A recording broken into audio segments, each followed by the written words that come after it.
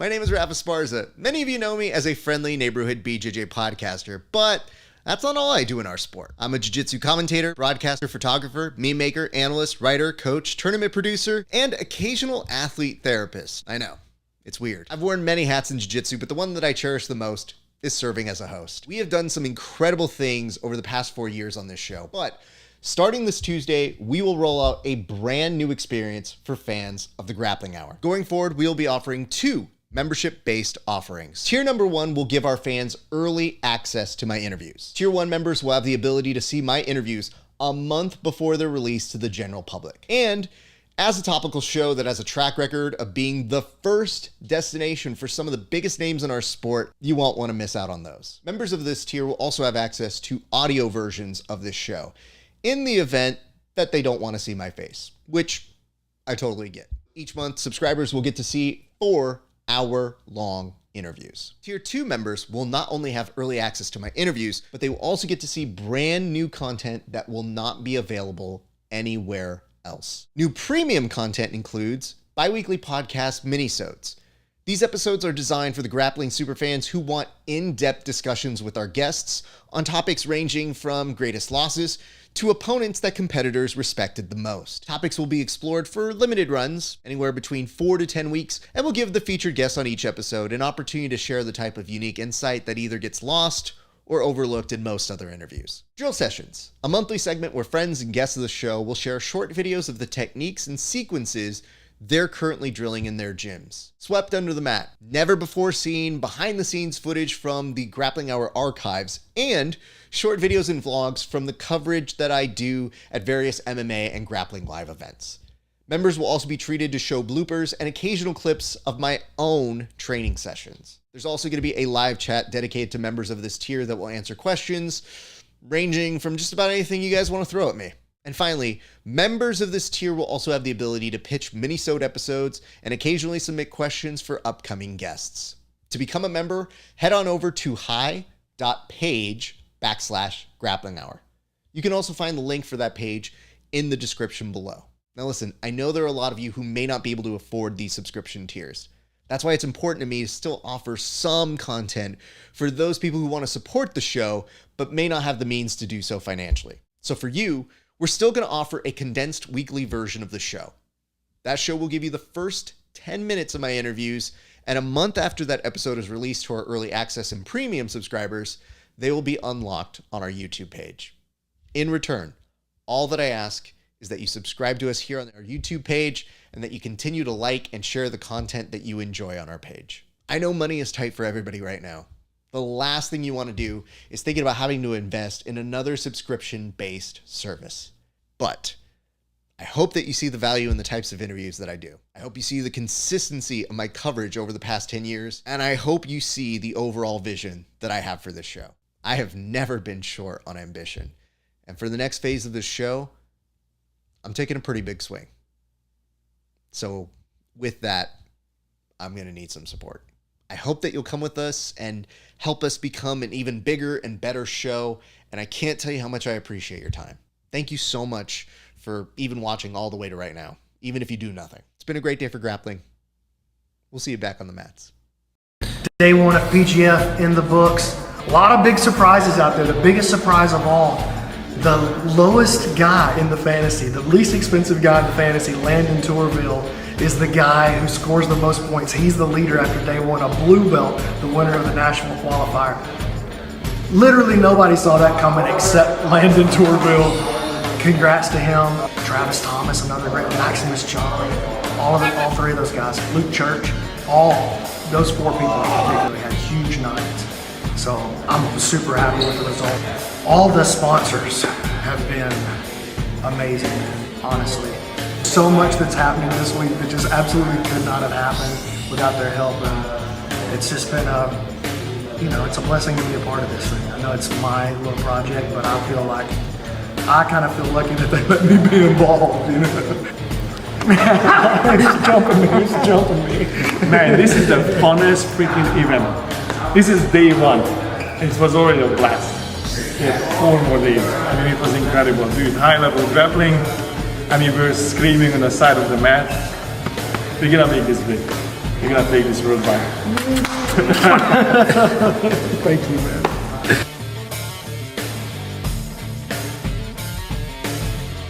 You're never gonna break me down. Go ahead, hate me now. 'Cause I came from a dark place, yeah. Not made from the heartache. You're never gonna make me cry. Never gonna change me now. 'Cause I came from a dark place, yeah. Not made from the heartache. You're never gonna make me cry. Never gonna change me now. 'Cause I came from a dark place, yeah. I'm made from the heartache.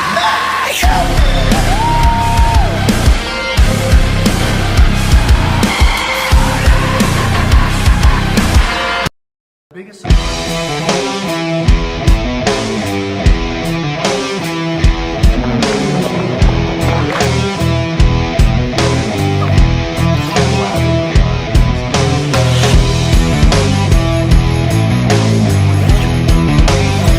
Go, buddy.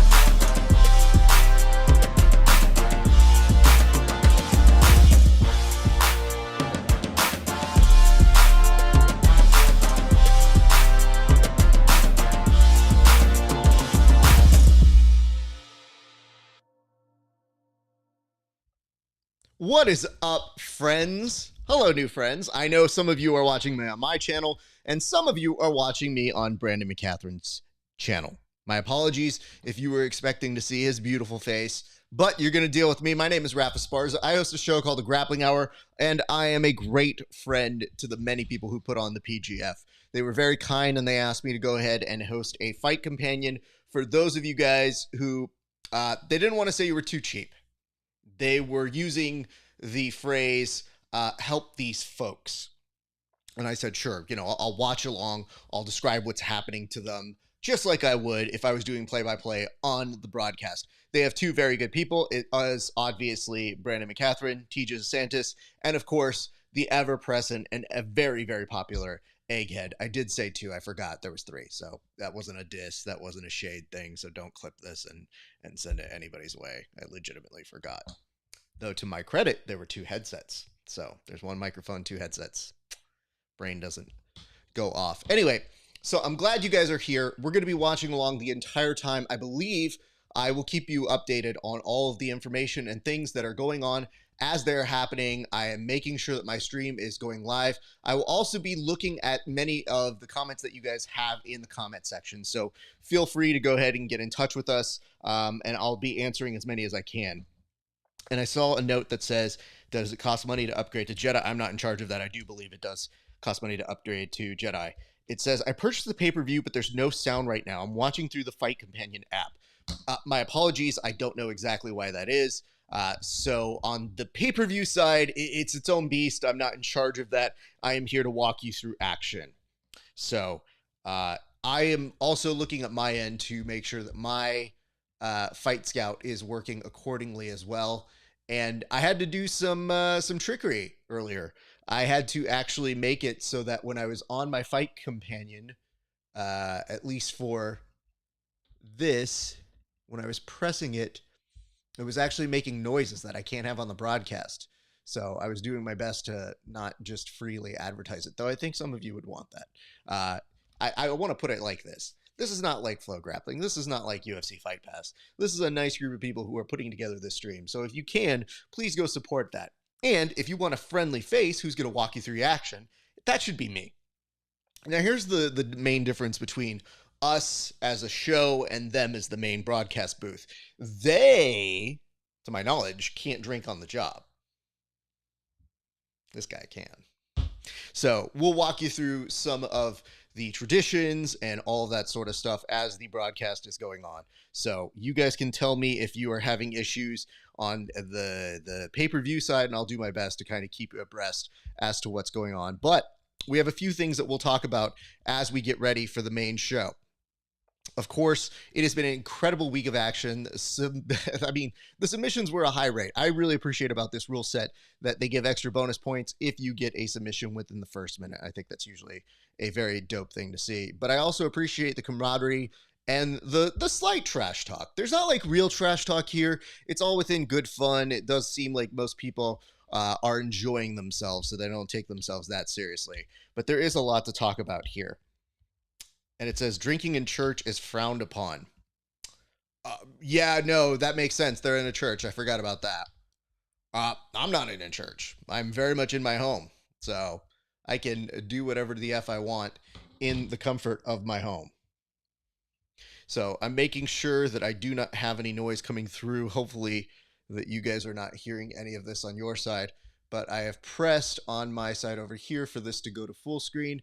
And hopefully I will be able to see it as the good internet gods have provided. I see here, yes, it does. Drinking in church is frowned upon. Okay, great.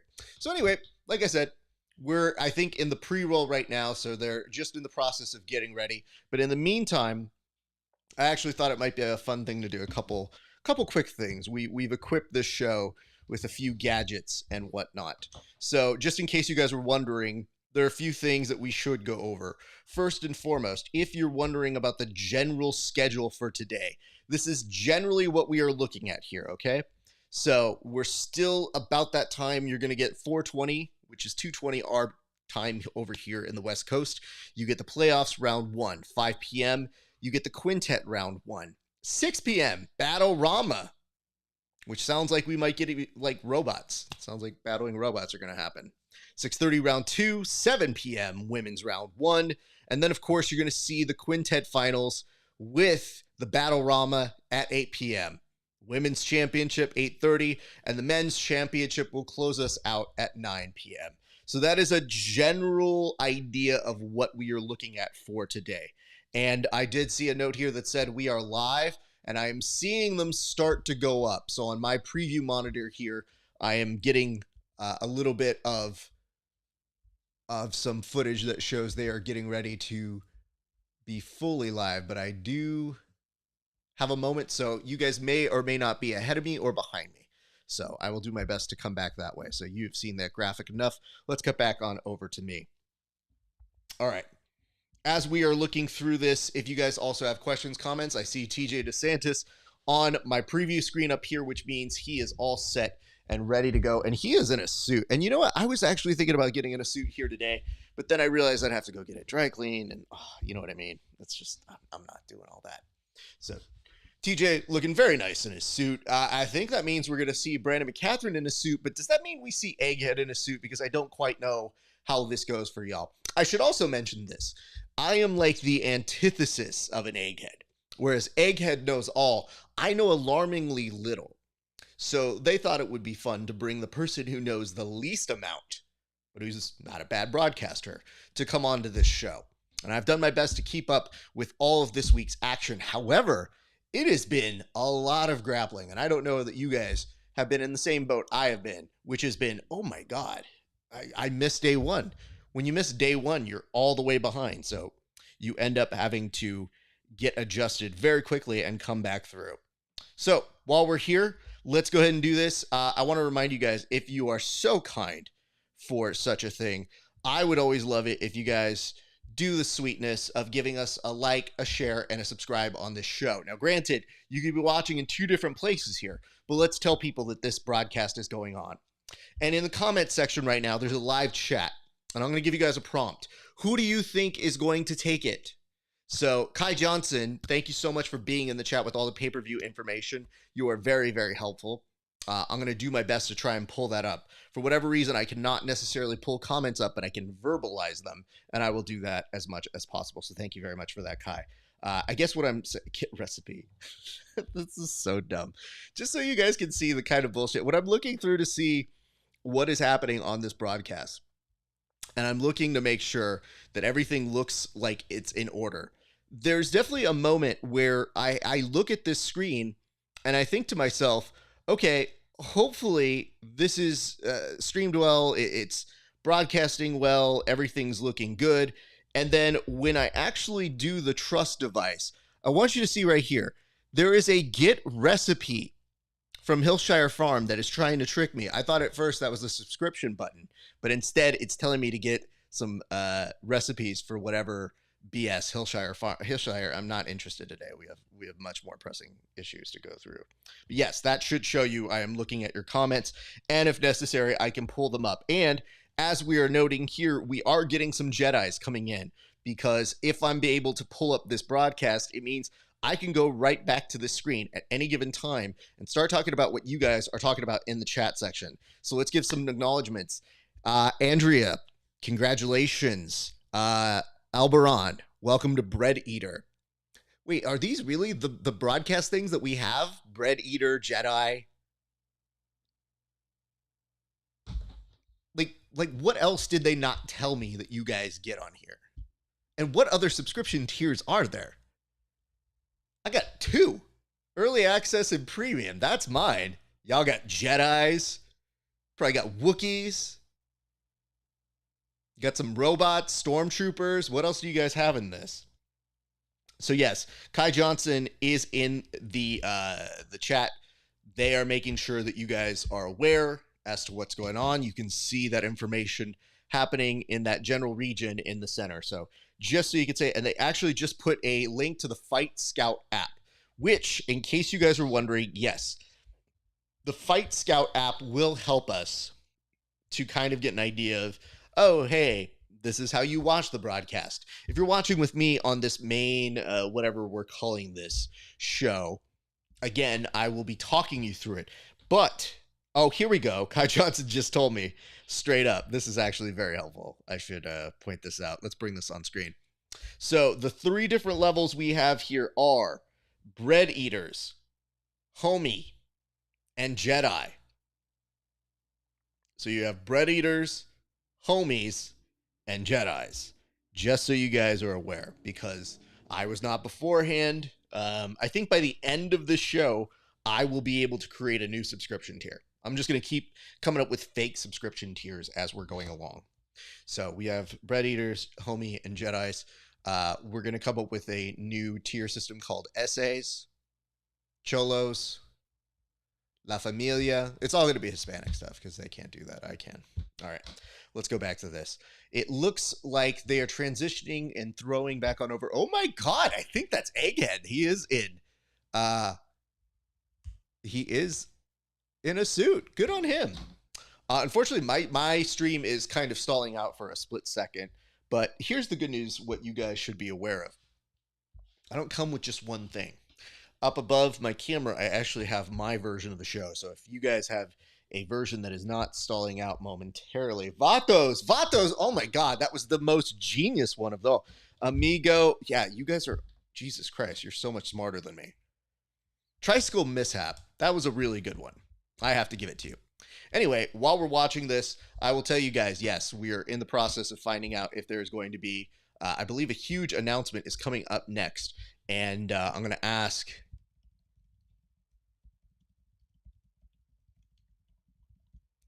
without the audio.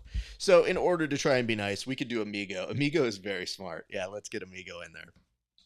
What I like about this as well is you can also see that in addition to my ability to pull on comments, I am also able to pull on like little scenery kind of things or scenic aspects. So we can pull on things onto the broadcast that let you guys know exactly what we're getting into here. Now, Raph, what do you mean by that? Well, I want you guys to see this. Look at this right over here.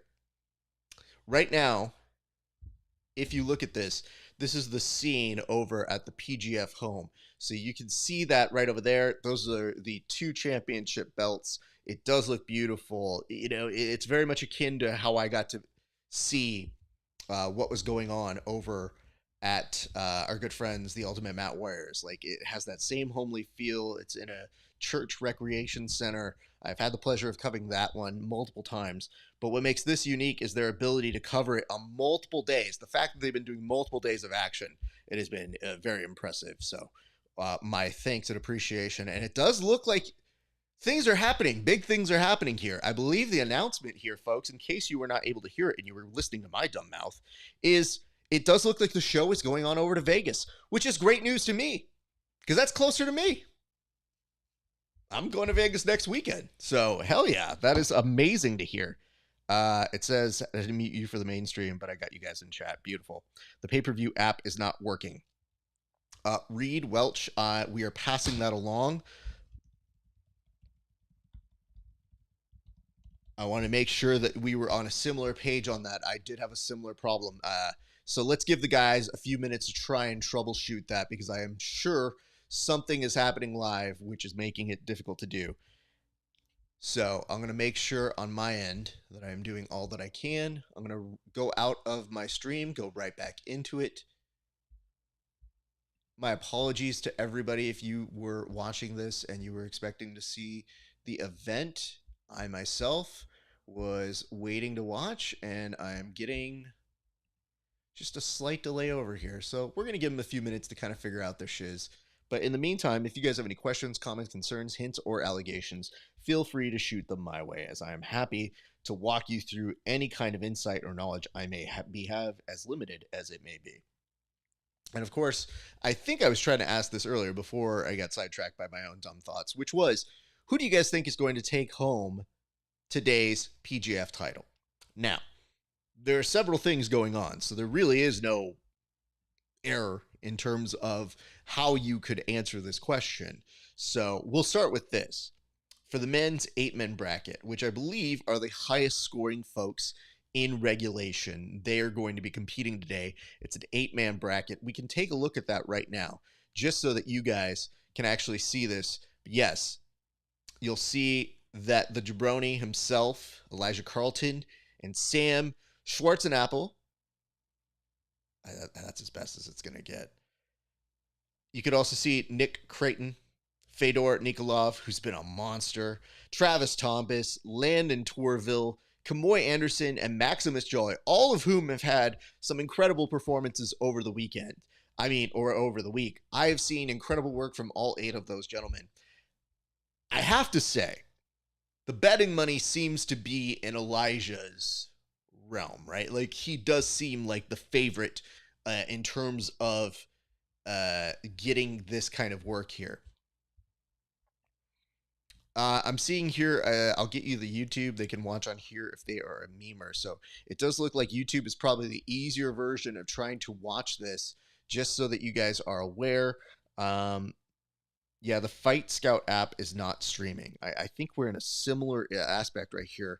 And right now, I think the best way to go ahead and fix this issue is if you guys actually go to watch through the YouTube itself. And I know that Kai has been mentioning in the chat section a few different times on the different ways that you can do that. I believe in order to view this, you would need to become a Jedi member. So if you're becoming a Jedi member, then you'll be able to watch what is going on. To my knowledge right now, and this is just the best information I'm getting at this moment, it does appear that the Fight Scouts app is having some issues. And I'm having those same issues myself. So I am trying to figure that out myself. So just here, oh, no. I know you're not complaining. No. You guys are an actual wonderful folks in this chat section. This is far nicer than most. You should see my regular audience. It's far meaner than this. So I appreciate you guys for working around this. I just want to remind you guys, we will be working around some of these issues right now. So I am actually going to add on my version. I'm going to go over myself and become a member. Now, don't tell BMAC this, okay? I'm not a member. technically I should be a member because I do still pay him $5. This has been in perpetuity, and I don't know why I pay him $5. $5 a month, it goes out somewhere. I should already be like a Jedi or something. I don't know how this works. I don't know what it gets me. I legitimately have forgotten what I have paid for. And I think once in passing, I was like, yo, BMAC, I don't think I have that. Can you take me off that? He's like, yeah, sure. I'm not complaining. I love BMAC. He's my buddy. But he owes me like 20 different sock lock invitationals now. Subscription added. Okay. Oh, I didn't even subscribe to him before. I see what this is. Oh, shit, I got a paid Jedi. Oh, my goodness. Okay, so that's what's happening. Okay, I pay him a lot more than $5 a month. He's getting nothing else. That's fair. That is completely fair. I just love that in the past I have told him like, hey fam, oh, hold up. I have it on the app now. So the app is starting to work for me. And yes, we are with 1:50 left to go. So just in case you guys are wondering, it does look like we are up. And yes, there is some recaps. It does look like this is, oh yeah, this is action from this week. Okay. For a split second, I was a little concerned, but it does look like they are doing a recap of what is transgressed throughout the week. So thank you guys for giving them a minute. I don't know whose end that is on, but I am glad that we are getting to the bottom of it because I was starting to get nervous here. But that is wonderful information to have now. So give me a second to get my main preview screen fixated. But as I'm doing that, I was asking you guys originally, who do you think is going to win? And if you would be so kind in the comment sections, sound off, tell me who you think is going to win. I was saying how I think Elijah is kind of the favorite, but we have seen some wilder things happen in our time in jiu-jitsu, not just in the PGF, but in jiu-jitsu in general. So I would say if you're a betting person, you're probably betting him, but let's do it this way. You can tell me if you do think it's him, awesome. If not him, who else? There you go. I think that's a good way to approach this. So that way we get to hear other people, because I mean, there are a lot of good folks in this. And we actually have built in some safeguards here for some other stuff. And I'll go over exactly what I mean about that in a moment as I pull this up. And just so you know, I had all this set to go. So this is not a Rafa Esparza thing. Rafa Esparza, he was on his shit. Boom. Watching matches. Looking at the Fight Scout app. I think this is a minute behind on the app version. So I see the gentlemen, they are now seated. It does look like we are back up and operational.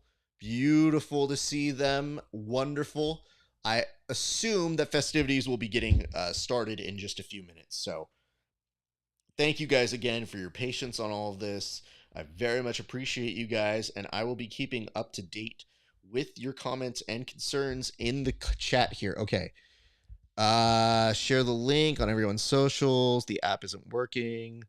You're hoping that Travis brings it home. Travis, that okay. I see you. I see what you're saying. So we were talking a little bit about what I was doing that's a little bit different than what they're doing on the broadcast. So I'll give you a few examples. So number one, whenever you do this, nobody is beating Elijah Carlton, but the EBI format may beat him. Why do you say that, Reed? Because, again, he has been such a huge favorite throughout this process. It is difficult to kind of overlook that. So it's our hope that we see big things from everybody in this tournament. But, you know, day one, it looked like Elijah was not at the top of the food chain, which is unusual. It's not like he had terrible performances, but he had people who were drawing him out. The next couple days, though, things very quickly changed. And he found himself right back at the food chain's top. So it'll be interesting to see how, as you mentioned, that EBI format may switch things around or change things. But I just wanted to bring this up. So Randy Left Handy, which I didn't realize the first time I read it out loud, the beautiful rhyme scheminess of your name, and beautiful that it may be. We've done a few things here on the show, which is we've actually gone through the different folks. And while the main broadcast can't do this, we can. What do I mean by that? Well, let's see here. If I were to press this button right now, it would tell you guys that yes, you could go ahead and look at the many different dudes who are in on this broadcast. So for example, when I press that, and yes, you do see different people popping up in and out. Let's say we go on over to this photo insert over here. Let's say we're looking at this, and we're going to go ahead and call up Travis, your friend, looking like he is about to attack you outside of a gas station, asking if you can give him one of your Snickers or $20. Nothing else. Just one of those two things. I have to say, though, I think the haircut and the looking like he's about to have a diss record for Eminem make him stand out amongst everybody else that I have seen here on the show thus far in. But definitely the look. So, and I think this is a very curious owl that he has. I'll have to ask him about it. But it looks like owl with ammunition. Like the wingspans look like bullets. But I could be wrong. Anyway, just so that you guys know, yes, we are at our first match right now. So just to remind you guys, in case you have forgotten, we are going to the very top, and we are starting with Elijah and Sam. Elijah and Sam is where we are starting right now. So the first match is going on for you guys, and I thank you guys for joining along with me. Again, my name is Esparza. I'm happy that you guys are watching along with me. If you enjoy this, and let's say you're watching on Brandon Mccaghren's channel, you can always do me a solid. You can go subscribe and like my page, which is at Grappling Hour. That would mean a lot. We start with our very first match. The two gentlemen embrace, and it does look like Elijah's blondish hair is very much sticking out as he goes to pull guard, and immediately Sam monkeys away from him. Like that is a gorilla pass backwards. Meanwhile, Elijah moving very, very quickly forward. Sam tries for a pass. He may have just found himself in a bad predicament here because going inside of Elijah's guard, he is able to make things happen very, very quickly. Now, he's opting to start passing off of the knees. Elijah tried to get a grip around the neck. Elijah then inverts, finds himself right back center. These two gentlemen have already started with action within the first 30 seconds. And I have to say, Sam kind of looks like the US version of the Raspberry Ape. Like he looks like our version of Daniel Strauss. And I don't know that he's got the facial hair with the white necessarily in it. If you ever are looking at one Daniel Strauss, you do think to yourself, like, has that dude, did he just leave like some powdered sugar on his face there somewhere? But yes, we want to thank all the people who are helping them out. But in case you were wondering, yes, nobody's beating Elijah Carlson. He is definitely, I think they were referring to him as the Hoist Gracie of the PGF, which I don't know how I feel about that moniker, but it is definitely something that was said. All right, Sam trying to push down on that leg. Elijah kind of letting him pass. And he does shoot up this triangle. It's looking pretty good. He has the arm, and he does get the tap at the 8-minute, 30-second region. It's tough for a split second there. Sam looked like he was kind of initially holding his lower back, and then, of course, the attack on the arm. No bueno, no fun on that side. But I will say this, the visual quality looks amazing. Like the actual way the lights have turned out for today looks very nice for the stage. So let's go this way. I saw a note here that said, "Let's go Landon," and that is from Big Winner Billy. Well, since you brought up Landon, why don't we go ahead and see what he looks like? And let's see what we can say about him in just a second here. So we already did the joke on Travis. Let's go ahead and look over at Landon. Of course, Landon right here looks like he is about to play for a soccer team. Midway through his photo op for the Los Angeles Soccers. I don't know which ones they are. I actually forgot here for just a second. So all brown people, please excuse me. Chivas, is that what we're going to call them? Yeah, let's just call them Chivas. So definitely looks like he is just been informed he had this photo shoot on the day of he had to take this. I do love this though.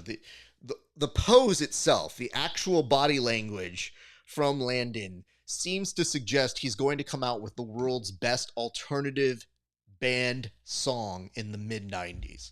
Like, I can't tell if he's a member of maybe Creed or Bush. I think he was a bassist in Bush, just by that look. So props to him. And it says, no, probably looks happier on his driver's license.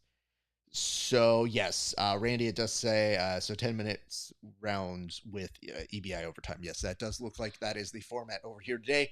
And you guys are going to have to help me out on the voice side for the promos that they're cutting, because I actually don't have that in the inner ear today. So if you guys would be so kind to let me know what Elijah is saying, that way I can kind of keep you guys abreast. Yes, Kai Johnson is very nicely mentioning that your very first winner, of course, Elijah Carlton, the jabroni himself, getting a very, very big win right up top. So congratulations are in order to him. And Jesus Christ, look at this pose. I believe this is the Minnesota Maniac himself. So just so that we can remind you guys where we are in the broadcast, we are now going to our second match, and that is Nick Creighton versus Fedor Nikolov. And let's go over to see what Nicholas, or Nicholas, you know, if they were to have a nice name, like a J-Lo and Ben Affleck name, that would have been the way to go. All right, we've already done him. Let's go to our next one. Let's actually, you know what? Let's do the Minnesota guy. I'll go ahead and pull this one up for you guys. All right. Of course, Nick Creighton, or Creighton, whatever you want to call him, seen here looking like he was just asked to appear that, yes, he does do stripper appearances for bachelorette parties. And yes, he will bring the belt, whether you want it or not. Where do you think he got those dollars from? So, my man, like, this looks like the version where he thought the gym was going to do like a sexy dudes calendar for the year, and they're like, hey, I got my belt, you guys, we're not doing it this year. Damn. Can I put my shirt back on? No? All right, that's fine. I'll objectify myself, thank you. So that's what he looks like over here. Congrats over to Nick for making it this far. He's had a very interesting and fun showing out here thus far, and he is going up against Nikolov, who also based out here in Los Angeles. There's a short little stream buffer, so give it a second to work. I see here with something that says, let's go Landon, which I usually hear a different version of that with a B. Hey Kai, should I be able to watch it if I am a homie? That is a great question. I will let Kai answer that one in the chat section. So my thanks to you guys for sticking around and watching along with us. My name is Esparza. I host a show called The Grappling Hour, and it does look like my stream is just ever so slightly frozen, so we may have a moment where I may need to reset it. I'm going to look to see if maybe on my other broadcast over here that I'm able to pull it up. And yes, I think I do have some footage over on this side. It is at the 8:04 mark, in case you're watching along, and it does look like Nikolov is working to pass Nick's guard, working from inside. They're going to go back on over to the center here momentarily, and as they do, I will see if I can recall this back on up on my preview. I see a note here that says, I'm good on your side. Thank you, Isaac. I appreciate that. The many good gentlemen who are putting this together here have been doing an excellent job. Just all the details that you can think about. These guys have been killing it and crushing it, and I have loved hearing all about their week, and I'm sure, see them sooner than later so that they can tell me all about this week's insane work that they have put together. There's been over, what I would say, 16 hours of grappling entertainment for you guys, well over 16. And by the end of the night, there's going to be over 20 hours of grappling footage. And over here, Nick working to pass on Nikolov's guard. He looks like he's trying to slide out the other side. I think Nikolov may be kind of letting him here to maybe get a knee shield, but he has a whizzer over on that arm. So that overhook here may allow him to kind of start moving up ever so slowly. So the two of these gentlemen fighting for position in this particular moment. And for a split second, it looked like there was going to be a nice sweep, but instead they kind of get to the point where, yes, they have reverse positions here. So just in case you guys are watching along, 6:28 on my side. So just in case you guys were wondering what time element we are on, both of the gentlemen still within regulation on these 10-minute rounds. And of course, this is such a showcase and wonderful opportunity for most of these gentlemen. You figure that they put in so much work. I wonder how their bodies feel.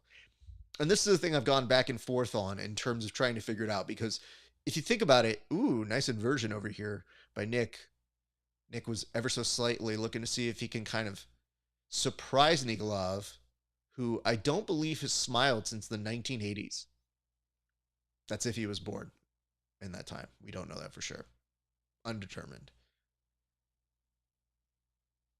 Nick grasping at a grip on that leg. He has to let it go. Now both of these gentlemen kind of going back on over to the center. This kind of may be the element of the game. Nice little inversion approach here, but Nick's going to be stalled out for a split second. He's grabbing the legs to maybe see if he can get the isolation on Nikolai's left leg. Nikolov, for a split second was thinking about maybe attacking the upper body, especially the head. Doesn't quite get anything there, but he may slide by, but not enough to pass the guard. Both of these gentlemen return back to their center. So that may actually be part of the name of the game of this this first match between these gentlemen. So let me see here, bro. Why can't I watch the matches? I just joined. WTF. Andrew, I think if you just joined and became a bread eater, so I think, Andrew, you actually have to become a Jedi in order to watch this stream. So I know in the chat, everybody is giving directions. Kai Johnson has been wonderfully helpful. And if you have questions, I would generally shoot them that way. So, yep, Kai's already on it. Even as I was saying it, she's already on it for you. 4:30 left to go here. And Nick looking, he does have a decent entry here, but Nikolov not really giving it its due respect. There could have been a knee bar there, but instead maybe looking for a cloverleaf situation. The legs are triangled. This is looking better for Nick. However, Nikolov isn't necessarily moving or fearing it. I can't figure out which is which. Nick is slowly losing the grip, and he's trying to hold on to it very, very desperately here. I think he wants to get this done as soon as possible, especially when you consider what the stakes are for this opportunity, this wonderful opportunity for these gentlemen. Now he has a grip on the leg. Nikolov kind of exploring what he may have on his side. The legs are tangled here. It may not be enough. I think Nick is going to start trying to pummel underneath to kind of get a little bit more of a Craig Jones-esque finish here, but I don't know that there's enough strain on that in order to get that. Tiago Perrizzi says, Mr. Esparza, good to see you. Oh, it's good to see you too. Thank you so much for joining in. And it says, Nick Creighton takes out Fedor in match number 2. That is correct. He just did right there. I have to say, I think that triangle on the legs made it so that Fedor really didn't feel comfortable in that moment. My stream just kicked in. There was a little bit of a buffer, so it had a moment. And I'm now actually getting caught up on how the finish happened. And he could have very easily have lost that. That was intense, but he found the heel hook in the transition. Congratulations on over to Nick, who feels a certain way about it. Good on him, man. How many of you guys have ever done one of those celebrations? Is it just not me that hasn't done this? Has everybody done one of those like very animalistic celebrations? Like, I think sometimes when I've won, I've also looked like I've lost, just in terms of my face, because I'm like, all right. That was okay, I guess. But everybody does their different thing. So, I want to say thank you guys for helping on out. Appreciate you guys in the comment section. Again, my name is Rafa Esparza. If you like me, I hope you do, and you want to support me, I would love it if you guys go ahead and check us on out on the Grappling Hour Instagram. You can check me out at Grappling Hour right over there. Follow, check the notifications. And I think the Minnesota Maniac came back with a water sponsor here.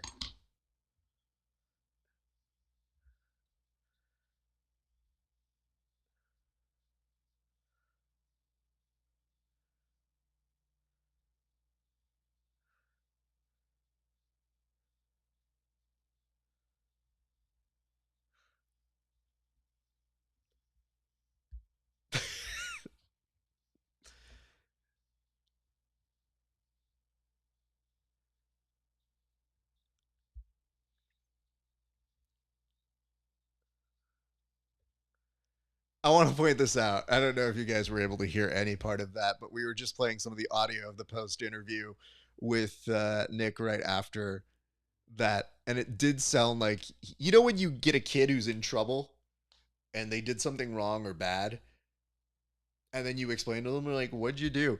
I don't even know. He was so fast.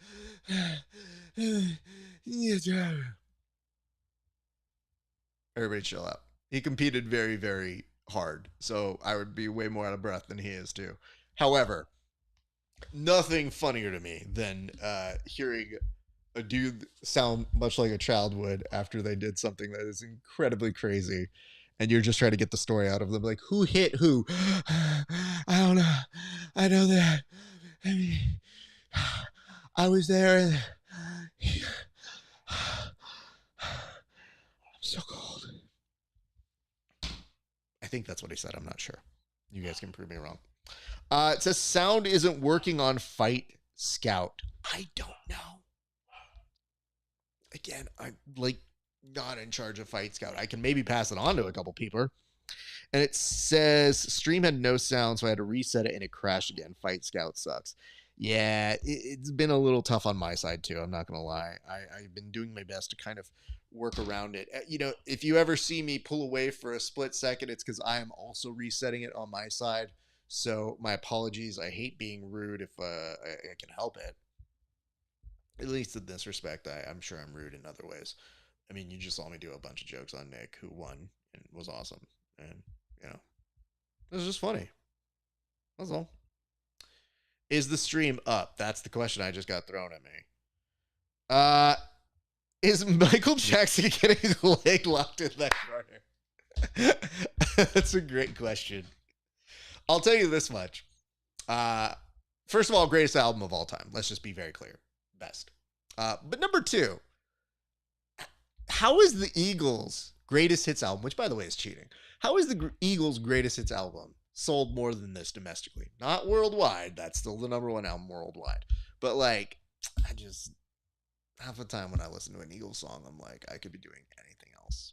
Like literally anything else. I think the stream just came back on for me. So yeah. So until that gets number one, it's going to stay right there. Or until I get bored. Literally, I'll probably forget I said this. And then like in 2 weeks, I'll take it down. But yeah, we just put that over this way. That's actually, I think, a good reason why. Now that I'm thinking about it, anytime anybody asks, I'm like, well, he's just sitting down for a leg lock. Michael Jackson is so not concerned about your leg attacks that he's literally sitting like that. And that's what I do to some of my students when they try to attack my legs and they have no idea what they're doing. Absolutely greatest help. Thank you. No one's tapping Michael. Thanks. The Eagles are still touring, though. I know. And, you know, it's kind of weird because I think with the Eagles, I don't dislike them as humans. So let's get that out of the way. Like Glenn Frey has one of the most banger songs of all time with You Belong to the City. And that dude passed, and it makes me very sad. And when you see those things and you go, man, I think I would have feelings if somebody did the show without me being alive. Like, the Grappling Hour without Ralph Esparza would be like a very bad venture. Would I be mad? I'd be dead, so it'd be hard to tell. I guess as long as you pay my loved ones. Like, give my wife some money when you do this. But I bet, knowing jiu-jitsu, that if I died and in perpetuity, my residuals would probably be rash guards. And considering how much she hates the amount of rash guards that I own, I don't think she'd like that. So, yeah, I think we've thought that one all the way through. So anyway, yes, Hooligan Sedixon, thank you very much for the ha-has. If you guys like what you're seeing, I always appreciate it. You can follow us everywhere. I'm going to keep plugging my shit, because why not? You can find me on Facebook if you're one of those old people or have moms or uncles who say racist things. I am also on Facebook. So there you go. It does look like things have been fixed, so it does look like the audio may be coming on very shortly for you guys. And it says, I love Michael Jackson so much that I just regularly watch videos of myself walking on rewind just for the moonwalk. That's great. You know, I actually don't have a great moonwalk. Not a bad dancer. Moonwalk's okay, so. But every year for Halloween, we put up, years ago when I did a comedy show, we did a thriller segment. And without fail, every couple years, somebody who didn't know me sees it for the first time, and they're always like, I didn't know you could do Thriller. And I was like, Thriller's easy. Smooth Criminal's hard. That's why everybody likes Thriller. Everybody can do the Thriller dance. But if you try to do the Smooth Criminal dance, you look like garbage because nobody's got you on a wire letting you do the lean. Just saying. But yes, yeah, I'll go. All right, let's talk a few things while we're waiting for that to get fixed, because it does look like it is stalling again on my side. So I am actually switching back and forth between these two things. It looks like we're at an announcement right now. So I will do my best. My apologies if I am not keeping you the most up to speed. I am bouncing back and forth between both of these sections here. It looked like they just kicked it back on over to the commentary desk. So it looks like we're about to get another match here in a second. I will give you the details as to who is walking out momentarily. And yes, this is Travis Thomas that is coming out right now. So Travis Thomas is about to head on out, just in case you want to figure out where we are. That means we didn't miss any action here. We are at Travis Thomas versus Landon Tourville. Which, by the way, Landon Tourville. Let's pull up the photo while we do this joke, because that doesn't make any sense if I don't have somebody to make fun of as I do this. Let's pull this up. Landon Tourville, if we're being honest, sounds like a uniquely suspicious made-up name. Sounds like something you would hear in a Dr. Seuss sort of story. His name was Landon Tourville. Yep. And he was of the musician nature. Anyway, I'm going to shut up now. Both these gentlemen are on the mats. So you do have Landon, and you also have Travis. And both these gentlemen have been very, very interesting to watch throughout the week. I have been, in particular, very impressed by Travis's aggression.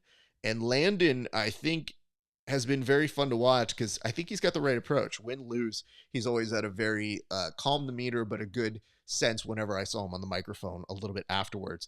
And it does look like there is a choke here over very quickly by Travis if he is able to group those legs together and kind of make it difficult. I just know this isn't fun. He seems to have a good stranglehold here. He may be adjusting it to almost a necktie sort of thing. And he is cinching it in closer and closer. Yep, he does get the tap here at the 9-minute and 14-second mark. That was really impressive, man. And I have to tell you, man, I did find this out, I think, about Landon, which is that I think he is a fan of hitting people with the Boston Crab, which, that's my shit, man. So I was very quickly happy to hear he does that. So yes, Travis does take match number 3. And it says, should I say it? I don't know if y'all are behind. No, you can say it. I mean, I'll keep them up to date on my side. I literally saw it just a few seconds after you did. And it says, Mr. Tourville pulled some of the most Houdini-esque escapes this season. Great scrambles. He really did. You were 100% correct on that. There was a lot of really fun back and forth that I saw with him. So thank you for that. Hey, still rolling. Thank you for becoming a Jedi. We appreciate you. And I can't say this enough, you guys. If you enjoy what you're seeing here, it doesn't hurt to just give us a like, a share, and a comment. Tell some people that this broadcast is going on right now. You can catch it on my channels for Grappling Hour, or you can catch it on Brandon Mccaghren. Wherever you're watching, I'm doing my best to go ahead and do this. And it says, how to watch since Fight Scout isn't working. Can't find on YouTube. So just to let you know, Joel, if you want to go and become a Jedi member on Brandon Mccaghren's YouTube page, I think you should have access to that. And I think Kai Johnson is in our comment section who should be able to help us out with that. So my thanks to you for your patience and working along with us. We really need to remind people here, these are our friends. Please do not illegally distribute this. I'm doing my best to make sure. I think, were you guys able to hear on that part when I played Nick's post-fight interview? Because if that's the case, I don't have any objections to like playing some of those things. I have very strict rules for myself whenever I do broadcasts, which is I don't ever really air other people's content. We're in a unique position in this particular event because we are friends with the people who are putting this on. So I don't mind showing you clips or things that I can. I, however, cannot show you the entire pay-per-view. So And I think if you're here, you're fans and friends of Brandon Mccaghren and the good guys who put this on together. So there should be no bitching about this. But you would be amazed how many events I have produced, run, or watched. And people are like, hey, show me the event. And you go, listen, guys, I'd love to. But unfortunately, a lot of people know who I am and will be very mad and kill my channel. So it doesn't look like we have 2 more walkouts right now. We are getting our 4th prelim right now with Kamoy Anderson. Let's do the joke on Kamoy. Yeah, let's pull that one up. All right, photo insert right over here. And Landon, yeah, you sweet, beautiful soul, you. All right, let's go to our next one. I'm going to pull off that one. Let's go to Kamoy here for a split second. Kamoy, seen here wondering why you so dumb. Like, Kamoy legitimately has that look like, I already told you the answer. 1 + 1 is 2, bro. But I think he's giving this look to, like, a 4-year-old in their first math class. Like, dude, don't make me say it again. It is 2. 1 + 1 is 2, dude. Yeah, I know you're 4. There's no excuse, dude. And then, of course, this is the one I've kind of been waiting for. Because Maximus here, he looks like he's a kid. You know what I mean? Like, this is definitely a dude that's going to get carded whenever he's going to buy beer. Like, for the rest of his life. When I saw this photo initially, a few thoughts happened. One, definitely looks like he is a background extra in the movie Superbad.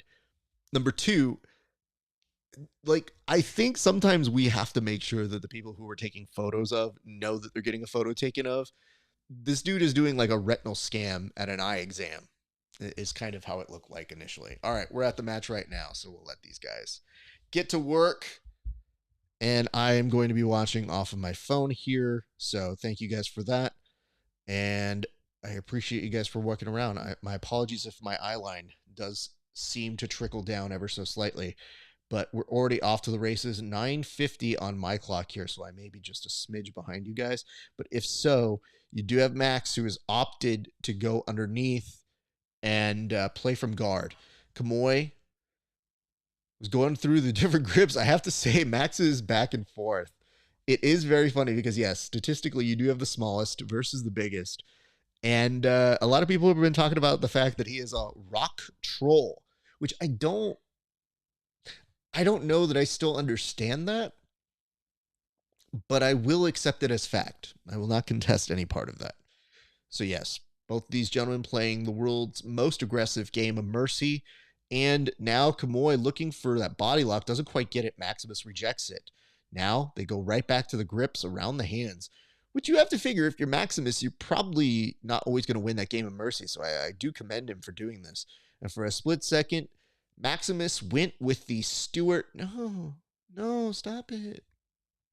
If you guys have ever seen Mad TV, that is a very accurate description of how he got out of that. They return back on over, looking for butterfly hooks here. Kamoy looks to stand up, and I just get the impression some athletic shit is about to take place here in a moment. So let's give these gentlemen just a few seconds to work from that position, but it's been very interesting to see thus far in. And when we get a moment, we may actually bring you up to date on some of the things that we are seeing over. We have some privileged information that has been coming to us, so I will do my best to bring that into the broadcast as we are going through this evening. So my thanks again to you guys for all watching. Kamoy has that red streak in his hair, and I can't tell if he had it here all week, and I was just blind. Am I going blind now? Did he have the red streak in, or was this a battle finale streak that he has here? Or, you know, it could, like, the lighting was a little bit bluish on my screen. Could be my screen. Could be the way it looks. I do have a stall out, so it did give me a second. I'm actually now at 6:15, so that jumped fairly significantly. All right, 2-on-1 grip over here with Maximus. Doesn't quite pull down the posture of Kamoy, but he does have a grip around the back of the head. Kamoy does look like he probably could pick him up quite easily, though. And, you know, just as I say that, yikes, it looks like he is. I would be afraid of getting powerbombed by Kamoy. I'm going to be very honest to you guys. I feel like that is a very real possibility. I'll give you guys some notes here. The Vanilla Gorilla originally just said right now, it said, Travis Thomas wins the finale. That is a bold statement. Not an Elijah fan I see here. And then it says, Travis is the real deal. No shame on Landon. I mean, he did great regardless. He absolutely did. So, I think those are some good observations here by the Peanut Gallery. We are still back in guard. There's 5:12 left to go. And you are seeing Maximus. It's very difficult to get a good grip on Kamoy. I think that's a really hard thing to do whenever somebody is that different in the power levels in terms of strength. But guess what? What do we know? He was able to get a sweep. Now he's on top. And if he's able to keep this going here for a split second, this could be very bad for Kamoy. Kamoy is now underneath, has both hands up, kind of just saying, I'm just chilling here. No big, but Maximus has a real opportunity in this mount. Kamoy's starting to kind of signal like he wants to put the hands on the hips and maybe push him out, kind of for one of those exploder escapes from this position. I think he's very, very quickly biding his time. He doesn't want to let that triangle shoot in by any means here, but Maximus doing a very good job thus far in of maintaining his balance. Excellent work here by Max. I think the difficult part for Max here is if you go too high in transition on that mount, you can Kamoy just tosses him off as expected. Yeah, I was waiting for that to happen. I was like, I'm fairly certain Kamoy can bench that dude off of him.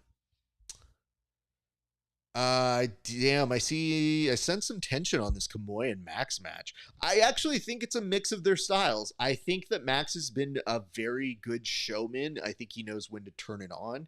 And I think that Kamoy is just somebody who in the moment is a very game competitor. So I think when you have those two different styles that match up, you will get a little bit of what looks like a heated thing. But in actuality, it's probably just two people competing. However, I'm not in the group chat, so it's hard to know that.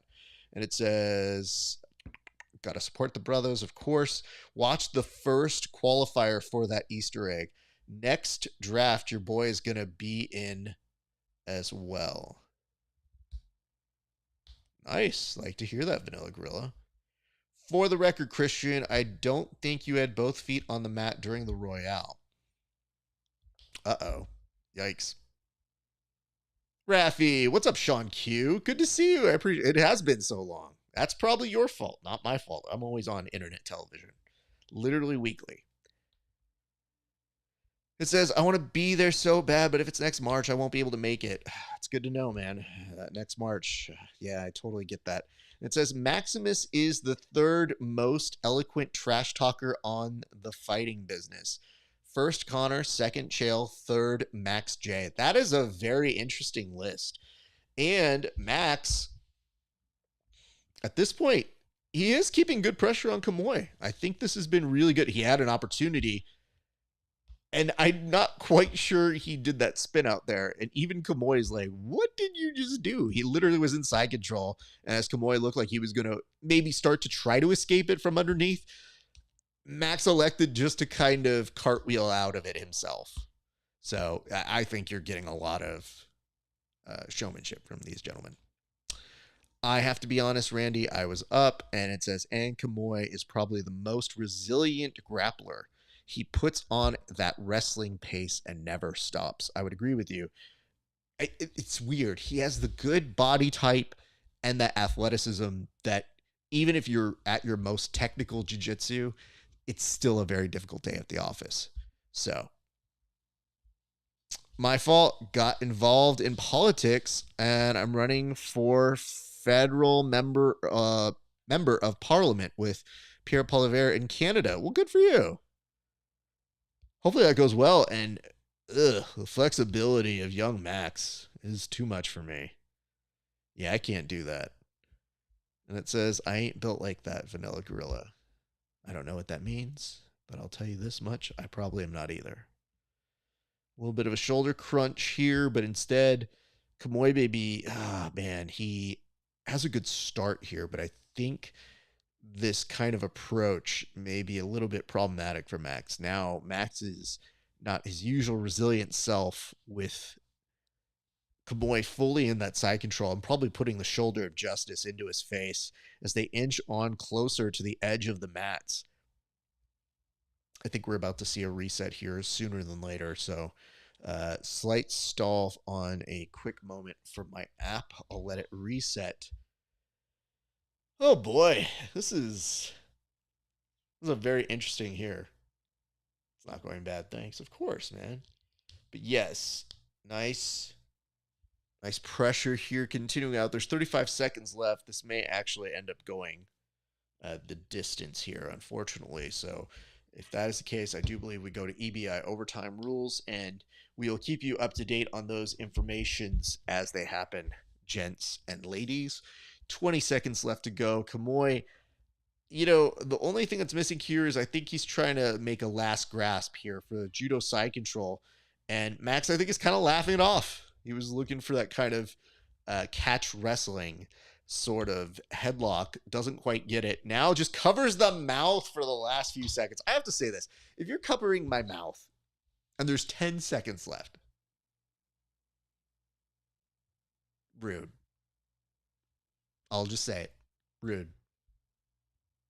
It doesn't serve any purpose. You're not going to submit me with that. So, at this point, I think we both just kind of know you're kind of being a dick. Now, granted, you're trying to leave me with a parting gift of some sort. So anyway, here we are. Overtime right now. These two gents. Kamoy going very, very nice with a seatbelt grip here. They begin as soon as it stops buffering for me. Dick move. Thanks, Randy. Appreciate you having my back here. I don't love how south Kamoy was. He definitely started very far back on that attack. In transition, though, Max still in a little bit of trouble, but not the worst. There is a body triangle here. That's going to afford him some time. Now he's going for that back triangle. And Max kind of reading it out. The referee trying to protect the audience, who, by the way, are all in weird hoodies. Like, they all look like they're in a dance battle crew over on the side here. It says, Wagner has entered the chat. Yeah, I see that. It says, Thiago, Max's tactics is to frustrate the opponent, trying to have the opponent make a mistake by getting angry. No, I get it. I roast my friends all the time whenever I roll with them. So whenever I roast my friends, I do it with the intention of, I usually can't pass your guard, but if I have jokes available to me, I will 100% pass your guard. That's the only reason why. All right, Max on the attack on his side. That's tough to get that much control with that difference of size. It's not impossible, but it can be problematic because without that body triangle that I saw here initially, you do get the sense that Kamoy is very quickly out of it, and it did just take him 15 seconds to get out of it. So it looks like they're about to reset them here momentarily. And from here, this is where things get a little weird, though, because you don't really have as much time to trash talk here. Like, this is where you kind of have to operate without your ability to be a good trash talker. Anytime we do EBI overtime rules or rounds with my group of friends, I'm always like, I have all my smart ass comments. Well, help me now. This is definitely not the move, Raph. But yes, I appreciate you guys for watching along with us right here. It does look like Kamoy is holding on here to a head and arm triangle that he was able to transition to. Max, because he is stuck in the move, it may be difficult to delineate when he's out. He has to firmly display that he has gotten out of it. That arm would suggest he is en route to being out, but he may not necessarily be in submission danger at the moment, but he does have to display that he gets out of the move. So if anything, he's just racking up more time in this move, unfortunately. And Kamui, oh, that's a very, very smart little mechanism here. Max is actually weaving his arm on the inside. And if anything, it is preventing him from getting choked. It just kind of stilts him into there. But it could be helpful if you wanted to create a little bit more space between Kamui's giant shoulder and his head. Yeah, shout out our good friends at X Marshall. I thank them for supporting them, and I very much am happy to see that they were there with the group of guys and gals in Alabama, helping to make this broadcast happen. So my appreciation to them. My appreciation to you guys. Thank you so much for tuning in. We appreciate it. And I'm glad that you guys are joining along with us. I'm going to do just a quick little thing here, some housekeeping. Make sure that my friends, my constituents on the Grappling Hour broadcast see a face here real quick. I want to make sure that you guys are good. Now, bottom of the second round here in overtime, and we are waiting to see how this one plays out. Kamui got out in 15 seconds in the last match, so it's not looking great for Max's ability to advance to this next round, but we will find out, and we will wait. Within a few seconds, Kamui moves very quickly, and he does get out. So congratulations to Kamui for getting out a second time, but I think it means one more time we do for the full 3 periods of overtime on this one, you guys. So appreciating you guys for doing your things. Thank you so much for watching. My name is Esparza, in case you don't know that. And let's just say this. If you guys like what you're seeing, you can also watch me on Twitch. That is Grappling Hour on Twitch. I'm on that one too. I don't play as many video games, not right now, but potentially in the future. Some great video game playing will be had very quickly. So Kamui has a very good grip here. I'm going to venture a guess that he is able to probably ride it out in this position. I think Max has been having some difficulty getting out of these positions, and I think Kamui's just that strong of a dude. I think he puts those people in really bad positions and has been very good at being able to maintain that. Also, you figure this. It's not just the amount of time that you've been grappling that day. Keep in mind the amount of grappling you've had to do for an entire week. And I think they were trying to say this on the broadcast earlier this week, where they go, these guys would probably be doing this at an open mat over multiple days, which is true. A lot of people compete regularly will tell you that they just stay consistent and doesn't really feel like competing sometimes. I think this is pretty exhausting. I think that many adrenaline dumps, as accustomed to it as you may be, I think they build up over time. So there is that. But yes, the Fight Scout app has been, it's been an endeavor. I think we could say that safely. I think it has definitely been an experiment in patience. Speaking of patience, I don't know if you guys are hearing, my dog is making the rounds right now. So give me 1 second. I'm going to open the door just to let my dog come in. She's going to get real camera shy, but she may make an appearance here.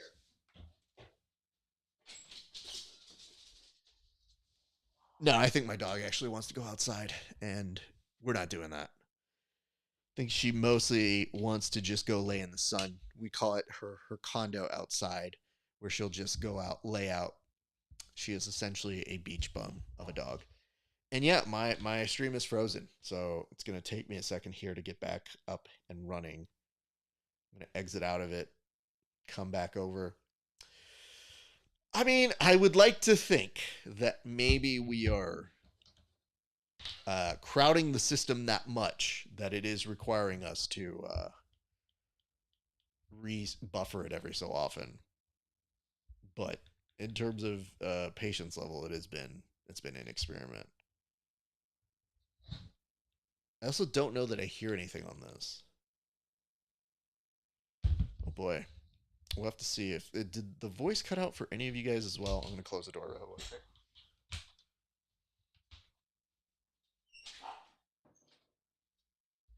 So, okay, this is confusing to me. Just 2 seconds ago, it looked like the stream has voice I can see the mouth moving. I don't know if it's just because it's plugged into my computer that now it's not giving me a very good sense of what's happening. You guys can help me on this. All right, it says give Max 2 years of training, he'll be unstoppable. And Kamoy equals powerhouse. Did I say that right? I think I did. Let's see if we're finding this here properly, because this is this Fight Scout thing has been a very interesting endeavor. I'm going to unplug my phone and see if maybe that gives me voice.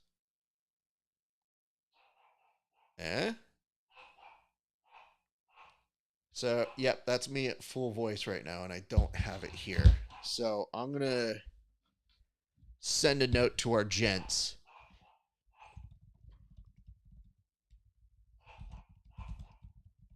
You guys can tell me if you have any kind of audio on yours. Maybe it's just mine.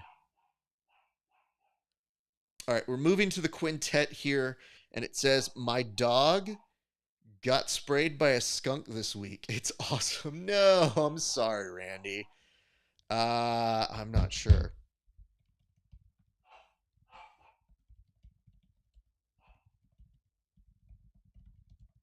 So anyway, you guys can double check on the stream. Let me know if I'm just going insane or if that is on the app. It seems like watching on YouTube was the way to go. I just was doing it as told and going on the app. And it is a trying time here, my friends. Maybe if I go in and out of the app again. I'm just trying to let the good folks over there know that the Fight Scout app, I don't have back end of that hold. Okay, great. All right, coming back over to Fight Scout, we're going to find out together if this ended up working. All matches. Volume all the way up. Slight buffer. Waiting. No audio. Shit. Don't love that, guys. That's not great. I really hope the guys... Good news is you can hear my audio. I heard that one loud and clear. So while we wait for that to get fixed out, and it does look like we are going to the quintet while that gets situated, I want to show you guys what's happening on the actual scene itself. So what we're going to do right now is we're actually going to take just a quick look at some of the stuff that I'm seeing over on my side. Okay, so in case you're wondering on the app, if you're watching on that side, the Fight Scout app itself, they are working on getting the audio back up. So my apologies to you guys if you are watching through that venture. I am as well. However, if you got a minute, since you're just chilling right now, you can also, I don't know, check out the Grappling Hour on Twitter. I'm not calling it X. That's dumb. Call it Twitter. You can catch us on there at Grappling Hour. Means a lot. We're starting to put up more clips. We have a lot of interviews. So I've done probably over 200 athlete interviews just on this channel alone. That doesn't even include the verbal tap years. So keep in mind, if you guys are ever looking for something to watch for new stuff, you always want to go that way. And I very much appreciate when you guys give us some love and support, especially if you don't follow us regularly. It does mean a lot. So thank you guys for that. All right, I'll take any questions, comments, hints, concerns that you guys may have as this is going on. I will tell you this. We are in the process of going on over to the quintet, which is coming up here in just a few minutes. But I do want, like I said, I was previewing that we were going to get you guys some actual look at what's going on over on the side. So give me just a second here to pull this up. But yes, we were doing jokes about him. Max, you're a good kid. Look at you. Good kid. Good kid. Nice kid. I've already done my joke, though. So we'll let him off the hook now. So anyway, if you guys are having issues with the app, of course, or you haven't ordered it yet and you're wondering where to go, it's very easily that we can get you guys on to the YouTube page. I'm told if you're watching via BMAX YouTube, you should be able to see this fairly easy. So it is my hope that you guys can see more and more fun stuff. But speaking of those elements or those things that are happening behind the scenes, I want to show you guys a couple quick little clips here that I've gotten over from the side. So we have some folks who are getting us some really cool clips and some really cool things that we are seeing here. And one of the things that's been interesting to me is as you kind of see or hear these things happening, you could definitely get a sense of the mood, the temperature, how people are feeling. Just to give you guys just like a slight clue as to how things look. We had this sent on into us, and I think it's so cool to get to see what it's like when people are doing their great work over on this show. And unfortunately, it's not loading here, so we'll come back to it in a second. But I do notice over on the broadcast booth, the gentlemen over there are waiting to go to the Quintet, so they're actually doing what we refer to in the business as a vamp. What's a vamp? A vamp means stall. So anytime you're in a major broadcast and they say something to the effect of, hey, we need you to vamp right now, that's what they're doing. So those gentlemen are talking and making it go. I do think there were a couple photo inserts. So my apologies if we forgot a couple photos. I guess we can take care of them now. All right, let's go on over to, look at this kid, Matthew. Man, if Post Malone ever needed a stunt double, he's got it in spades in Matthew. I think the main question I have for this photo is, how much weed went into making this photo happen?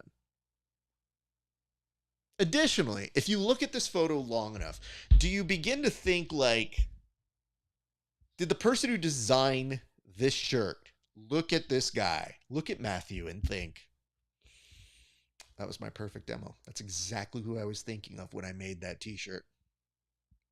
God bless, young kid. God bless. I don't know about you guys, but even looking at this photo makes me high. Like, I think I have gotten what is referred to as a contact high just by observing this photo, but could just be me. So there is that. My thanks to this young man for his great week of work. And as we're kind of sketching through, I'm trying to see if I forgot anybody. We did land. Oh, okay. Yeah, this one. Okay. So let's be real about this photo. This is like a before photo that they show in Dateline, right? Like something happened after this photo, right? I'm not going to say that this is an affront or this dude like killed anybody, but you do have questions when you see it. So, you know, just I hope everything's good. But definitely I'm a little scared. I hope this guy's okay. So there is that. Yeesh. What I would love for you guys right now is to tell me anything that you are seeing on your side in terms of the broadcast and the bit of silliness that is happening over on our side. But I do want to tell you guys this. I am looking around to see if we have gone to the Quintet just yet. It looks like they're back on over. And I do think we are getting our walkouts right now. So yes, the Quintet is starting back up. So all the gentlemen from Team Ghost are making their way out right now. Whoosh, look at this band of hooligans. Team Ghost.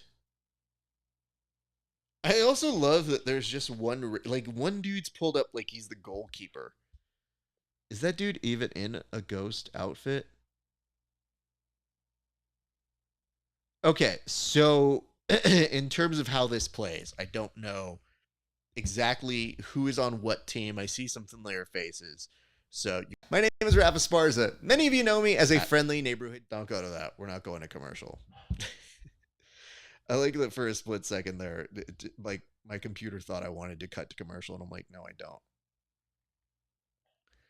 It says, just that cold stare just got chills here. I absolutely think so too. And I wonder if he was like, that's the photo, take it. Are you sure you don't want one different one? No, it's perfect. Okay, Fedor. I will send this to the organization, also to the FBI, just in case. So there's that. Woo! My friends, we are killing it today. And I am super stoked that you guys are joining us. My name is Rafa Esparza. As I mentioned earlier, we are about to get ready for the Quintet action. Thank you so much for tuning in with us. And let's get off to the races. Look at this, the international sign for either getting really excited or the end of Karate Kid 2. But yeah, we're already at 3:54 left in this first match between two Ghost folks. So here's the issue that happens here. I was not given the names of who's on the teams for Ghost and whatnot. So everybody is going to be Kid and not Kid. So we're going to go White Rash Guard and Black Rash Guard. And maybe to be consistent, even for the people I know, I will just refer to them as Black and White Rash Guards. Well, this dude's also a redhead, so I think that does help here. There's a nice arm drag attempt. It's looking very solid of a grip. He cups around. That leg may be in danger. There is a heel hook attempt, and there is a tap, and I do wonder if that dude's legs is okay. Yeah, he's taking a moment. I think Redbeard. Oh, he's doing that play it off thing where he's like, yeah, I'm fine. And then as he did it, and I'm going to mute here, he lets out one of those. You didn't want to hear that noise, but he lets out one of those. So, yes, I do see Quintet.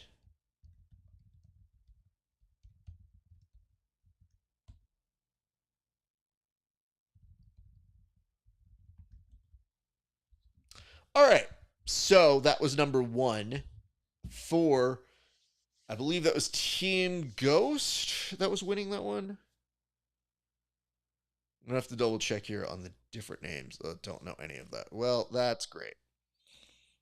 Yes, I had asked for names and I have been told that does not exist. So, going to be depending on you, the comment section, my friends, to help me know who it is I need to know. Because who knows who the Lord is. Noah Randolph. Okay, just tapped. That's the dude who just tapped. Good to know. That information could have been useful a little while ago, but we're going to work through it. Let me see here. Legend has it that PGF's Fedor inspired MMA's Fedor Cold Stare, not the other way around. Good to know. Oh, that is not the move, dude. Woo! That is another heel hook in a row. Good Lord.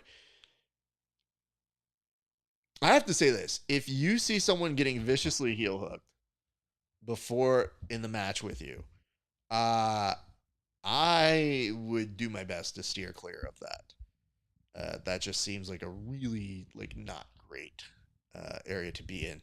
So my apologies. Yes, Team Ghost with the White Rash Guards here seems to be doing pretty well.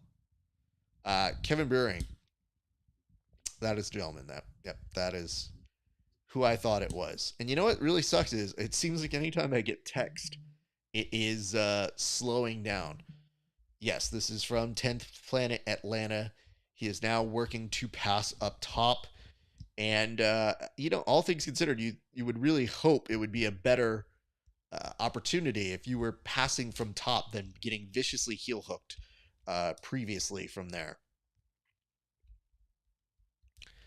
So in this particular region, it does look like it is 10th Planet Decatur versus Atlanta in this. And Atlanta is all in the white. And so far, things have not necessarily been going Atlanta's way. And then black is Decatur. So this is the black team. Black Rash Guard team is Decatur. All good. Appreciate you guys. Thank you so much for that. I will tell you guys exactly what I know as we get it. And right now, yes, it does look like Ooh, Team Decatur looking very good, though. What is that? What? I just got a no. What is the no to? We are getting some notes throughout here today. Other way around. That's what I thought. Okay. My apologies if that sounded wrong. I was given bad intelligence. I thought I was looking at some things a little askew, but here we are. All right, back on the pass here. A leg weave underneath. Trying to push down on that knee. And it does look like there was an entry or at least an attempt to get that leg isolated. Start working on it. Nothing doing here, though. So the white, just to be clear, is Decatur, and the black rash guard team, Team Ghost, is 10th Planet Atlanta. All good. Working on a gift wrap here. And from that particular position, just trying to get a back take was in play, but there was almost a butterfly guard that was going to help him get out of here. A split second thought for a Darce, now settling back in to side control, looking for an isolated arm. He's going to have some work to do here. I don't exactly have a clock on this one, so just in case you guys are wondering, I don't know exactly what the time frame we are looking at the moment is. Good shoulder pressure, though, here. Yeah, there we go. 3:44 left to go on that side. So we are getting some new movies and intel. I will get those on over to you guys shortly. But in the meantime, we are still watching the action over on this way. I appreciate you guys for tuning in. We are in match 3 of the first round of Quintet. And it looked like it was almost an effortless mount here. That would have been supremely great to have in that sense. But still, the side control looks like it's just tough to grit through.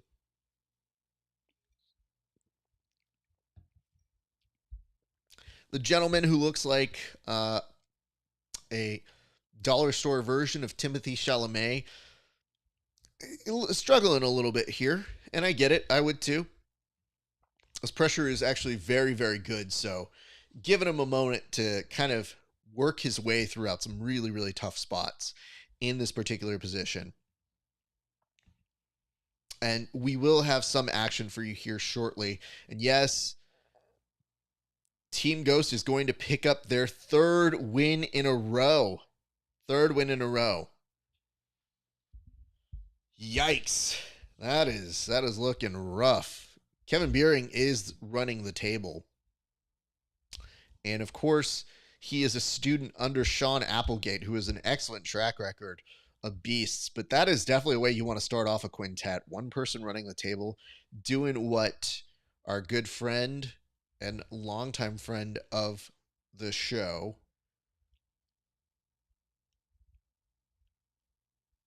Jesus, Sean Applegate, just churning out more monsters. Yeah, that's a good entry on that leg. That might be a wrap here.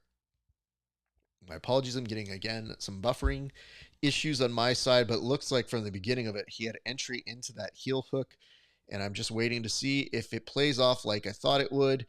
It didn't necessarily play out how I thought it would, but he definitely looks like he is rechambering and has a leg on the other side. For a split second, I think Stephen Aiken is actually refereeing this one in addition to providing duties as an MC, which I don't know if I've checked the rules of conduct in any HR booklet, but I think that's against the rules. I don't think you could be both play-by-play announcer, or I'm sorry, the announcer of the event and an actual referee. I have to talk to the commissioner about that one. However, if you are short-staffed, whatevs. Yeah, Beering is probably going to finish this. I hate to say that things are ever done before they're done. It's just, I think the track record for Kevin Beering is pretty much spoken for itself this entire run. So here you have him pulling down. Excellent work here. I think he may opt for a necktie of some sort if he doesn't switch on over to a Darce.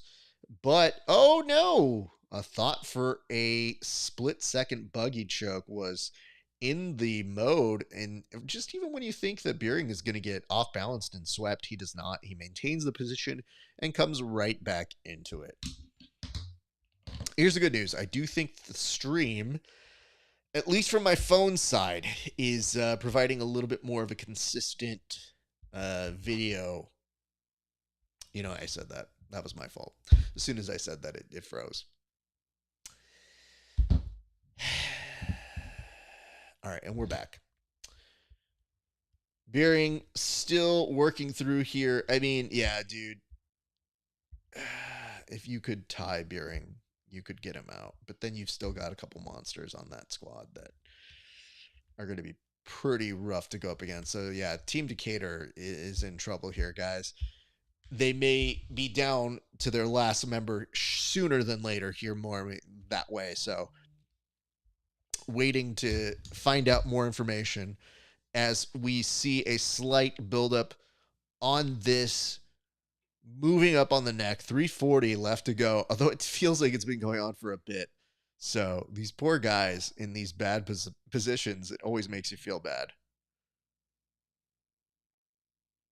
I just want to remind you guys, if you hadn't had the opportunity to go ahead and watch this on the app, and if for any reason you haven't ordered yet, or you're looking to see a more consistent stream, I've been told that the YouTube version is a much better version. The way you do that, you go over to the YouTube page and you become a Jedi. When you become a Jedi under that membership, you are able to have a more consistent version of a stream. That's what I've been told.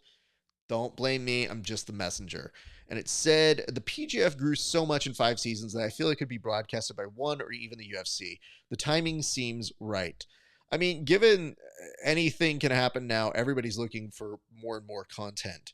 It'll be very interesting to see how that plays out. I think for a split second, Kevin Beering almost had another heel hook. But he's switching now to attacking the leg. No. As much as I want to say this dude's out of it, I think he's doing an excellent job of very much staying in the match with Kevin Beering, who's proven to be just a beast throughout these first couple matches. It is not a fun thing to be a part of. When somebody's on one of those hot streaks, you definitely do everything that you can to try and match them. But whew, even just the grips he gets look like submissions. These aren't even like finishes. They're just excellent grips that he rechambers. Now I think we may be at a finish. This may be a heel hook finish, and it is. Yikes. Kevin Beering is literally running away with it right now. And he's showing his first signs of fatigue. Hands on the knees. Definitely looks like he is getting tired. So I would say this. I would say if I'm him, I would definitely be looking at trying to pitch a perfect game here. So this is South Dakota Chris, which begs the question, how do you get that name? You don't want to meet his brother, North Dakota Chris. Like what? Who gets named? Oh, it's California Raph. It says here from Derek, how do we watch this? I'm a member, but don't see the option on YouTube. So, Derek, you have to be on the Jedi status. And I see right now you are a member, but you need to be a Jedi member. So there are different tiers. I think that you're at the, I don't know if it's mid or lower tier, but Jedi is like the green tier. I see like there's somebody in the chat section just a second ago. Her name's Marissa. She looked like she just became a Jedi.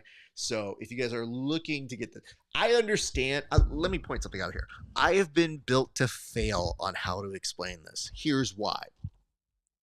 When I'm trying to tell you guys where to go to watch this stream and you want to watch it on YouTube, I have to sound like a crazy person and go, well, first you go and you become a Jedi.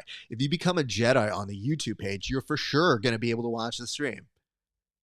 If you look at a person like me and you hear me talking about being a Jedi, I don't think you believe me, but it is legitimately a tier on this broadcast. So become a Jedi member, $29.99.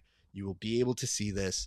And I feel in my heart it's a little bit better of a stream than the Fight Scout, which I did. I made that choice because I wanted to be like you guys today. I wanted to view this exactly like you might should you run into issues. And instead, I'm running into an issue. And so is South Dakota Chris, who's in the middle of a heel hook and taps before things get too hairy. And Kevin Beering has run the table. Kevin Beering has earned every drink that he wants, and he is a tired man at this point. And I don't blame him because, woof, what a freaking day. So the next two teams that are coming in are Ironclad Jiu-Jitsu versus Not Bad Jiu-Jitsu, which I would like to have an issue with Not Bad Jiu-Jitsu. You're taking on a team that I'd like you to beat because Not Bad Jiu-Jitsu is exactly my brand, and that's some trademark infringement. So, Derek, just in case you're wondering, Kai Jackson in the chat said, become a Jedi level, and then it'll show up on this channel. So in other words, you don't see it as an option until you actually register in the Jedi tier. Hopefully that makes sense. I promise you that is what you're supposed to do. Because every time I read this and somebody's like, how do I become? And I'm like, bro, same boat, same. I feel you. Derek has upgraded to it. You know what? Okay. So we have a thing when I do my normal broadcasts, and we give a toast to those who get a finish within regulation or those who subscribe to my channel. I'm going to extend that service. So to those of you guys who are becoming Jedis that I still see in my chat, I'm going to go ahead and do some toasts to you guys. Is that cool? Do you guys like that? If you don't like the toast, just remember I'm an independent party. I have nothing to do with Brandon Mccaghren and his good, fine folks here. I am just a friend of the show. So let's start with this. This toast goes on to Derek Chilson. Is your name really Chilson? Like it reads like chill, son. Yo, what's your name? My name's Derek. Oh, cool. Do you really get angry? Nah, dude, I chill, son. Anyway, Derek, thank you for becoming a Jedi member and getting through my drivel and still being able to watch this show. I hope that as you watch the big telecast, you sit back, you watch with us, and you enjoy this show. So it is my dear hope. So cheers to you, Derek. All right, let's go down this way. Marissa, I want to give a toast on out to you. Marissa Herrera, thank you so much for joining along and becoming a Jedi and supporting Grappling. A lot of people don't know this about Marissa, but Marissa was one of the first people to ever hit a G-roll sweep in Jiu-Jitsu. A lot of people didn't know that. I know that. I know all. If you guys become a Jedi member and I see it, I will give you a toast on air just like we're going through. And we're combing right now to make sure we are giving some toasts out to people who dutifully deserve them. So I'm going to come through. I see a couple more. Jake Man 4591. Shout out to you. Thank you for becoming a Jedi member. I want to tell you this, Jake Man 4591. I like you a lot better than Jake Man 4590. I think that dude's a dick. I don't talk to him anymore. You know why? Because Jake Man 4591 is the shit. Jake Man 4590, loser. Jake Man 4591, dope. Cheers to you. All right, let's make our way through these. I see another one. Hooligan Sadigason. Thank you so much for joining. We appreciate you for joining along and becoming a Jedi member. And I want to say this about you. A lot of people don't want you to hear these things, but I'm just going to say it. Probably the best Ashi game in Jiu-Jitsu. I know you'll think of other people. Don't think of them. It's actually Hooligan. Hooligan has the best Ashi. I said it. I don't even give a shit. You know what? Streets can come for me. As far as I know, I'm on broadcast for the next 3 hours. So, bam. Short break to make sure my stream cut. So, that's why we were vamping there, kids. So, I'm going to see if my stream comes back on Fight Scout. In the meantime, what's up, RFM070911? Cheers to you, RFM. A lot of people don't know this about you, but I'll say it. I think that you were one of the first people to ever come into a comment section and say, you know what? I don't think that move works. I think it's trash. And I think in that particular instance, somebody needed to hear it. And yeah, it was at my expense. But you know what? I've hit a sharpshooter. I have. When I roll. It's a real move. Famous by Bret Hart, now famous by me. There we go. All right, we're going to see if I still had a lag in my stream. And when we do, there we go. We're back on. So, not bad jiu-jitsu again. And I believe it is Team Ironclad. Those are the two folks that are going back and forth right now. So you have white rash guards and black rash guards. I'm going to come back down here and make sure I have not missed any of yours. There's a heel. Nope, not even a heel hook. It just looked like a little bit of a bite without an actual attack right here. So thank you guys. Appreciate you. I've seen some Jedis. I want to give a shout out to Still Rolling. Still Rolling, I feel like that's something that you say when you're my age. So I'm going to go ahead and give you a toast. And I want to tell you this. Still Rolling is the person that you avoid whenever you get an opportunity to roll at open mat. You don't make eye contact with Still Rolling. You do this. Oh, I think I'm going to take this round off. So cheers to you, Still Rolling. Thank you so much for watching. Appreciate you. All right. I think we're pretty much caught up at this point. Oh, Andrew Marsh. We'll get one right now. Oh, Andrew Marsh became a bread eater, which... not a Jedi. Can't do a toast. My apologies. I felt bad. I really wanted to do a toast for you.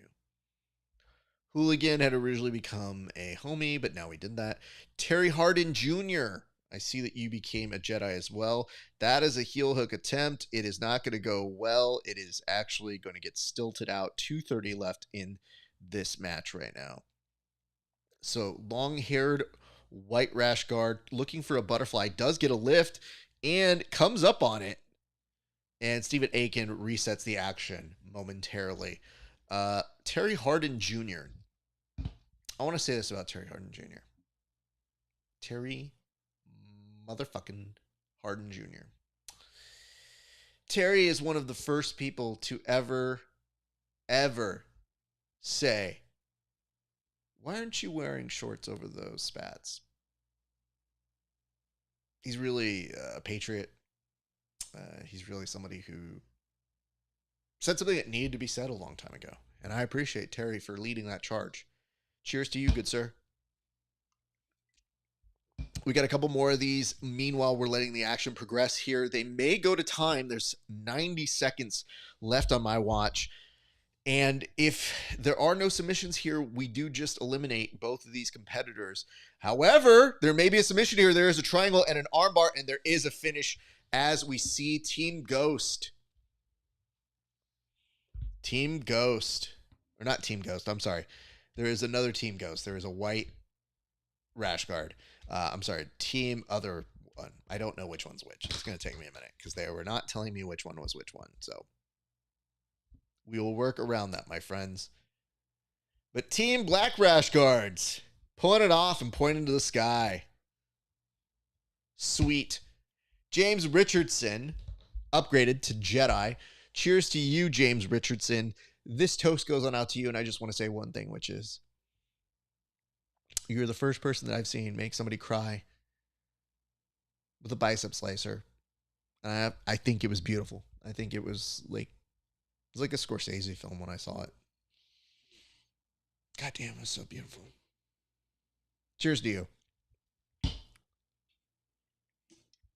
And just so you guys know, this quintet is actually brought to you by Ghost. You would know that just by looking at the clock, because a lot of this is brought to you by Ghost. So there is that. Meanwhile, the new member of Team Ghost coming in aggressively, looked for an over-under pass, doesn't get it, switching around on the legs, may push it back and forth, waiting to see how that goes. And it says, spats are for amateurs. Down in Brazil, we still use Speedos on no-gi day. Just kidding. You do what you need to do, boo. I'm not going to tell you how to roll. And this dude literally dragged this dude to the edge of the mat and is now dragging him back. This is the weirdest setup I've seen in some time. But good sportsmanship all the way around. I'll say this, Thiago. I think you're probably the people who are just using Speedos, but I hope that you use Speedos in an actual long rash guard, because I think there's nothing funnier than that. All right, working on a pass here. Moving around, swaying back and forth. Some excellent regarding here by the Team Black Rash Guard member. Oof. That was essentially a dance move that just happened there. This dude really appreciates and grabs the legs and kind of tosses them up. He may have a good pass here with that scoop underneath the leg. He pushes down over on this. Chill Enigma says, found this randomly. I agree. Brandon Mccaghren. Ooh, it was a beautiful sweep. Lifts the legs up, ducks it down, and now is working on a front headlock. This dude is compact and just killing it so far. But yes, you just found this randomly. Chill. This is what we call the PGF. This is Pro Grappling Federation. And our good friend, Brandon Mccaghren, is one of the guys behind it. And he and a few other folks are on a pay-per-view. And if you're not watching the pay-per-view, I'm here giving you play-by-play for free $99. But if you want to watch it, you are more than welcome to do that. You can also order the pay-per-view and just listen to me. Whatever floats your boat. Totally good either way. Double unders here. 2:14 left to go. And I just got a buffered stream, so it may be a second on my analysis being correct or incorrect here at a moment's notice. We're going to let you know momentarily where we ended up because we are waiting for it to continue buffering off. Once that happens, I'll let you know exactly what the action is on that side. But yes, it does look like the white rash guard Team Ghost member isolating the arm. Triangle's looking pretty decent to begin with. He's probably going to start sifting it off more into that Dead Orchard style. He has a grip here, looked for the armbar, missed it, tries to shoot up again, doesn't get it. Now is going to kind of Granby roll underneath, looks for a scoop for a half guard here.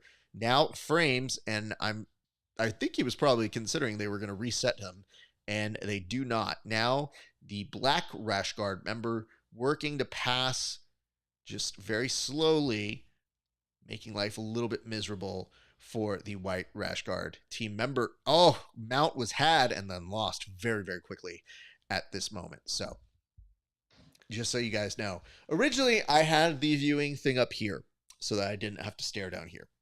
The viewing thing has been buffering out, so I've been having to rely on my phone. I will switch that momentarily though, just so you guys are aware of where the eye line is, because normally if you watch a fight companion, you want to see my eyes. I get that.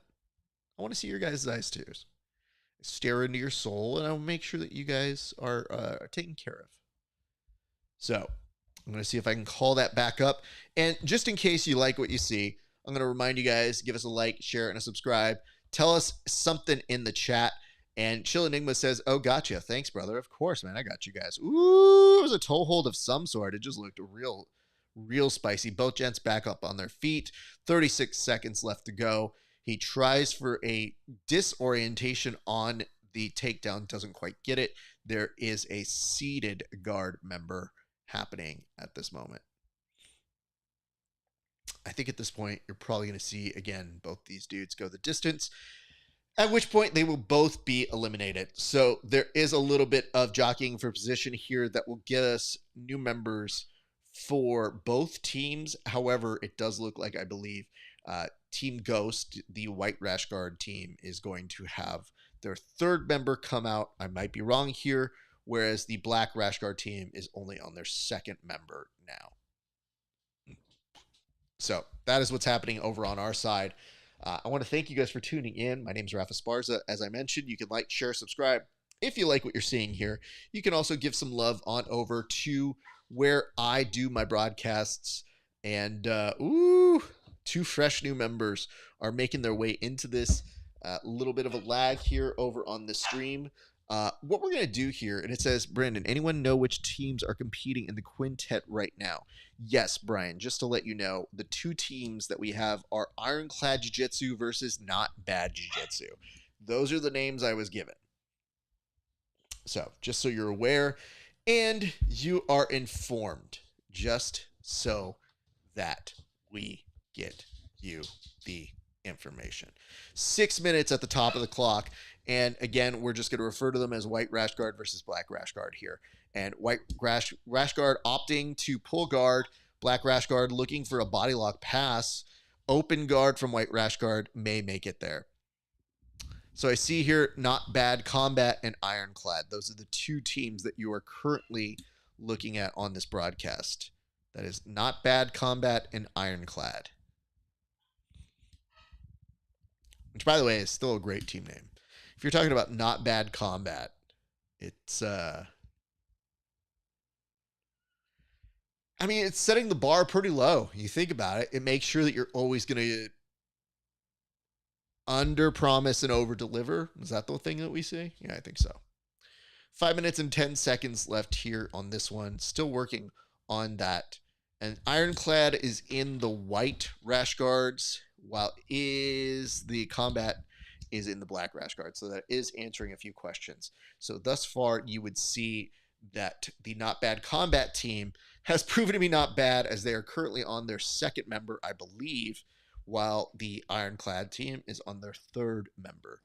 And the dude in the white rash guard centering himself back on over the mats, looking to try and get some grips here. It does look like he's going to try for that scoop underneath attack, maybe trying to lift him up ever so slightly. And the Daily Stack reminding us that this quintet is brought to you by Ghost. Yes, sir, Ghost. Our friends over that way. If you guys enjoy good adult entertainment, you can go check out Ghost. They provide plenty of goodies for adults who like to indulge in a fun lifestyle. So go do your thing. All right, we got a sweep here attempt. However, a back step does prevent that from happening.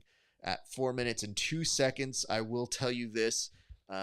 It's his first round, second set of teams. That is correct. Second set of teams. And there is a buggy choke attempt here.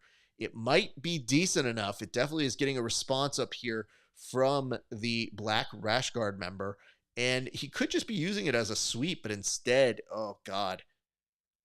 The Daily Stack, I need to know, are we allowed to slam from here? Because I'm 100% tombstoning people out of buggy chokes if I have the opportunity. Oh, backbreaker is not a bad idea either.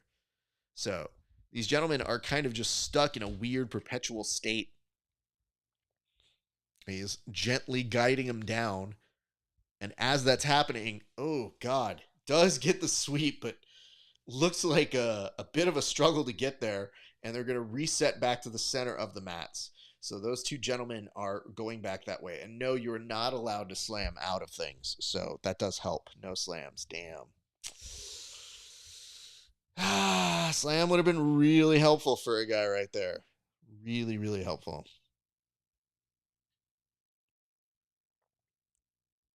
All right. And we are seeing here, yes, PGF finale.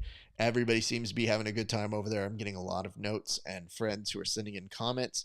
And we will show you a little bit of what we can momentarily, but we are staying with the action for the interim and making sure that our stream does not cut out. So my thanks to you guys who are watching along. My name. Oh, or there's also no guard jumps, just in case you guys were unaware. So no slams, no guard jumps. And we are waiting for it to rebuff on my side, so give it just a second. And, yep, white rash guard team on top, looking to get that back take here. Almost had it. Excellent regarding here by the black rash guard team. Yeah, so just in case you guys are wondering, you are on the right channel if you're having issues with the pay-per-view. So the pay-per-view is off of Fight Scene? My apologies. It's been so unreliable, I've just kind of gone without it. But it is Fight Scout. My apologies. So the app is Fight Scout. If you order it through there, it is having a little bit of issues. A better way to go about it might actually be use the YouTube page and become a Jedi member. So you have to be a member at the Jedi level. Not the other levels, not the homie, not the breadwinner, whatever we want to call those, the paper cutter, the ham sandwich. You know what? They just were given 10th planet names. That's exactly what this is. So don't become any of those members. Become a Jedi member, and then you can actually see it. It'll appear. You'll see the stream there. I think you'll have a better viewing experience, just to say that. All right, 2:36 left to go in this first match. I'm sorry, this third match. My apologies. But yes, this first round, second set of the first round matches. Third match. If that wasn't confusing enough. there's been a lot of jiu-jitsu this week. In case you can't tell, there again is going to be so many matches. With people ask me what my favorite matches from this week are, I'm going to tell them I don't even know. It just all blends together. And I think the nice part is you get a full spectrum of how people roll and what they do, because I legitimately learned a lot about a bunch of people that I don't necessarily see all the time, or that I've seen, but I don't necessarily watch on a regular basis. So it has been very fun to get to learn some new people and see what it is that they do and how they do their thing. So I appreciate all of the good folks over at the PGF who have been putting this on together. There's a minute left to go on our side. There is a guillotine attempt, but it's that arm in guillotine and he does not have it. So he's going to have to settle for an arm lock here. Does not get that either. Looks to sweep underneath, as I had mentioned initially. Kind of scouts for that leg. Can't get it. There's enough of a frame that keeps him from getting it. Now goes back to a traditional butterfly lifts, and then now is just pushing on that face to extend him out. It looks like his dog has eaten something. He's trying to get it out of his mouth. Moves back up, and yes, starts to very nicely frame and base here. So just catching up, can you update first round winners? Well, the first round winners was just Kevin Beering. If you want to talk about the actual tournament itself, I'd be happy to do that at the end of this match, which is very shortly coming to a close. So on that one, it looks like we will go to a team extended time, but your first round winners in the actual 8-man bracket, it is Elijah and Nick who advance. Travis and Kamoy who advance. They'll be in the semis. That'll happen a little bit later. So just so you're aware, and in the first round, I did mention Kevin Beering was a big winner. Ran through an entire team of 5 individuals. So that is what you missed in the very first few rounds of action here, Mark. My thanks for you tuning in. And you know what the best way to say thank you is?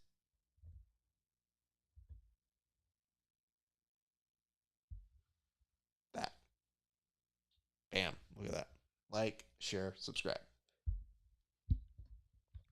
And let's give someone because this isn't my channel. This is Brandon Mccaghren's channel. If you guys like what you see here, nothing would make me happier than for you guys to come check out my channel, which is at Grappling Hour. I would very much love it. I do a weekly show. I will likely interview a couple of people from this event here. So if you guys like what you see, go check it out at Grappling Hour. There's weekly new interviews going up, and we have a bunch, including several very prominent trials winners who will be on the show, because we are the only show that collects interviews with ADCC trials winners after they win. Just saying. Nobody else does it. All right. Again, a little bit of a buffer on the stream, so I'm going to go ahead and see if I can call up it on my actual computer. We're going to switch between these two, and we are going to continue watching from here. I do love seeing this, though. It is kind of telling you, like, new faces this week on the app for Fight Scout. It is very cool to see some of these grapplers that we know as fighters that you can kind of follow and watch along.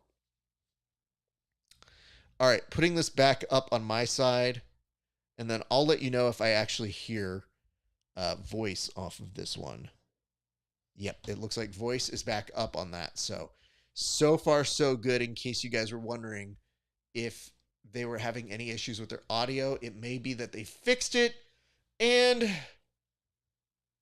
it actually is a faster broadcast, so it is a little bit more on time. So on that broadcast, I see 3:11 left to go, and it does look like Team Ghost with their back up against the wall in this one, because Team Black Rashguard has been killing it thus far in. So not bad. Combat team does get the tap. Wow. Very subtly making that tap happen. That armbar was very well picked up and scouted. Well done. Yeah, I think this leaves Team Ghost to their last individual on their team. We'll get a correction on this if there is one, but that is some impressive work here. So I'm going to see here what Bobby is saying.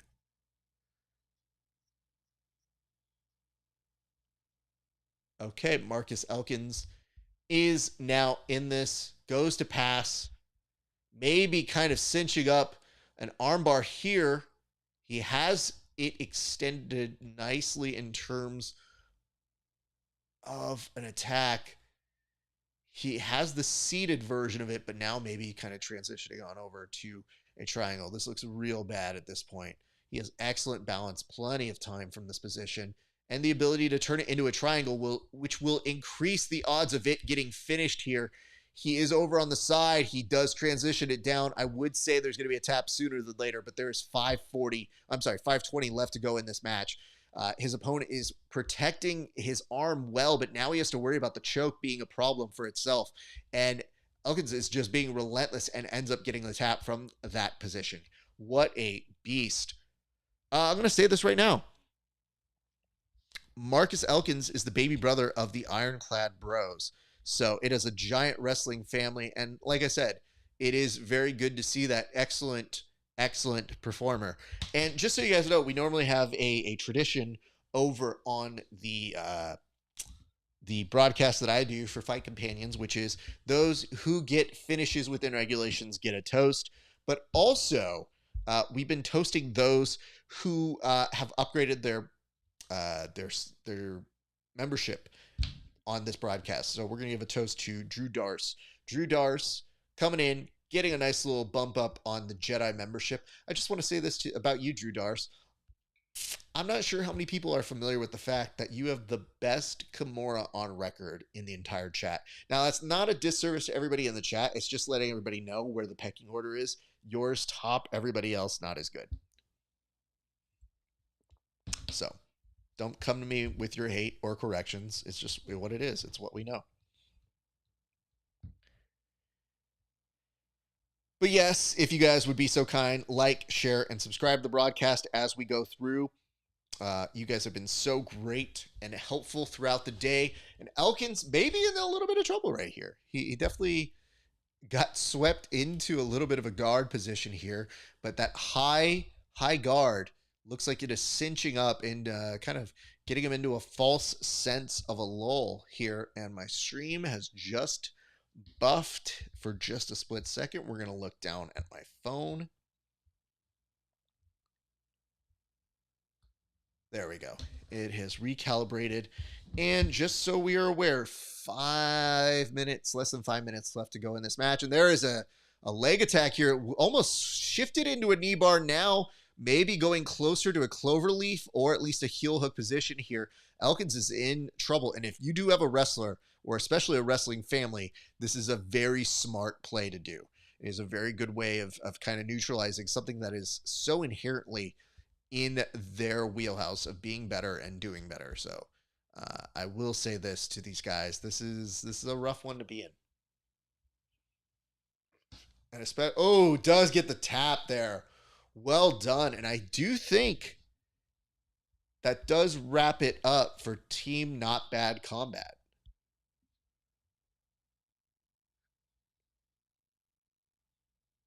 So that's Nick Maka. Congratulations to him. And, you know, we haven't done this throughout the day, but I think we should start doing it now because we got our wits about us a little bit better.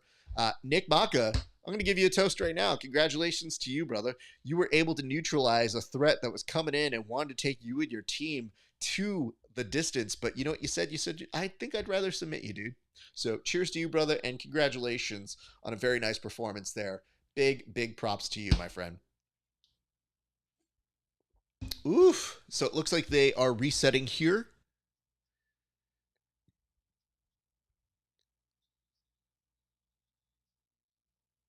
No. All right. That's as much as we're going to play from the actual broadcast right there. We're just looking to see if they are in the same space we are. They are resetting the clock, and it looks like we are getting our next team elements, red members, whatever we want to say, ready to go. I have to say, it is a little bit of an adjustment to see Egghead in a suit. It takes a moment here to adjust to all of this, but I think they may be throwing to a commercial. We're going to figure it out here. I mean, I'm mostly just reading body language of TJ DeSantis, and normally this is broadcaster language for we're going to take a break. We'll be right back. You guys, either that or he's a dealer. Those are the two different things. You're either a broadcaster saying we're going to take a break, or you're telling everybody your shift is done. Like, thank you guys. That's my time. Jan is coming in here. She'll be your dealer. So those are usually the two different things that are meant in those positions. I see here a note that says, Mr. Elkins has a few judo throws for Nogi that are state of the art. Beautiful to watch.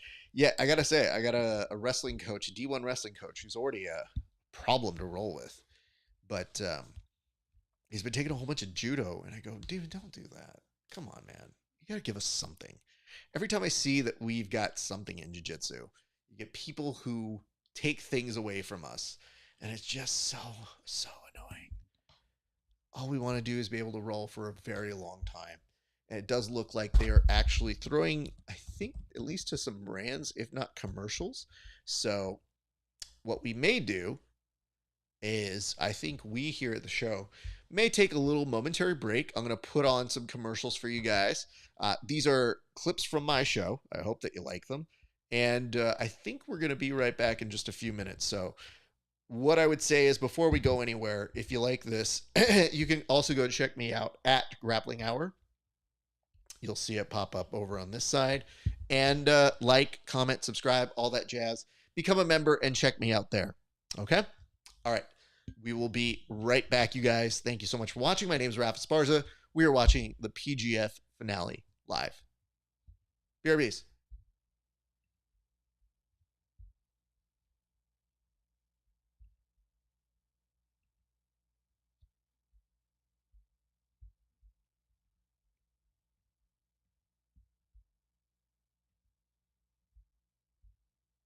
I love my job. Like, I've always enjoyed it. But that particular phrase is a Scott Holtzman thing. He'd always scream it out after fights. He'd scream it out in training some days. He'd scream, best job I ever had. To my understanding, I just pieced it together, but I'm pretty sure it's where he had to have gotten it from, is the movie Fury. When they're in the tank and they're in all these firefights and all that, they'll always scream out, like, best job I ever had, best job I ever had. And then the final scene, when they're getting ready to be ambushed the next day, they're all kind of telling their story about, like, what they liked about it, this and that. Brad Pitt is like their head guy, their leader. And he looks, I don't think you even heard him say it at that point up until, and he just kind of takes a drag of his cigarette. And he looks and he just looks at all of them as like, best job I ever had. And you're like, man, like, even on its worst day, when they're about to be ambushed the next day, like, to their core, these guys would not want to be anywhere else. Walking out, this is the best job I ever had. Not just because I submitted them. Alex De Silva, my ribs out and we're swinging in the third round. Best job I ever had. You know, like, I wouldn't want to be anywhere else. And that's the appreciation that's come with, 21 fights now. Photos of me up to the edge, slamming my hand. It went from like 30 of their guys versus me screaming, and I'd argue that I did a good job battling them. Then everyone realized that, like, no, I want to cheer for this underdog, this team that came back. One edge of the square, Matt, was for them, one edge was for us, and it was like a battle. It was like two gladiators going at it. It was picture perfect ending, for us at least. And then the belt. Wow. Okay, I should probably bring up my perspective. I see you, shirt off, belt on. You had this pronounced peacock posture where your gestures are very conversational, like, oh yeah, I would say that is my favorite thing. And there's this. And I go, oh, so now he's a philosopher with the championship belt. We got Socrates over here. I go, it's a good thing nobody gave you champagne goggles and champagne. We don't have that kind of money, but if they did, my man would be over here like an NBA playoff end. There's a game called Ghost of Tsushima. That's like the tattoo. This is a character from that game. He's called the Ghost, and I kind of liked the whole story of his vibe. He was very unassuming, very unexpected, which I was like, oh, that's pretty cool. And he was very violent. And to be honest with you, I got that guy before I had even seen or played the video game. Because I had wanted a samurai. The tattoo artist, like, we just went on Google and we're like, hey, which one do you think is cool? He's like, yo, I think this one looks sick. I was like, that one looks kind of sick. Let's do that. I didn't play video games at the time, and my friends were like, yo, check out this game. I was like, oh, dude, that's the fucking guy I'm gonna get. I was like, holy shit, it's a video game. So then I like watched them play it, and I was like, damn, this is a super sick game. There was a high risk of that video game not being good. I'm happy the video game's pretty sick, because if the video game sucks, then it's going to be weird to explain this. Putting milk into coffee, and anything really, putting into coffee should be some kind of crime that should be prosecuted by an international tribunal of some kind. It's just weird to me that someone in like the highlands of some exotic country will toil away and produce this cherry that then gets roasted through a specific process, flown all the way over here, and produced for you, and then you put some like cow's milk in it. It just doesn't make sense, honestly. All right. I mean, this was a good reaction to that guard here. I mean, I don't know if what's wrong with your left knee, why it's not coming to his hip there. You probably don't want to pin him properly. I don't know that you caught this last part. I am happy. That's great. Yeah. But then I immediately go into like, hey, bud, here you go. And he goes to just take the anklet off. Next time somebody does that, here's what I'm going to do. I'm going to just to myself. The thing I was happiest about with your finish was the fact that the first time we met, it was our pal Colin. Right. And he's like, he came up to me. You didn't ask me this, but he's like, hey, man, my buddy Brady's coming. Do you mind showing him some leg lock stuff? And when somebody says that to me, I was like, I don't know if you know more than me or less than me, but I'll start with this. And you were so nice and it was so good. And I just fast forward now all this time later to seeing you get a heel hook finish that is now being featured on Leg Locker and all these different sites. I was so happy for you and proud. And I just thought to myself, like, holy shit, look how far you've come. That's a thing that's happening. Yeah, you know what's funny? After all these years of training in the leg lock game, that was actually my first leg lock submission in any type of competition, grappling, jiu-jitsu, MMA. And so, yeah, all that hard work on the leg lock game paid off. Well, so here's where I have to be totally forthcoming. A lot of my leg lock game came from John Evans, who now is somebody you work with a lot. Yes. So you're not only getting what I was regurgitating from him, but you're getting it in spades now. I don't need it from you anymore. I get it straight from the source. Shout out John Evans, man.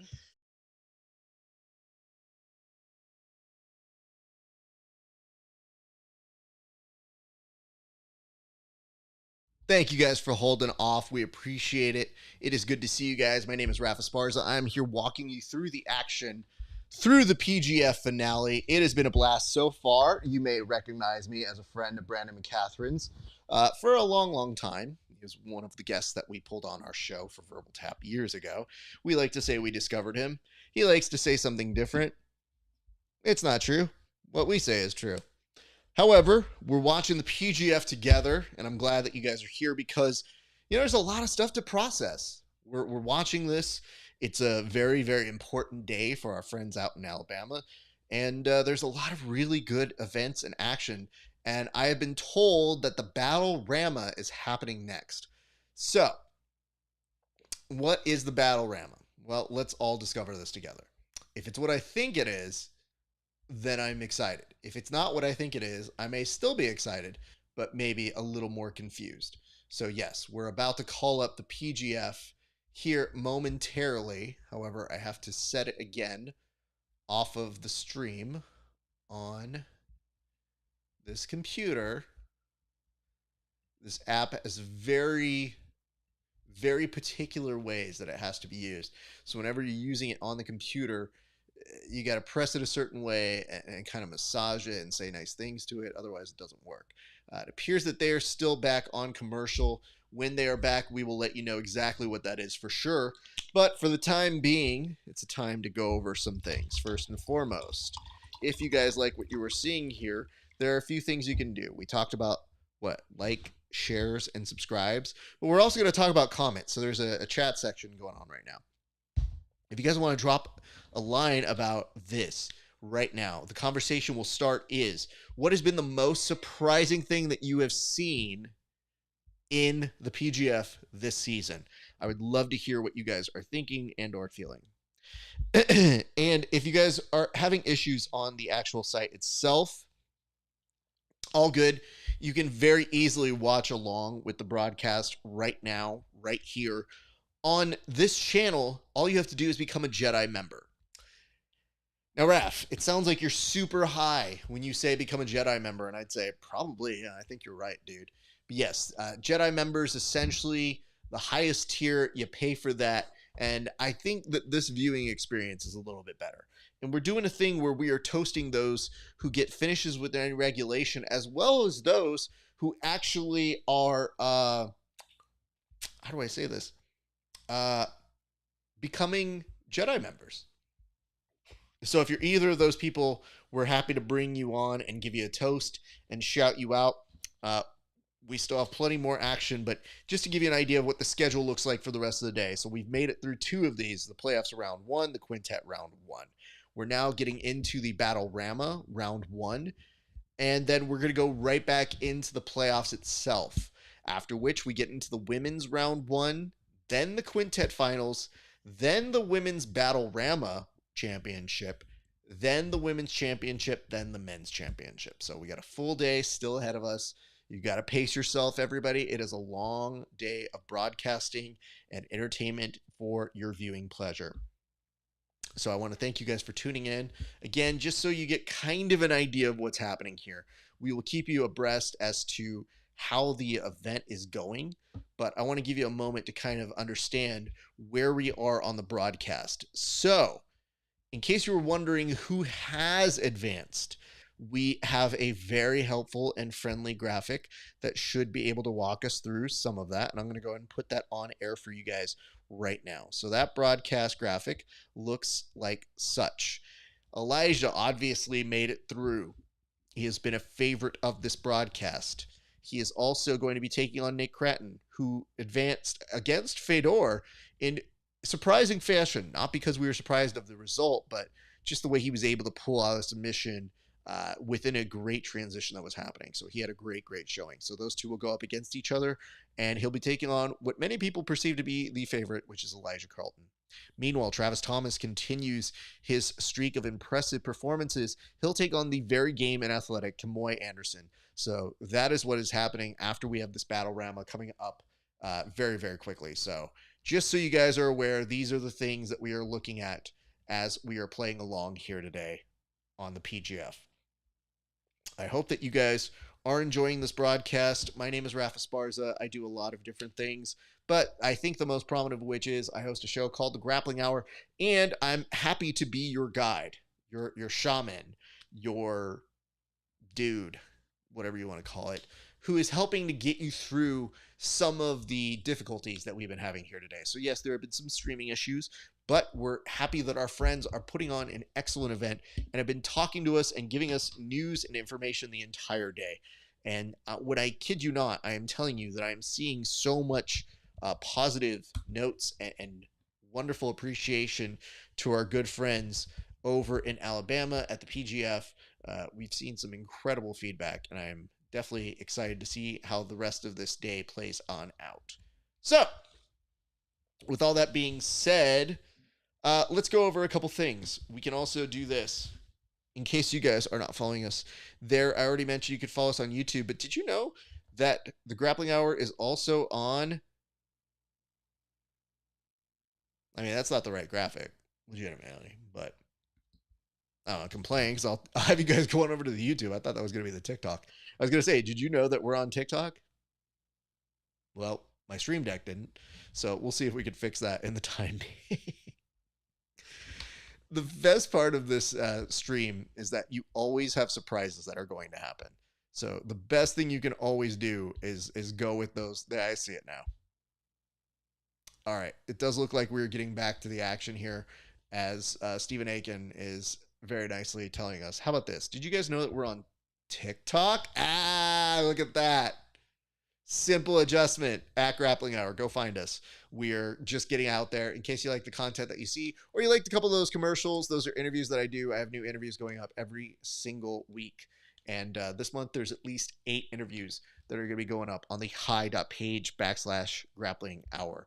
So in case you guys want to go support that, you can go also become a member on my broadcast channel, $5 a month. You see all my interviews 30 days before everybody else. And for a few extra dollars, not as much as Jedi members, you can also check out information and interviews and extra bonus content that you won't see anywhere else, including tape studies, roasting Raph, a segment where people roast my competition footage, and much more. So that is the stuff that you could be seeing if you so choose it. That is hi.page/Grappling Hour. Become a member and support that team, which is really like me and maybe a couple other guys. That's about it.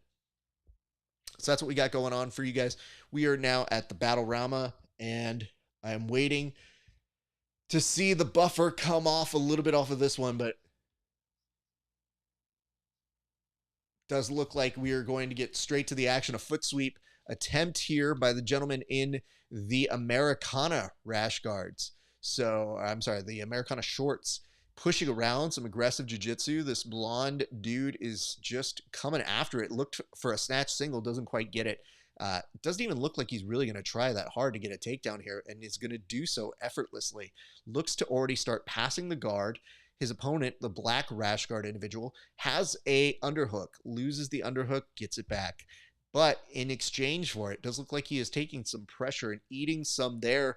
And the Americana shorts is just relentless with all of this energy now. He's shooting in, and there is a very nice approach here. The thing I'm seeing about it is there may be a guillotine, and for most people it wouldn't look good, but his actually looks great, and he does get the tap here. Excellent work here. Let's go on over and give this dude his props. I want to make sure that we are seeing this.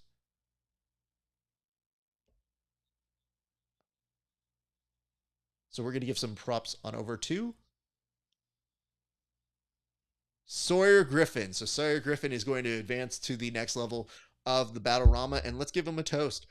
This toast goes on out to Sawyer, who comes in with the most pro-Americana shorts I think we've seen in the competition thus far in. Congratulations to you. That's a guillotine that most people can't get. I know for sure I usually don't get it, but you looked really, really good with it, man. Congrats to you. Cheers. And your hair's a little too blonde. You know what I'm saying? Like, ease up on the peroxide, guy.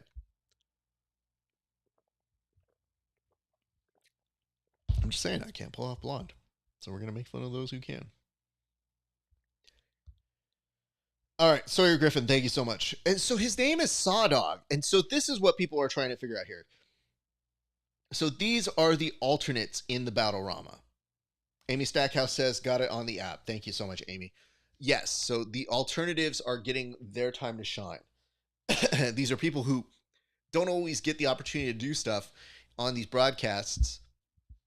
But in this particular venture, this week they proved to be kind of useful in this sense, where people could just stay home and be in the competition.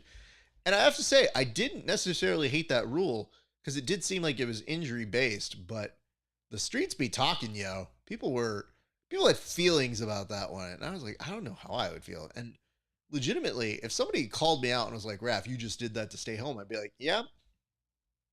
And however, it did prove to be a little bit kind of a difficult moment, because the team did not necessarily do well with losing those potential points that they could have had.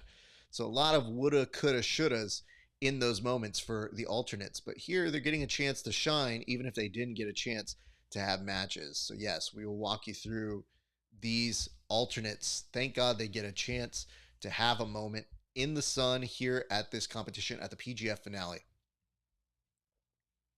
And thank you guys for being so patient with working around so many of these glitches with this app that they're using. It just takes a second each time to reset. I almost feel like I have to do it between each match. But we are here. We're getting through it. And there is a heel hook, and it looks good. I think that's a very, very late defense that is happening by the gentleman in the Ghost Rash Guard, I believe.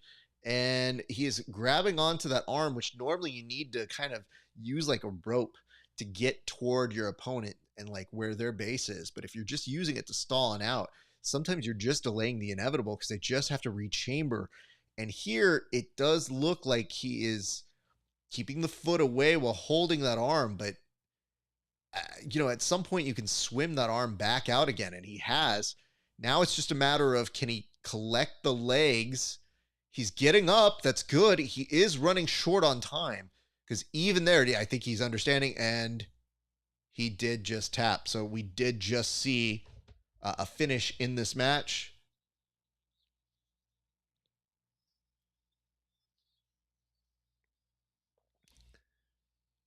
And that would be Noah Randolph. And he just threw up what I think was a 7. I'm not quite sure. But let's go ahead and give him a cheers. This cheers goes on out to Noah Randolph. Congratulations to you, man. What great control that you have when you're working on that finish. Most people would really kind of tense up in that saddle, especially when it looks like they're losing that knee line. But you looked really in control of it. And congratulations to you, sir. Much, much respect. Wow. I'm going to have to watch that one back and try and do that one myself. I see a note that says those are some ex-Marshall shorts. They absolutely are.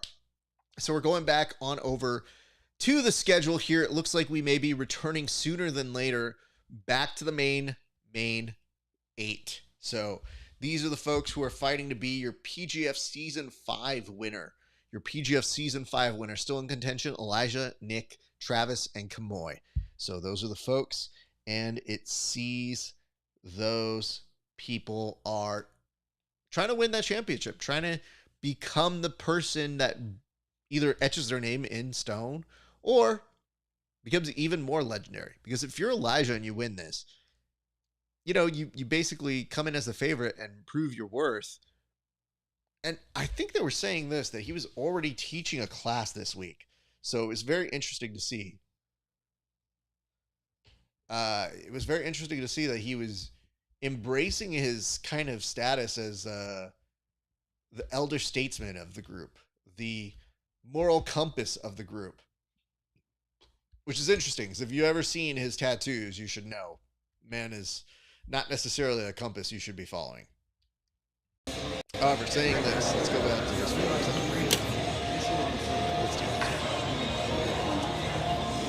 If you're looking, that was Fedor, who looked like he was just about to take his Christmas card photo there. If you're looking over on Elijah, this photo over here looks like he died in a game, like a video game, like on Call of Duty, and we have like an in memoriam kind of a thing. The only thing that's missing from this photo is asking if you want to continue playing the video game. But yeah, dude, here he's looking like lean, strong. He's definitely letting you know he has muscles. Hold on. It's hard to see them though. So it's interesting. Anyway, Elijah has been your favorite throughout this competition. And we'll see if he is able to continue that status as both gentlemen, both him and Nick, immediately go to sitting into guards. And they look like two air pucks on an air hockey table, just kind of sifting around and floating on the mats. So here's what I would say. If you guys are having any issues on your stream, like my stream just cut for a split second on the stream, just a little bit of buffering. One thing that you can do is you can actually just become a member on Brandon's site. So you become a Jedi, and once you're there, you're able to actually watch the pay-per-view off of that. It usually is a little bit better. I myself ordered it on the app, so I'm having to clear it out and clean it back up. And yeah, it's been a little bit of complications on either way in terms of seeing it. So just making sure that you guys are abreast on these things, because if you are able to watch it, I would love for you guys to play along.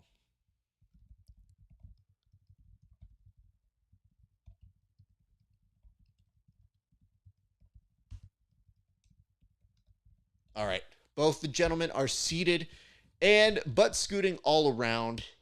Nothing super great just yet, but 8:55. Both these gentlemen have had some interesting wins throughout the week. And I mean, Nick has been one of those guys who, the Minnesota Maniac, I believe is his name. I mean, he's been good TV. He's definitely been giving you sound bites. So this is a soundbite versus soundbite. And it's very interesting. They look like two like insects on the ground attacking each other with antlers. Like these are two fire ants fighting with each other. And you can see it just by the way that they're moving their legs. It's almost like a praying mantis going back and forth.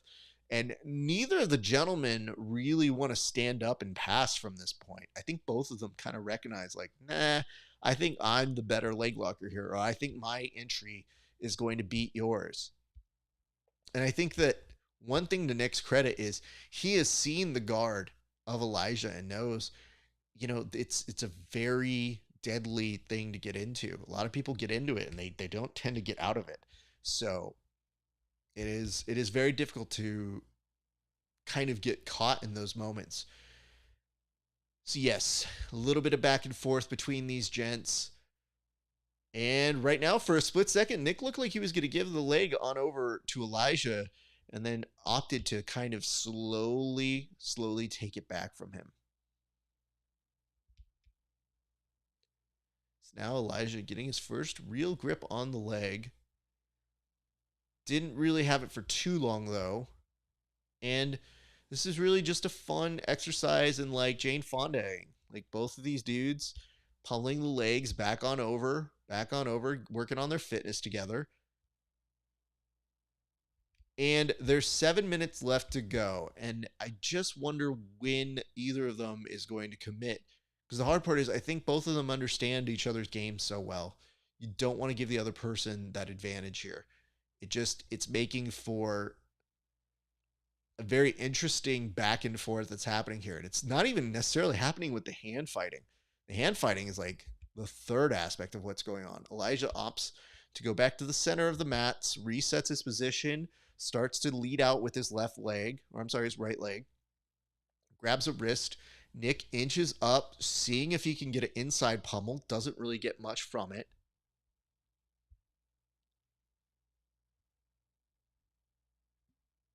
The stream decided to freeze for a split second, but we're back on. Elijah now grabbing around the head. And I have to say, if Nick were to get the actual upset here, it would be a remarkable moment. Now, somebody put in here earlier, they said, obviously Elijah's the favorite, but if there was a way to beat him, it would be to game on out to the EBI overtime. And you do start to wonder if that is part of the strategy here. You know, Elijah's so good at talking trash and getting in people's heads. But one thing to consider in this particular vantage for both of these gentlemen is the fact of, well, no, I mean, Elijah may be looking at a leg sooner than later now. He's starting to get a little more intel on how Nick is able to move back and forth. So between these two gents, the way that they go back and forth, is if you're watching this and you get this idea, somebody in our comment section did say this a little bit earlier. They said, okay, well, let's think about this. Let's think about the fact that one way you could game Elijah is to take him to EBI overtime. Sure, he's the favorite, but in that particular element, he may be vulnerable. And maybe that way you don't have to worry about getting submitted by him. You can kind of go more into an actual shootout from that moment. I gotta be honest, I think that's almost the direction we're in right now, because as you notice, the action has been exactly this. This for 5.5 minutes or so is just a little bit of push and pull where, unfortunately, this isn't really a great match. So we really haven't had a moment to grab onto something just yet. Now Elijah's starting to turn it up. I think it's what happens when, like, you know, when robots figure out an algorithm. I think both of these gents going back and forth is like, well, I kind of know your movement and I can kind of time out. So in this particular case, yes, Elijah coming in, looking for that leg.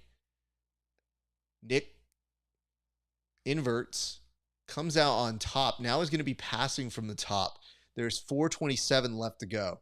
So again, this is the tricky part. Elijah looked like he was maybe going to invert, and nope, Nick is seated once again. Elijah grabs the right elbow. I'm sorry, his left elbow, and is scooting forward. I mean, the hardest part about the match like this is, you know, these guys have given you highlights throughout the week. So it's not that they're bad grapplers by any mean or measure of the imagination. It's just they're two particular styles playing it in the sub-only version of maybe a little bit safe. And that is akin to something that we normally don't always get in the PGF format, which is normally we get a little bit more action, and especially during the season when you have those 1 minute bonuses. In this particular case, you do kind of see them gaming that. I will say this, though. My screen did stop at 420.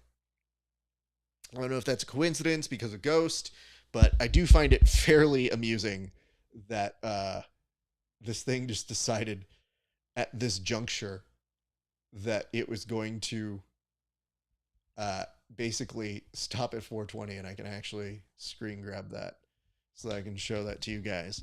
But how remarkable. And I can't even say what the odds of it are because I'm pretty sure it's fairly hilarious. But I love the fact that my stream decided to not crap out, but definitely have a moment into itself. Right as it was like, hey man, it's 420, dude. I need to take a break. Like, look at this. Of all times the stream was going to buffer for me, 420 was, it's a little on the nose, I have to say. So, I'm just going to say, it's dope. You hooligans, you stoners, that happened. But here's where we are. So yes, I'm going to go ahead and have to reset my stream. Give me just a second here. Normally I have it on my phone. But yeah, I think from what we would see in that match thus far in, it does look like we did get a finish of some sort here. And it does look like Elijah did pull off a win. I'm not exactly sure how, but I will find out momentarily. And it does look like it did happen at that time. It's within that much. So it looks like Stephen Aiken is going to get a quick post-fight. I think he is getting a promo for the merch. Was that milk? Like, what is it that he has in his hands? So we'll see if we're able to call this up here momentarily. But PGF finale going on over. Yeah, I didn't hear what he said, but Brandon's smiling, so that could be a number of things that he was talking about.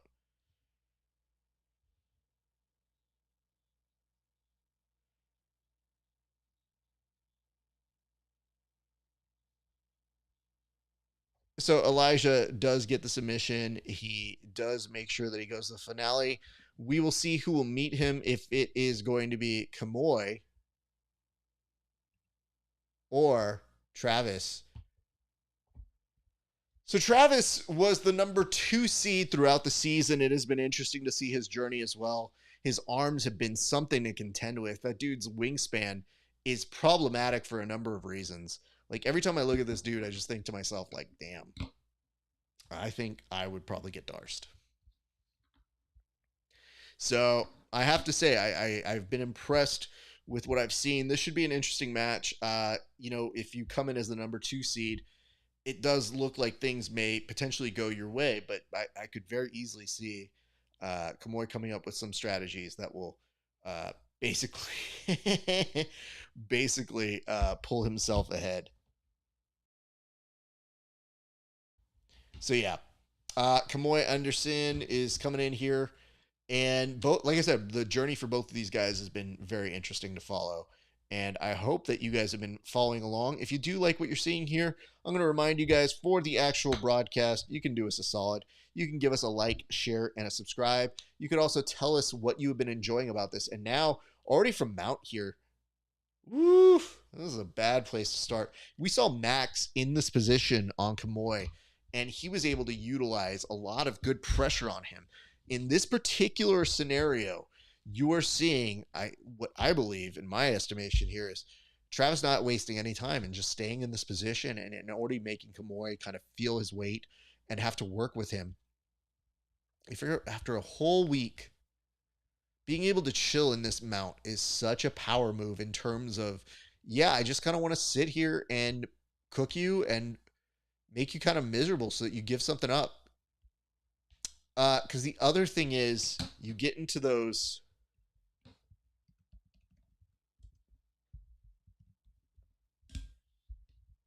You get into those moments where you're just kind of stuck in those elements. You might just be exhausted from it. But if you get the opportunity to work from that top position and you're able to make things work, it is not fun to be there, my friends.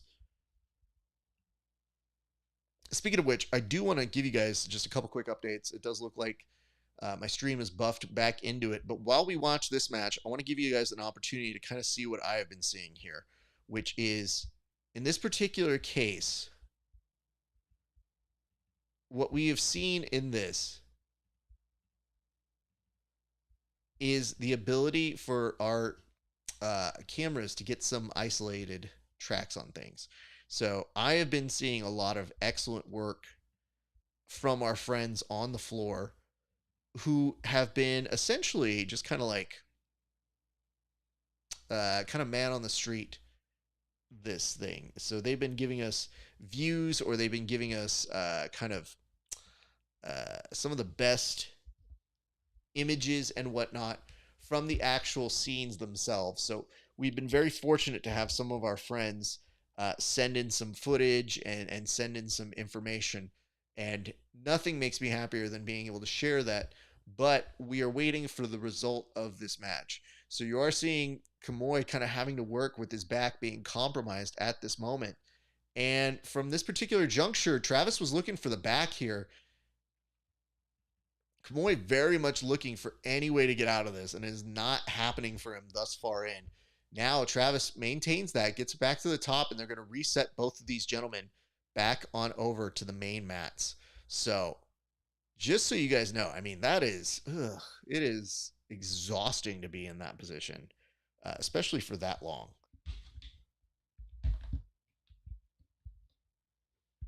Having said that, we are seeing a lot of action all the way throughout the weekend.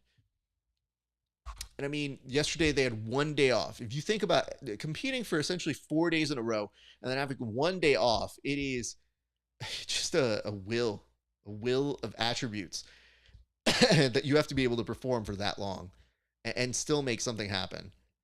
Just, I don't even know that I could be those guys. But what I can tell you is this. So, in this particular note, I want you guys to see what I am seeing here, which is, this is from Ryan Aiken's Instagram. So, just from what he's putting up here, and it says, point of view, your teammate is annihilating the entire opposing Quintet team, and you don't get to bang. Bro. So, the ellipsis here is not necessary. I would say this, Ryan. I think probably a comma would suit you better. The bang, bro, is a little bit more Nicolas Cage, if that's the kind of effect you're looking for, which, yeah, that's perfectly fine. But let's be honest. I mean, Kevin Beering was killing it today. So let's give him his props and his due. But that has definitely been something of note to watch. Meanwhile, the PGF actual source itself, if you're taking a look at some of the stuff that they've been putting on their side, you know, you've got Egghead, who's been doing the PGF Insider, which, by the way, looks akin to all of the throwbacks of the way back wins, if you would, of pro wrestling and whatnot. But all of these over throughout the week. Sam Schwartz basically showing the goods here and what he's been able to accomplish. And this dude, I know he works with some friends that I have out here in LA, and this dude looks super strong, but some of these takedowns and effects have been just great. And then you get to see all this. I mean, look at the fact that they're eating like kings out that way. Shout out to our friend, Mike from Subversive. And then you see Travis Thomas, the 205 men's championship bracket, just announced he'll be competing in that, and not a minute too soon. I mean, that's a good sign right there. So you see some Ghost promoting over this way, and it's letting you know, like, this is what's happening. Brandon Mccaghren giving a shout out to Gen X, everybody doing their plugs and their formats. And I just love seeing all the love that this place is getting. Of course, we'll see some women's action a little bit later today, but that is what I've been seeing on my side from the PGF. So we'll come back to that a little bit later. We do have some more footage to show, just in case you guys were wondering. But yes, the stream did just momentarily lapse again for me. We really should be counting the amount of times the stream has crapped out from the main broadcast.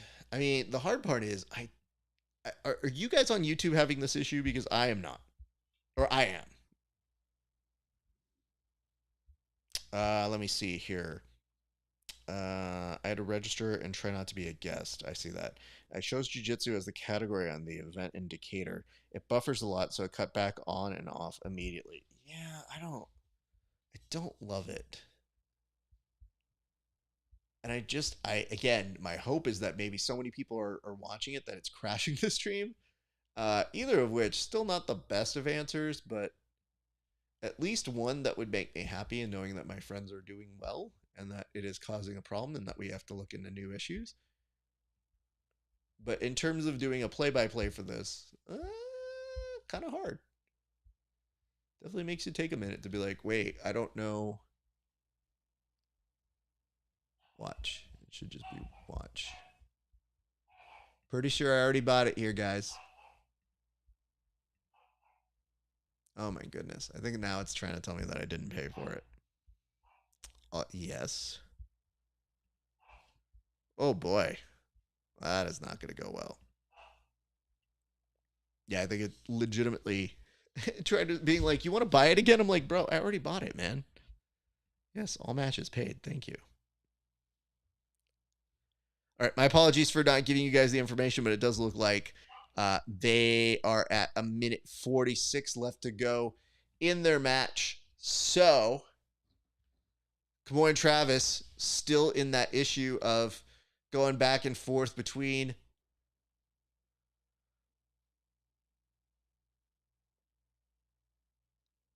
all right.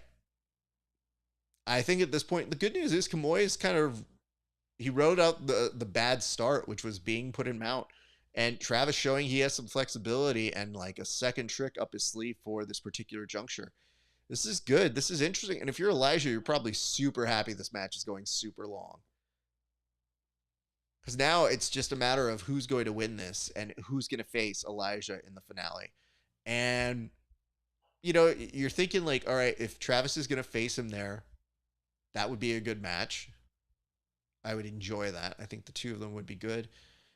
But if you're Elijah, you're probably feeling pretty confident about your chances. You're probably thinking like, I kind of see something here that I can get in on. I think I can prove everybody right and do that. It just depends. Good close guard action here. 37 seconds to go. If I am Travis, I am 100% trying to finish this as hard as possible because I think you don't want to leave it to chance. I think he's been a little more of the aggressor throughout the match. And Kamoy, you know, if he proves to be hard to get in that EBI overtime, it could be detrimental. You may be just stuck in that moment. Oh, boy. All right. So I think we're at a moment here where this is going to be pretty much the end of regulation. And now we're going to go to overtime.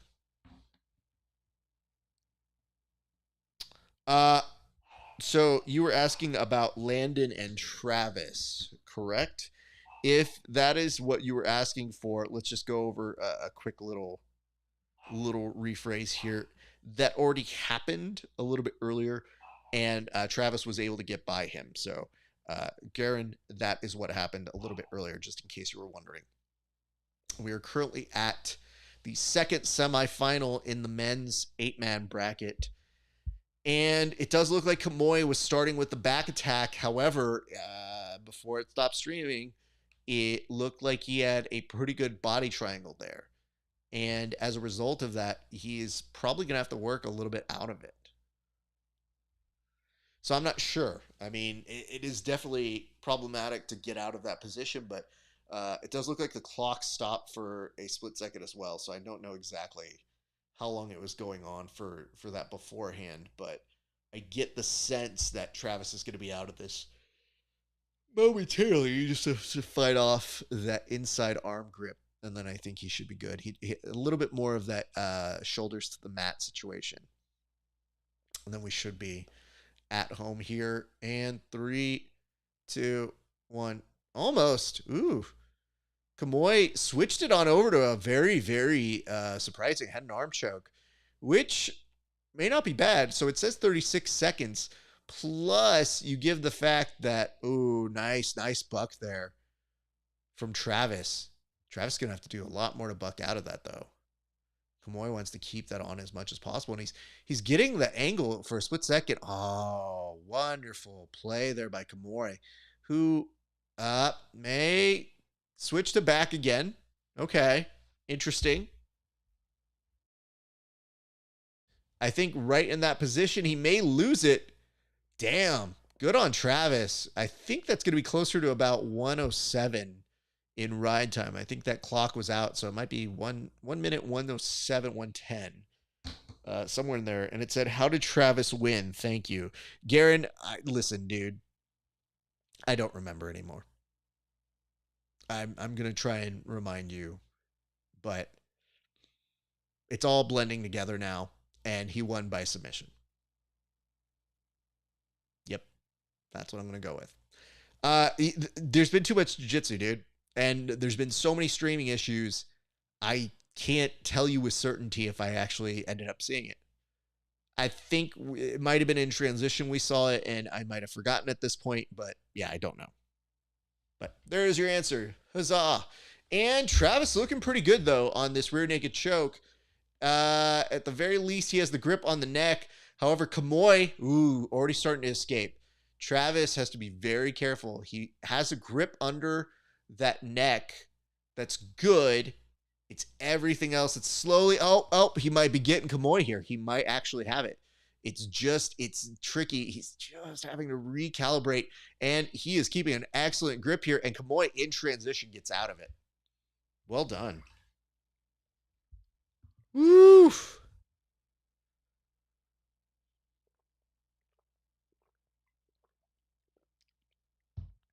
So, what I would tell you guys is this. We are now on another back take here. This is going to be kind of the make or break. I mean, Kamoy's, he's looking decent. It's a good back and forth, but this is what we were talking about. If you were Travis and you looked so good throughout that regulation and you get to the end of it, you know, Kamoy could very well steal it, even though you might have looked a little bit better in the match. And that is always that kind of that fear that people have with the EBI rule set. I think it just takes a minute too long.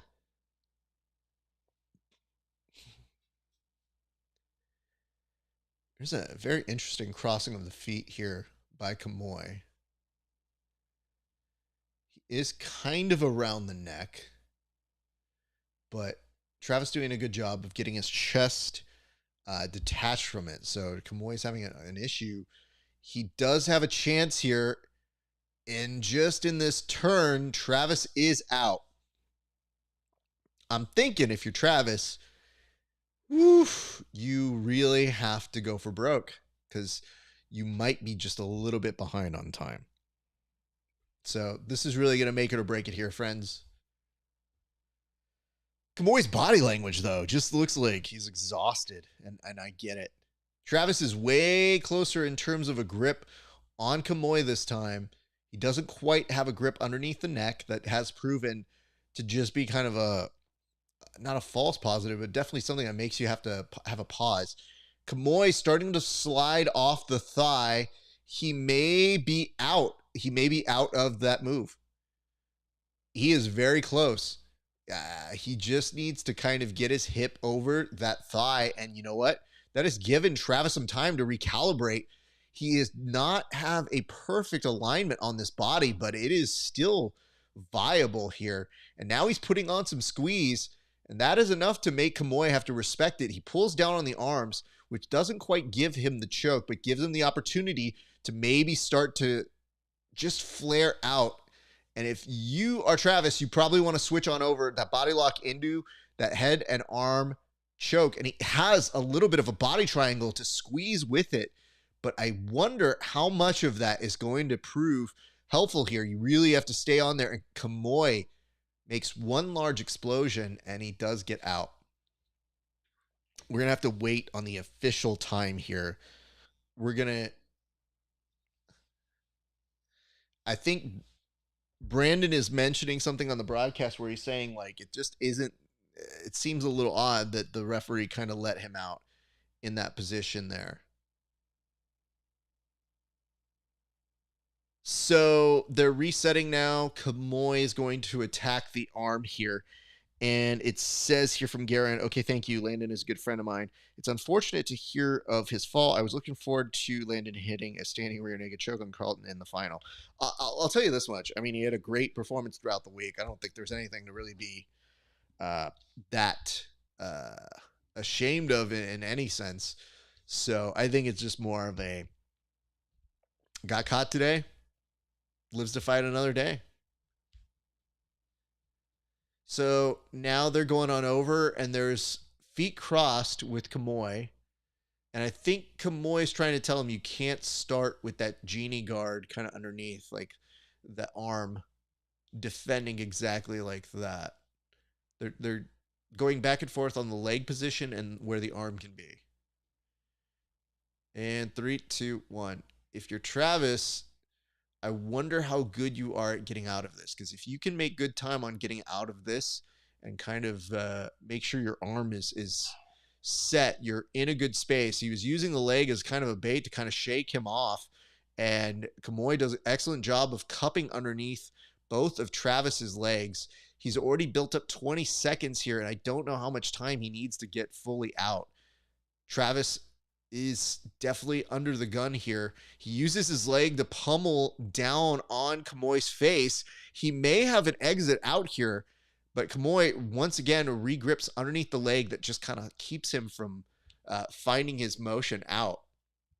And there is a little bit of a stream issue happening here. Tom Stackhouse, we're going to do a toast to you momentarily, but first, we're just waiting to see how this plays out. There is a streaming issue that I'm having again, so I'm waiting to see where we end up, because it is still staccato. It still is stuck in this moment. Not quite where I wanted to be for that, but Tom, let's go ahead and give you a cheers, because you got the Jedi package here, and I can see it.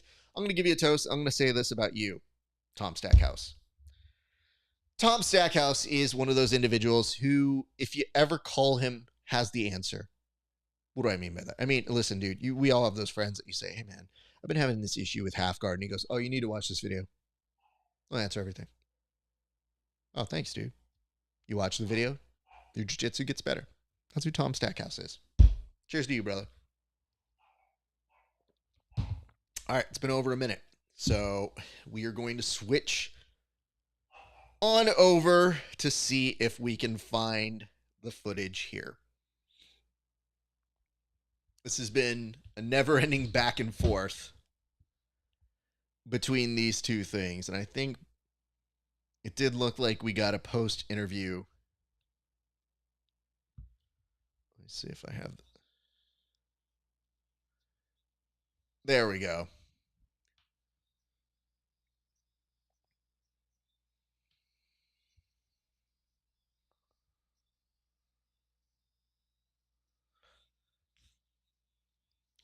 So it looks like, I think they're going to do a quick interview with Kamoy, and let's hear what our good friend Stephen Aiken had to say with him.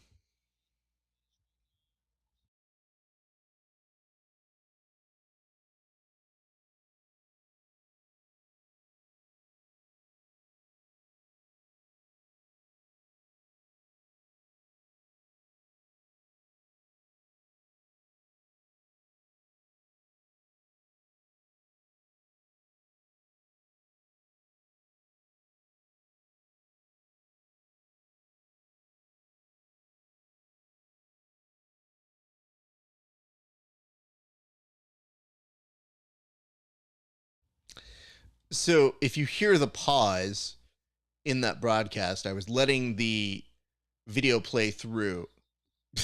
And it just... I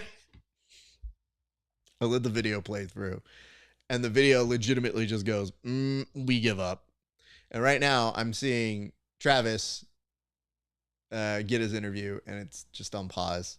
So, okay, here we go.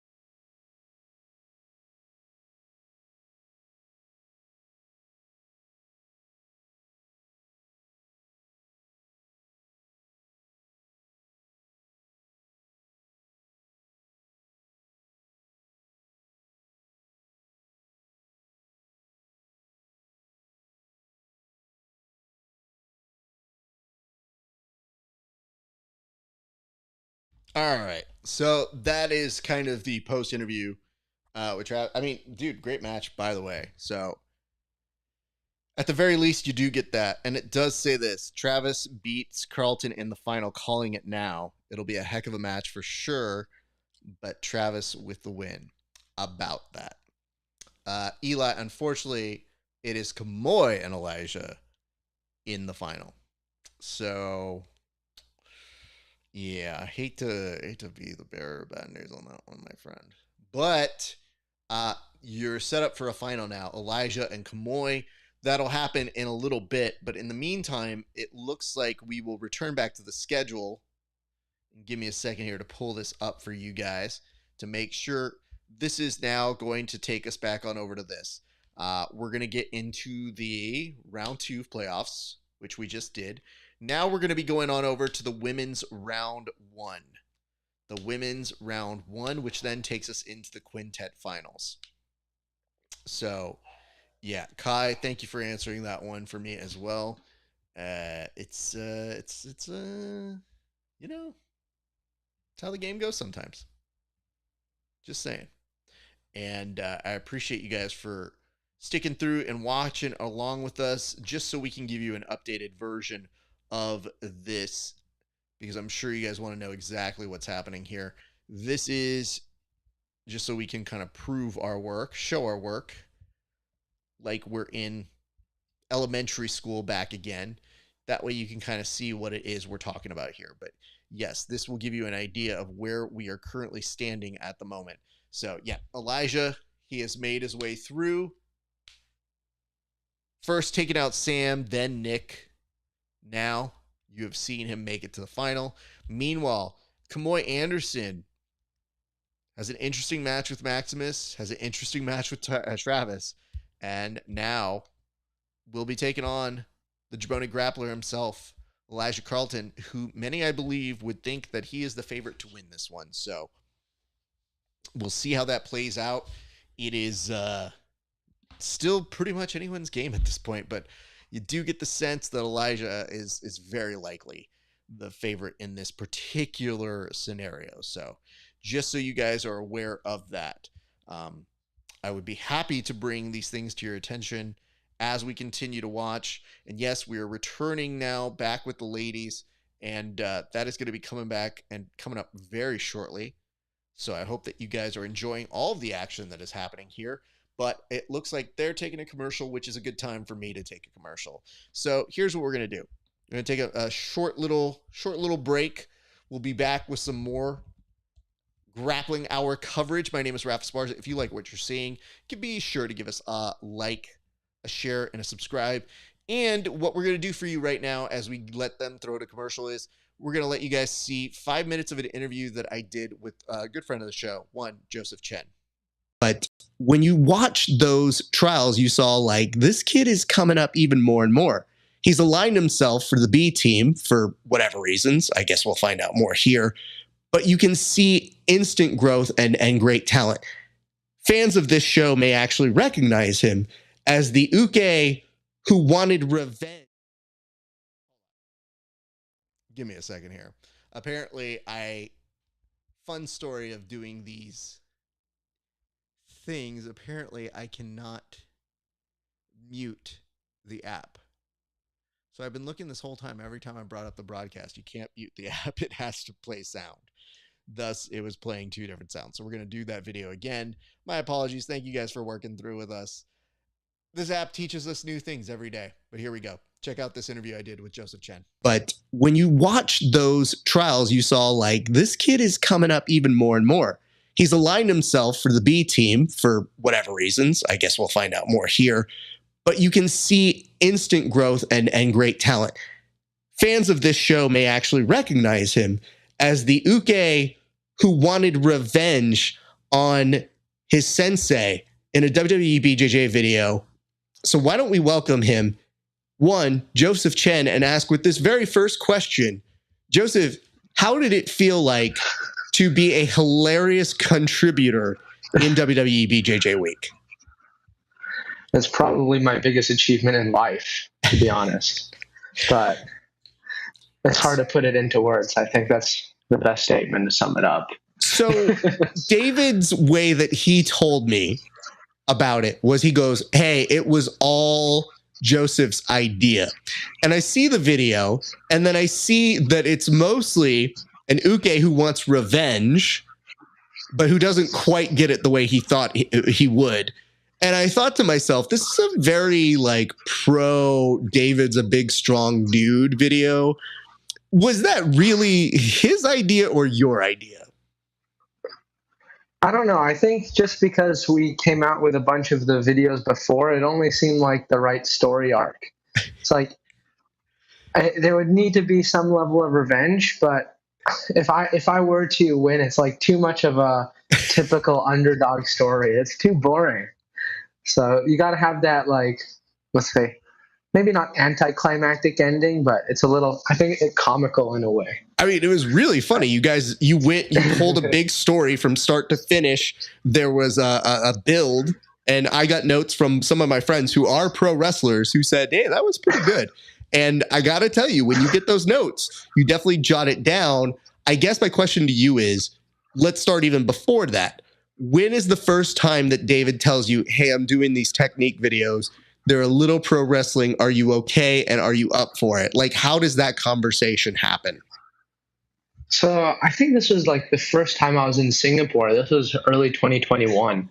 And so I was there, and I just got to know him. It was when I was a blue belt, I think. No, definitely. And so we ended up doing these private training sessions in his attic. And then I think he did one or two before me, and it was like BJJ Wrestling Week, I remember. And so he was like, why don't we do a couple? And then we just started brainstorming a couple ideas. I was actually, at that point, I was very like naive to WWE. So a lot of these moves, like I basically knew like an RKO and that's it. So he had to inform me. And so I would ask him, okay, what are some WWE moves you are looking to incorporate? And then we try brainstorm different ways we can use jiu-jitsu to get into those. But it was quite fun, to be honest. But yeah, it was just something interesting to do in the meantime between trainings. Yeah, you struck me as somebody who actually had a strong grasp of it. So hearing this, I think it bodes well to your jiu-jitsu career because it shows how quickly you were able to integrate things, because I saw you taking moves like a pro. I have to ask, though, was there a move that you didn't enjoy taking? Like, is there a move that you didn't like being on the receiving end? Because everybody likes doing them, and I do them to all my training partners, and they always like the idea of it until they're the person on the other side of it. So was there one or two moves that you go, listen, not my favorite? I mean, I wouldn't necessarily, like, the physical discomfort isn't bad enough so that I don't actually enjoy it just watching it later. So for me, it's all worth it. There's no regret or any, I wish I didn't have to do this. I think I enjoy them all, whether I'm on the giving end or receiving end. But okay. I have definitely done it. Like, it's definitely better, and there's more satisfaction when I do it to a training partner in a live round or something like that. That's the best. I guess that's a good question to go to now that you become immersed in this world. And I see Craig Jones hitting camel clutches and Boston crabs. I should ask the good follow-up question, which is, are there moves that you now enjoy doing to people having gone through all of that training? I'd say the one I probably hit the most is the Boston crab. It's like kind of the most ridiculous one, but there's a lot of satisfaction involved in doing that. I will be 100% honest to you. My training partners, not fans of the Boston crab, because I think probably more than arm bars, more than Kimuras, it's my most consistent submission. And every single person who gets caught in it literally tells me to go fuck myself and get out. And I tell them, I'm like, if you're doing jiu-jitsu right, you won't get caught. But I have an entry, and I don't know that you saw Cade Rotolo recently at one, kind of got this heel hook, right? Yeah. There's a Reap variation that I have that is similar to that. I'm obviously not his level, but for my version, instead of taking that heel hook, I usually use it as an anchor as they turn. And then instead of just taking the heel hook, I just grab, anchor, and then sit back. And the worst is the recognition of I can't move and me going, hold on. And I swear to God, I am the oldest person in the world because I go, oh God, don't move. It's just good. I'm going to get the second leg. So I have a lot of friends who don't enjoy that one. But yeah, I'm glad that has found its way into your training, especially with the type of goons that you are training with now. For sure. I think for me, the most common entry I hit is mostly off of when my opponent finishes an Iranian off of a shot. I'll look to pick up their feet and then transfer over to that. But I'll have to try from like a leg locking position. I think I know what you mean, so I'll have to try that. Yeah, I mean, my hardest part here is especially for new students, don't try to reap them. But then these idiots reap themselves, and I go, no, don't do that. Like, you just made this worse for yourself. And I'll tell you one last thing, and I'll send you this video after we do this. But one of my very good training partners, he could see it coming. He knew it was bad news. He put his arm back to get my arm as I have the single leg Boston Crab, and then literally just exposed his heel. So I had a single leg Boston Crab heel hook, and I looked at him, and the worst thing you hear on the video is him going, I made it worse. And I just thought, this is my new jam. This is what I have to do. Forget a sharpshooter. I might have to keep this one up. So I will say that the DVD coming out? Honestly, listen, I'm not your guys' level, but I have 100% had people be like, when I joked, I was like, what would I do? A WWE BJJ seminar? And they're like, would you do it? I go, no, I don't think I could take people's money that way. And they're like, I mean, you're hitting them in real life. And I go, But enough about me. I do want to ask this, though, because one of the jokes I told you when you did the video is that you did the sharpshooter in a way, and it's the one where you cross the legs and you turn them over. But you did it in a way that looked like the old school New Japan Pro Wrestling variations of it. And the thing you did with your face made me laugh so hard. And normally when I see people do my move, I go, no, kid, you pick another move. But I laughed so hard at that.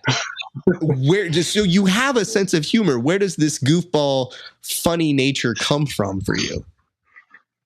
I don't know. Maybe I would assume it stems from my childhood. Yeah. I don't know. What type of? I'm not sure what answer to give. Like, all the depression has made me very sarcastic and very. What would be the best word to describe it?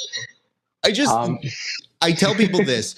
Sometimes you can tell you speak a similar language with somebody when you don't actually know them. I've never talked to you. We've exchanged some messages here and there, but I could see just in the way you were playing it, and even in the way you carry yourself, like the way you take a photo and you like extend this neck out, where I look at it and I go, my man is trying to put Brock Lesnar neck to shame. Like, you have nothing to choke up here. Where does this thing come from? Because even on my best day, I still can't get the look that you get when you make that face. So actually, it came from at my gym in Shanghai, the one I train at. It's called it's Absolute MMA Shanghai.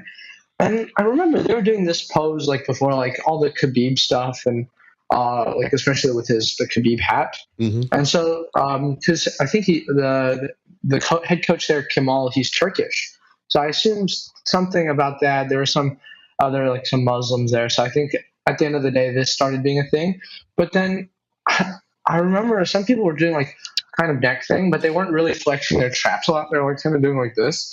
And so I believe I was the first one to actually try intentionally flex my traps as much as possible, and slowly it became a thing. And so Kenta, when Kenta did ADCC, in his face off with JT, he did it as well, and I think that was the best thing ever. That was probably one of the highlights of my life. Seeing him like do this facing off against JT, I was like, this is the best shit ever. All right, ladies and gents, it is good to see you guys. Thank you for the momentary little break here. The ladies have been getting after it. My congratulations over to Kai. It looked like she got hers done in about, what, a minute, if that, 30 seconds? Beast. Love it.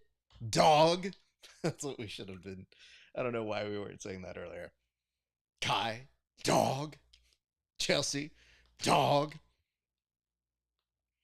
We'll see how this plays out. There's 3 minutes and 37 seconds left. And just to let you know, after this is done, we will be going back on over to, I believe, the Quintet finals. So,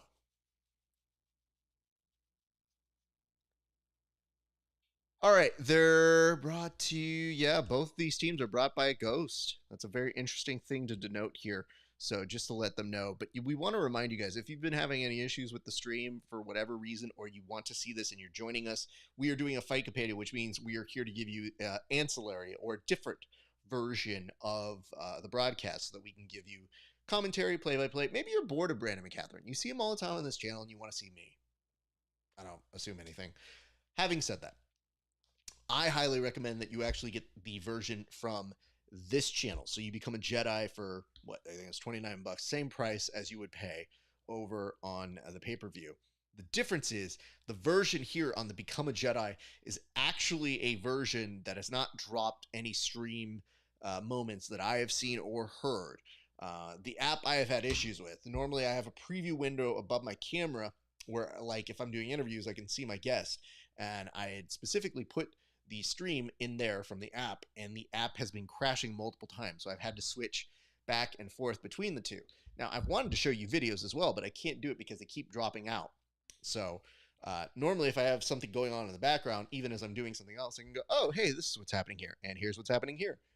So I just want to save you the headache that I'm having, and I think some of the people in the chat have been having, but my appreciation to you guys for working through some of this stuff. Now, I noticed here a couple things. First and foremost, I saw while we were gone over this way that one Hannah Smith became a Jedi. So this cheers goes on over to Hannah Smith. Congratulations to you. You became a Jedi. Now, you have long been a Padawan, but now you're truly the master. So congratulations to you. We appreciate you for supporting Brandon Mccaghren's channel. And if you want to support my channel, you can check me out at Grappling Hour on my YouTube page. Over here, it is at Grappling Hour. I very much appreciate all the support and patronage. But let's get back to the ladies over this way. There is a minute 12 left to work, and that is a very nice body triangle. Like, it is tight to the point where I am concerned. Ooh, good isolation here. The arm is trapped. There's plenty of time to work on that chin. And at this point, I have to say, I don't know if we want to call her Cheetah Girl, but Cheetah Girl working real hard to protect herself at this point, and she does have to tap in that moment. So your 10P for L is going to pick up the win here in the women's division, and there's a big hug that happens before she goes to get the hand raised over on this side. So there is that. But yeah, my friends, it has already been a very interesting day, and I appreciate you guys. And I did see here, so Amy Stackhouse is telling us that that is Chelsea getting it done. So congratulations are in order for her. Thank you very much, Amy Stackhouse, for that. I'm going to just double back and make sure I didn't miss anybody, but it looked like Tom Stackhouse was here a little bit earlier. So Tom and Amy, I presume family members, friends, whatever, don't quite know the situation, but thank you for joining us. We appreciate you guys supporting the PGF here. My name is Esparza, and I am giving you guys a little bit of a different feel, a vibe. You know, that's what the kids are into these days. They're into vibes, right? That's what we're just going to start saying on the podcast. We're just going to start being like, dude, this is all about vibes, bro. No, the interview's vibes. It's got to be the vibes got to be good, bro. If the interview vibes aren't good, I won't do the interview, bro. And let me see what she has to say if I can pick up the audio, which I cannot at the moment. But we are working on that so that way we can here's some of those things. Now, that's a nice little trick that I'm able to do, which is when I am broadcasting it off of the computer, I am able to pick up their audio. So we're going to make sure that we can get that. So that way you guys can at least hear the post-conference moments. Those are the most important things to me. As a fellow interviewer, there's nothing I hate more than whenever people do an interview and they ask terrible questions. Here it's not terrible questions. It's Stephen Aiken, who we love. But I definitely like to make sure that people get their voices heard. So we will be putting that one back on up here in just a moment. So my apologies to those of you who are just waiting this out. But yes, we just finished women's round 1. And, you know, we're only a little bit behind schedule. We're like, we just got back on schedule. Props to us, because I'm going to show you what timeline we are looking at right now. Look at that. 7:30, which is 5:30 Best Coast time. Quintet finals. It means we did it. It means we got back on schedule. I don't know how, but we did. I'm just telling you guys. If you've ever worked production, there's nothing I love more than the moment when you go, are we running late? How did we run late? We were early for 40 minutes. And then things happen. And things always happen. They just do. All right, I'm going to try and exit out of this thing. This app has been an experience into itself. In 20 years, I'm going to do an investigative report just on how to use this app. And I swear to God, it's so funny because myself and a couple of the guys from the PGF, we are very much diligent preparers. So nothing makes diligent preparers more mad than when everything on the stream when you're going live is like, oh yeah, the stream dropped out. I don't know why. Oh well, whoops. Should have thought for that. And you're like, I spent 2 hours trying to make sure it wouldn't drop out, you dicks. All right, looks like we are returning back to Quintet action. So I've got that on the preview screen over there. And as you'll notice on this screen, it's still frozen. So we're switching between the two. Thank you for understanding. And more importantly, thank you for being a friend. Travel down the road and back again. Your heart is true. I'm not going to sing the rest. If I sing the rest, then we got to pay money, I think. And I'm not trying to have that. So, just saying. All right. Match number 1 here. An immediate pull to guard. However, in on a leg attack, there could be a heel hook here. However, a reversal of fortune. So you can't really say Black Rash Guards or Team Ghost here because they're both Team Ghost, I believe, in theory. So, yeah, this is definitely something that we are having to watch accordingly in this moment. Cloverleaf attempt, however, may not have it just yet. That's a bite on one leg. And a slicer is another way to try to get out of it, but it does make sure... Ooh, I know he was adjusting on it, and that is a tap right then and there. Ugh. Good sportsmanship back and forth, though. But Ghost right side, picking up the win. Congratulations to him. All right, they're waiting to do the official hand raise here. So it's going to continue to give us some seconds to kind of go over a few things because the action is going to be fast and furious at this point, friends. It is going to go there. I've heard, yes. Let me see here. 10th Planet Decatur. Here goes the Quintet. Big rivalry between Not Bad Combat and 10th Planet Atlanta. We pros. What app to watch? I would highly suggest you go on the YouTube channel. We've been saying that on here for a bit. It says Become a Jedi on here. And it says the YouTube stream has been perfect. Yes, so I hear. Wait, is it not live? It is going on right now. And it says on the live channel if you're a Jedi. Again, can't say it enough. I know how confusing it sounds. If you become a Jedi, then you can watch this show. I'm sorry, what? And how much weed are we smoking now? 5:26 on the clock. Pushing down here, a good grip by the gentleman underneath who won the last match. Excellent gripping, good framing. Still potentially looking for that leg. Doesn't quite get it. Gentleman on top is frozen. We're going to give it a couple seconds, and then we'll see if it recalibrates here momentarily. I do wonder how many times this has done this. And it is you. You need the Jedi level. Yes, correct.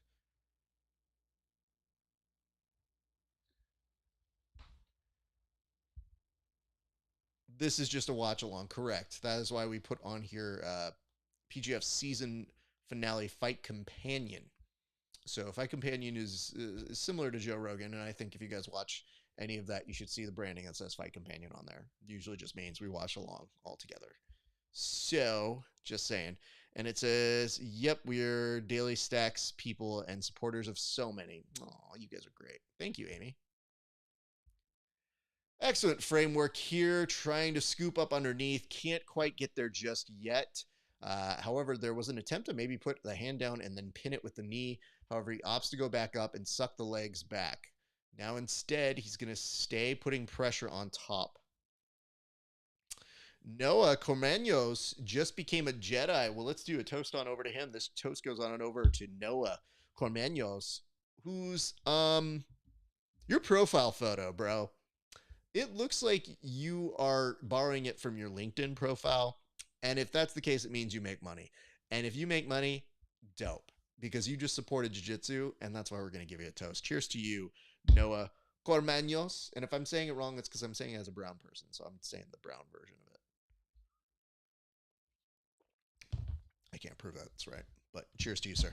Thank you very much for supporting jiu-jitsu and our good friends over at BMAX crew of PGF. So while you're at it, if you guys ever want to join me, you can also join my crew at Grappling Hour over on our Discord. You can always find us. It's at Grappling Hour. It's pretty easy to find. And if you ever have any issue trying to find it, just DM me. I am the world's easiest person to find. You can find me at Grappling Hour on all major social media. Meanwhile, 320 is left to go here, and it's kind of been a battle to see if you can get that leg while having the kind of half guard approach. There's been a few different attempts here back and forth, but still nothing doing.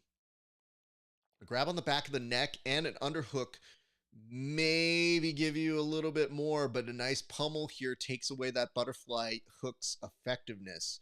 So instead, these two gentlemen are going to be put into this kind of push-pull position here. And so far, if you're the person on bottom, you've already gotten one win for your team. If that's the case, you would love to get a second, but nobody's going to blame you if you take this guy to a stalled out end of this match. Maybe the adrenaline starts to dump off a little bit, and now you're starting to actually get tired. It remains to be seen. So now we are currently at, yep, another stall. Waiting to see it restream back in, so give it a moment. These are always the moments where I hold my breath going like, I would tell you the action if I could see it. There we go. Those long pregnant pauses. I almost think that you guys think I may have a stroke at any time. Like anytime I'm just talking like this and you just see me go, is Raph okay? Yes, it's the stream. All right, 210 still left to go here. Aggressive attempts to take the back and maybe come through the back way. Nothing doing here. This dude is now, I mean, dude on bottom who won the last match. Excellent work all around. Good grip on the back of the head. Uses it to duck down. Pulls him. Has a very good attempt here to maybe offset him. Sneak that leg underneath. I think the person on top knows that's what he is doing here. So instead, he uses it as an opportunity to have an underhook and maybe start transitioning over to mount. It's going to be a very fun fight here because the person on bottom isn't done here. That underhook has been life for him. It provides him the ability. Now he switches it to an overhook, bends him on out ever so slightly, and ever in the moment still tries to figure out how to get some kind of frame.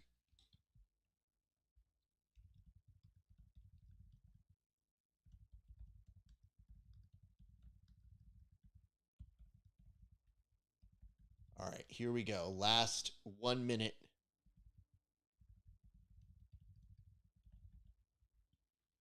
Maybe searches again for that leg, doesn't quite get it, comes back on up. Now is playing from top. Now from here, you get the sense that he might be able to go up a little bit better off of this. And in doing so, finds his neck as a slight entry in.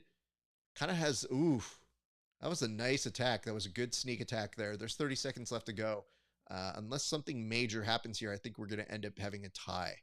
And so that kind of draw is going to get both these guys eliminated from their version of their team. More to come, guys. Thank you for watching. My name's Rafa Esparza, host of the Grappling Hour, walking you through the action here at the PGF finale. And I see here Jacob Kramer says, let's go Moose. Interesting. We get a finish here. So is this the Moose kid? Is that what it is? That? Oh, yeah. I don't know all of these people all that well, but I do know that the gentleman by the name of Moose was incredibly beloved, and it is hard to tell if it is a moose without his antlers. So thank you for that. If you did let us know that, Jacob, I appreciate that very much. And right as it does that, it stalls out. So we wait for it to reset here momentarily. While we do that, we do some checking in here. And it says, yeah, just let it know. Check the channel. That isn't him. Thank you. Okay. Like I said, I thought Moose looked a little bit different here. This was just a general Jacob Kramer saying, let's go Moose. Just period. Got it. Noted. I'm just going to start yelling Freebird as well. Figure since we're all just in the amount of yelling shit, I'll just start doing that too. Okay. That is streamed, stopped, reset again. We're going to call it back up here momentarily. And as we do, I'm going to say thank you guys again for watching. Appreciate you guys. And since we have a moment, if you guys want to support us, you can go check out our Spotify page. Now, on our Spotify page, that's just kind of an extension of the show. In case you guys want to hear the audio versions, all the episodes of the show will be up very, very soon. We are actually in a process of getting all of those up in the very near future, and I'm very excited to have those. Just for those of you who always ask, they're like, is there an audio version of this? And I go, yeah, kind of. It just takes a minute to get them all compressed. Oh, we are well into that next match. Tight. Good to know. Already 2 minutes into that match. Thanks, internet or app. All right. Short hair and shorter hair. I don't know which is which at this point. But you've got two gentlemen here fighting for hooks. At the one point, the gentleman underneath was looking to try and get the underhook pummel here, but the gentleman up top, excellent pressure, beautifully using his chest to kind of create a little bit of blockage for those frames. Now, republing down, uses his hips to kind of create a little bit more tension to get past a little bit here. And I mean, he's definitely digging the hips in as much as possible. So now he's going to stand back up, start addressing the legs. He's going to throw one of them back and forth to see if maybe he can side to side this one. And instead, he opts to start going on over to the weaker side, takes a moment, and now they're at a game of mercy. So very interesting back and forth between these two gentlemen already so far. Now we have kind of a reversal of position here. So just in case you guys are wondering, yes, this is the PGF finale day. It is very cool to see you guys joining us. So far, so good. That is a very good bite on that leg. He opts to go on the outside. That is an aggressive heel hook. And oh, man. Yeah, that's a rough one to watch. Jesus.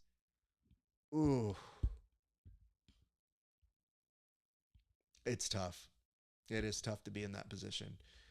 Here's the reason why. You get one of those moments, your leg, it's what you're basing out on. You have a short amount of time. If your opponent has not attacked that heel hook, you only get so much time before you can actually move. You want the person to initiate it so that way you're kind of rolling out of it. In that particular position, that attack happened so aggressively, there was no time to roll out of it. And you could see his opponent hobbling, and I hope he's okay. It's tough to watch. So speedy recovery to that young man. Just it's so weird because your leg is safe for what feels like a good amount of time, and then all of a sudden it's not. So if you're the teammate of that gentleman, you're 100% now watching this thinking like, okay, it was one thing to get into leg entanglements before, but now we got to be real cautious about where we're going and what we're doing with this guy. So anyway, just so you guys know, we appreciate you guys. I hope that you guys are watching along on the main broadcast as well.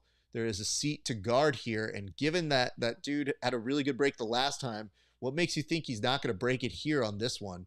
He is working on a footlock. I thought for a split second he had a tap here. The switch in camera angles means, oh, fuck, it's freezing again. I think he did get a heel hook here, if I am going to make any estimations. But there is a freeze on my broadcast. Let's see if it gives me the main footage corrected here in just a second.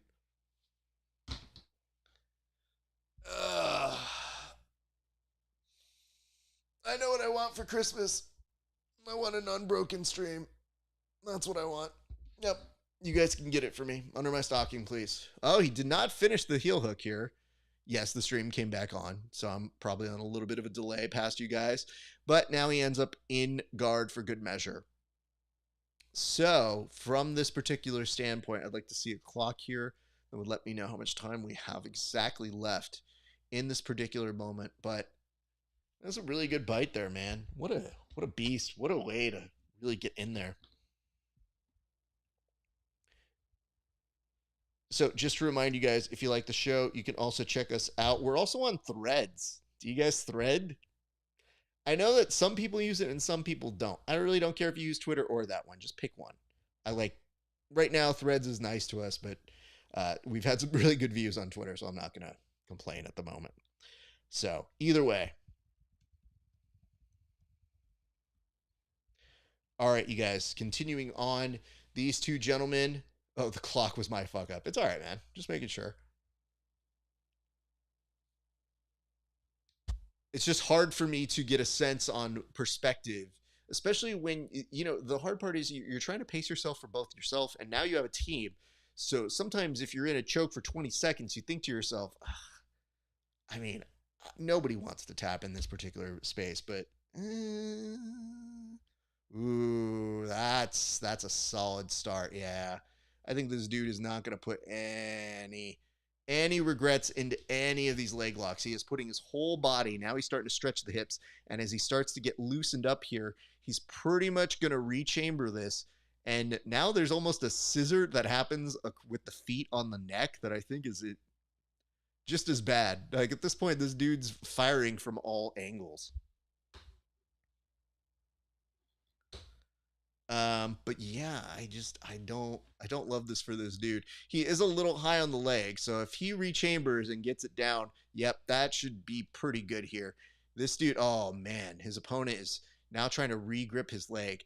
I think if he changes the angles in which he is hipping up, I think he actually could finish that. I think the weird part is he's going to switch on over to a heel hook again, isn't he? Or is he going to change that to a knee bar? It's almost that heel hook knee bar deadly combination. He still has it and he's not giving it back, and I do definitely want to know how much time here because that is tight. However, his opponent gets out of it. Congratulations to him. That was a very bad moment there, and we've seen what that dude is capable of. When he just gets that glimmer in his eye, he gets that kind of like serial killer moment where he goes, yeah, I think I'm going to finish this. I think I'm going to break somebody's leg. You have those 20 seconds of remorse. You think about it, but excellent side control pass that gets regurgitated into a guard here. So excellent work all around. Woo! And now, nice little aggressive push. Good on him. Yep, gets out of that butterfly hook and could potentially be in on a head and arm. I don't know how much time we have left, but he's close. Now going for that punch choke. Kind of register is probably not going to work here in this particular moment. And for a split second, his opponent wanted to maybe get up, but he's just kind of putting that shoulder of justice. Now in full mount, putting pressure down on him. I think I saw him try to go for that punch choke earlier, so I wouldn't be surprised if he kind of throws that up for a little bit more funsies as he is going on. But, ugh. Now he does look like he might have an attack on the back here. That's an interesting transition because I didn't see that coming. I could easily see if he was initiating it and wanted the back, but for a split second, it looked like his opponent was lifting his shoulders off the mat in a way that was giving the back. Now from here, holding him down, high mount, maybe kind of mid. No, instead stays there. He has the arm isolated, goes to get it around the head, and right back to that kind of punch choke. And there's a little bit more urgency from his opponent on the bottom, who now is using that maybe as an opportunity to take the back from there. Woo! Is he going to be able to be flexible enough to get this triangle over it too? Time. Want to know the time. Oh, and he busts out of it. Wish I could. All right. Back to classic control on that pressure pass. I mean, here's the good news. If we're talking Quintet, this is somebody whose momentum you want to stop. If that dude fucked up your buddy in the previous round, you know, yeah, you kind of need to stop him, dude. You don't want any more destruction. So, yeah, I think it looks like they have... Nope, they didn't. That was just an exhausted look from his face. Right back to the punch chokes. And looks not fun. Oh, God. Yeah, this is all just grit and a lot of it in the face. Eek. And yeah, he rolls out of it. For a split second, it looked like there was a potential transition to take it back, but it was just a half second too late, which now brings this dude up top, and he definitely wants to look for one of those legs with just a few seconds left to go. You almost get a sense of when people are that out of it, they go to their best recourse, which is usually, if you're him, you probably think it was probably the attack on the legs. So, damn, bro.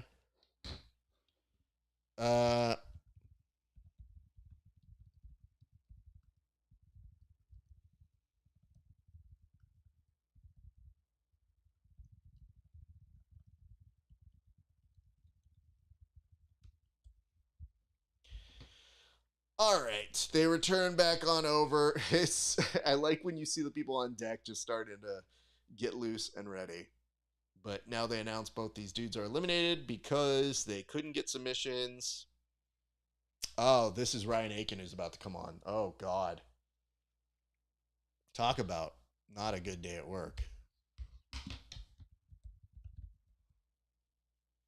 Yeah, Ryan Aiken is already a hard enough dude to roll with. He's coming in like as the third competitor for one of the teams of Ghost, and you just think to yourself, yeah, I don't want to.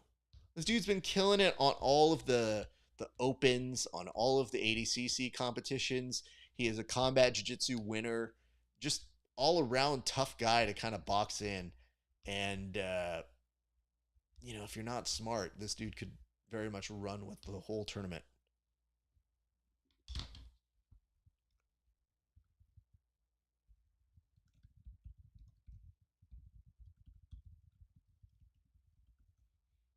All right, now in the mount position, Ryan Aiken already looking like he's starting to kind of show you, telegraph where he wants to go for the beginning of the end.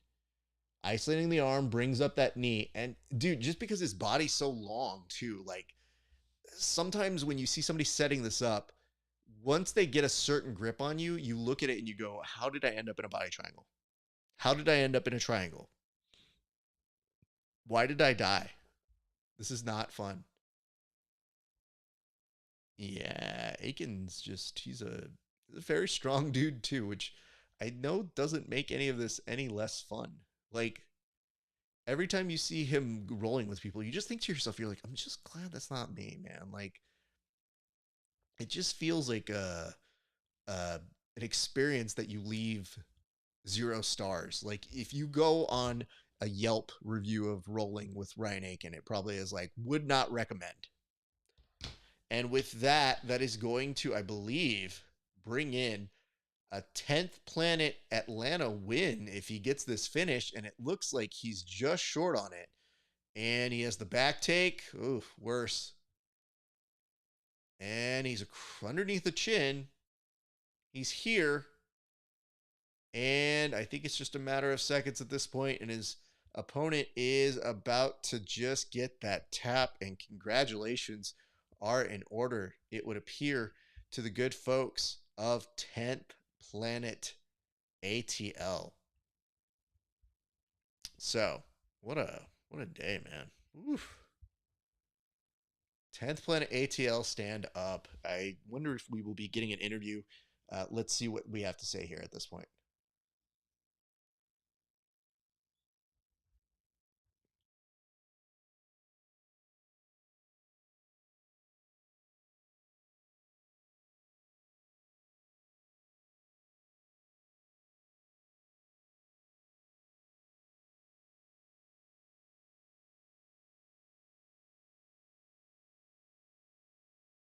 So it looks like they're now bringing out the teams for a nice little team photo. Yeesh.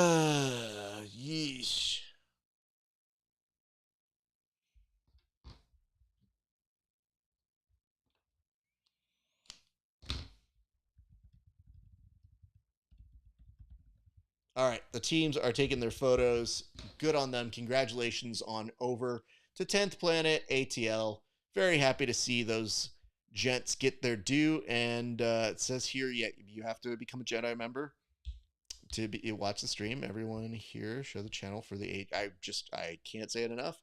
If you guys want to get on board, you definitely want to watch this and see what's going on with the stream. And it does look like Applegate is talking.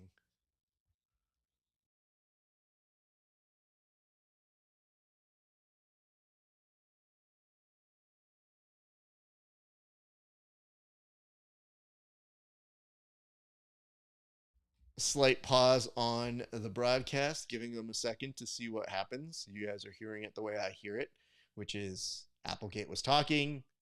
Now he just looks highly confused. Not his fault. Stream just paused him on the section where it looks like he's... There we go.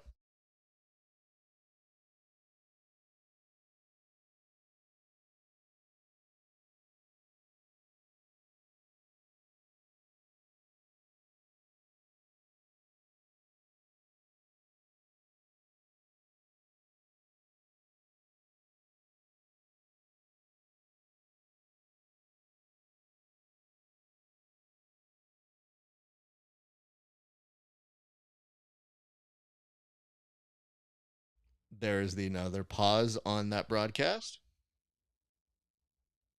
Waiting for it to uphold. It's so weird because you would assume this is the easier part for the broadcast to, like, for bandwidth, for it to be like, it's just the talking part. We just need the talking part here. And really, I'm pretty sure the Applegate is saying no more than 2 minutes of anything in the interview. So this board thing is just like, dude, I'm just trying to stream this. I'm so tired, man. I'm so tired. It's the Slurms McKenzie of apps. It's just so tired of partying. Well, while we wait for that to get its shit together, are you watching on the app? Yes, I am. I have been watching on the app the entire time, and it has been a nightmare and a half. But I would tell you this. I would tell you that at least I have heard very little, if zero, complaints from those who are watching on the YouTube stream. And I don't know exactly why the app has struggled in this sense. Sometimes things happen. It's hard to make things work on the fly.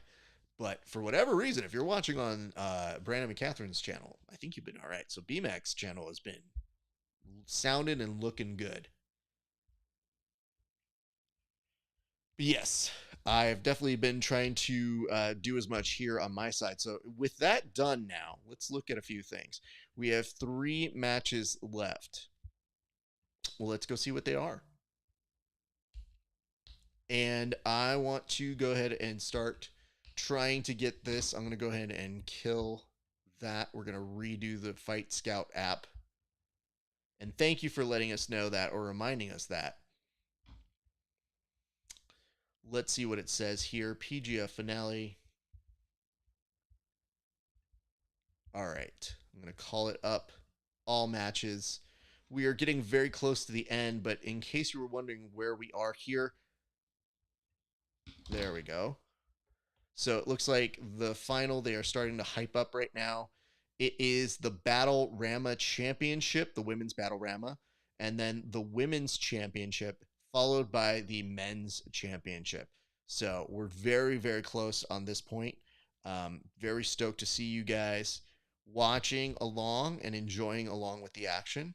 So if you guys have any questions, comments, concerns, hints, allegations, hit us up. But it looks like they're taking a short little commercial break, which I think we're going to follow in suit. So hang tight.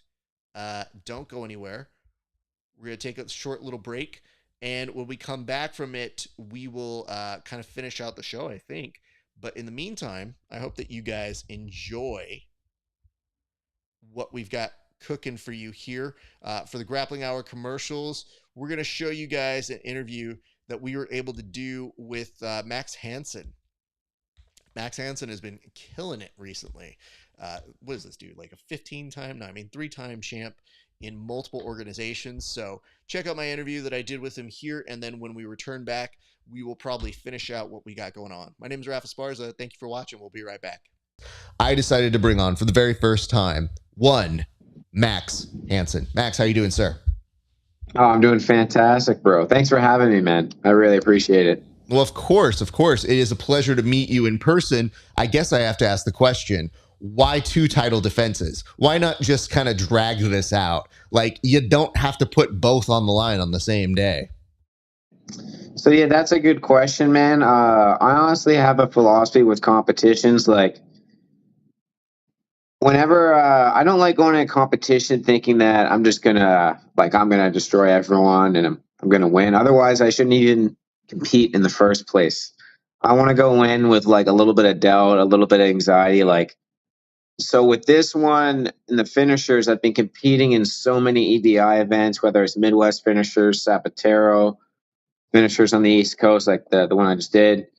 That for me, it was just like, okay, one fight, I could do that, but I've been doing that so much. Like, let's just get the 2 fights and see. Like, it's kind of like a good challenge to myself, because after you win the one title, you get like kind of this high, and then you still have to stay focused the whole time. So for me, it was more of just like a personal challenge. If I can stay focused that whole time and not really get off task, even if I got one really cool finish, the last thing I would want is to kind of get out of that headspace and then get starched in the second match. You know what I'm saying? It's like, okay, no one really cares that you won the first match. So it's just kind of like a personal challenge thing. I think you should only compete if you think there's a good chance it might not work out for you. That's fair. That's a very interesting approach, but it also begs the question, like, what if something happens on the first match and the other dude's like, hey man, so do you forfeit? Because I would tell you how I would be. The ultimate heel version of me is like, well, he can't compete. That title is now mine. Yeah. I mean, if something happened, I would have had to forfeit, but I was pretty adamant that I wasn't going to get hurt or anything crazy like that. With my jiu-jitsu, I try to train and roll and compete in such a way where keeping my body pretty safe. So even if I lose or get tapped out, I don't think I'm going to come out with an injury unless I'm just being stupid and I eat like a fucking ankle lock or something and let my shit break. But usually I'm pretty good about that at this point. I think that just reinforces my thought that you would show up hobbling to your next match and just be like, it's fine. Yeah, I mean, it's the nature of the sport, bro. You can eat a few ankle pops, bro. You can eat a few ankle pops. Yeah, the knee's a little different, but ankle, you should be good. I love that this sport convinces us that things that go snap are just like, it's fine. Yeah, it's all good. That's old me problem. That's a problem for me 20 years down the line. Old Max is going to be like, fuck you, young Max, fuck you. Well, as someone who's probably twice your age, as Ghost of Christmas Future, I can tell you it does not get better. And no. There are some random days. So a recurring joke we've been going over. I'm a huge pro wrestling fan, but I recently had a competition where somebody E Honda darted and shot in on me, and we hit the table, but I didn't go through the table. And so at first I was really disappointed, and then I was mad because we didn't have a good angle on it. And then I got like what I called the old person injury, which is like when my like hip hit the ground, I got like glutes that were like flaring at that time. And they're like, do you want to keep going? And I was like, fuck yeah. Well, dude, I didn't do that for nothing. So now we're there. So yeah, when you're like, you know, injuries, they come and go. And I'm like, yeah, pretty shittily though, that when somebody's asking like, what's wrong with you? I go, just being old. Like, I'm functionally fine. This just sucks. And yeah, we're going to keep going because this dude was a dick and tried to take me down. So fuck this guy. So exactly. In the moment, you want to keep going. What's that? In the moment, you're going to keep going, but you're going to feel that shit later, bro, for sure. Here's what exactly happened. The ref asks, are you good? Can you keep going? I was like, fuck yeah, we're fine. We're fine. And then like a minute, the match and the adrenaline wears off. They're like, ref, how are you feeling? I was like, my ass. Oh, God. And they're just laughing at me. And I go, yeah. So I've been, a couple of guys have been roasting me about that back at my gym. And I've laughed profusely because I'm like, yeah, dude, I mean, sometimes shit happens. So it is what it is. I want you to tell me a little bit about both of those matches because I'd like for you to describe, in case our viewers didn't see it, I'd like you to tell them what happened and which weight classes. Because you're a $155 when you're competing normally, correct? So yeah, I walk around at like 163.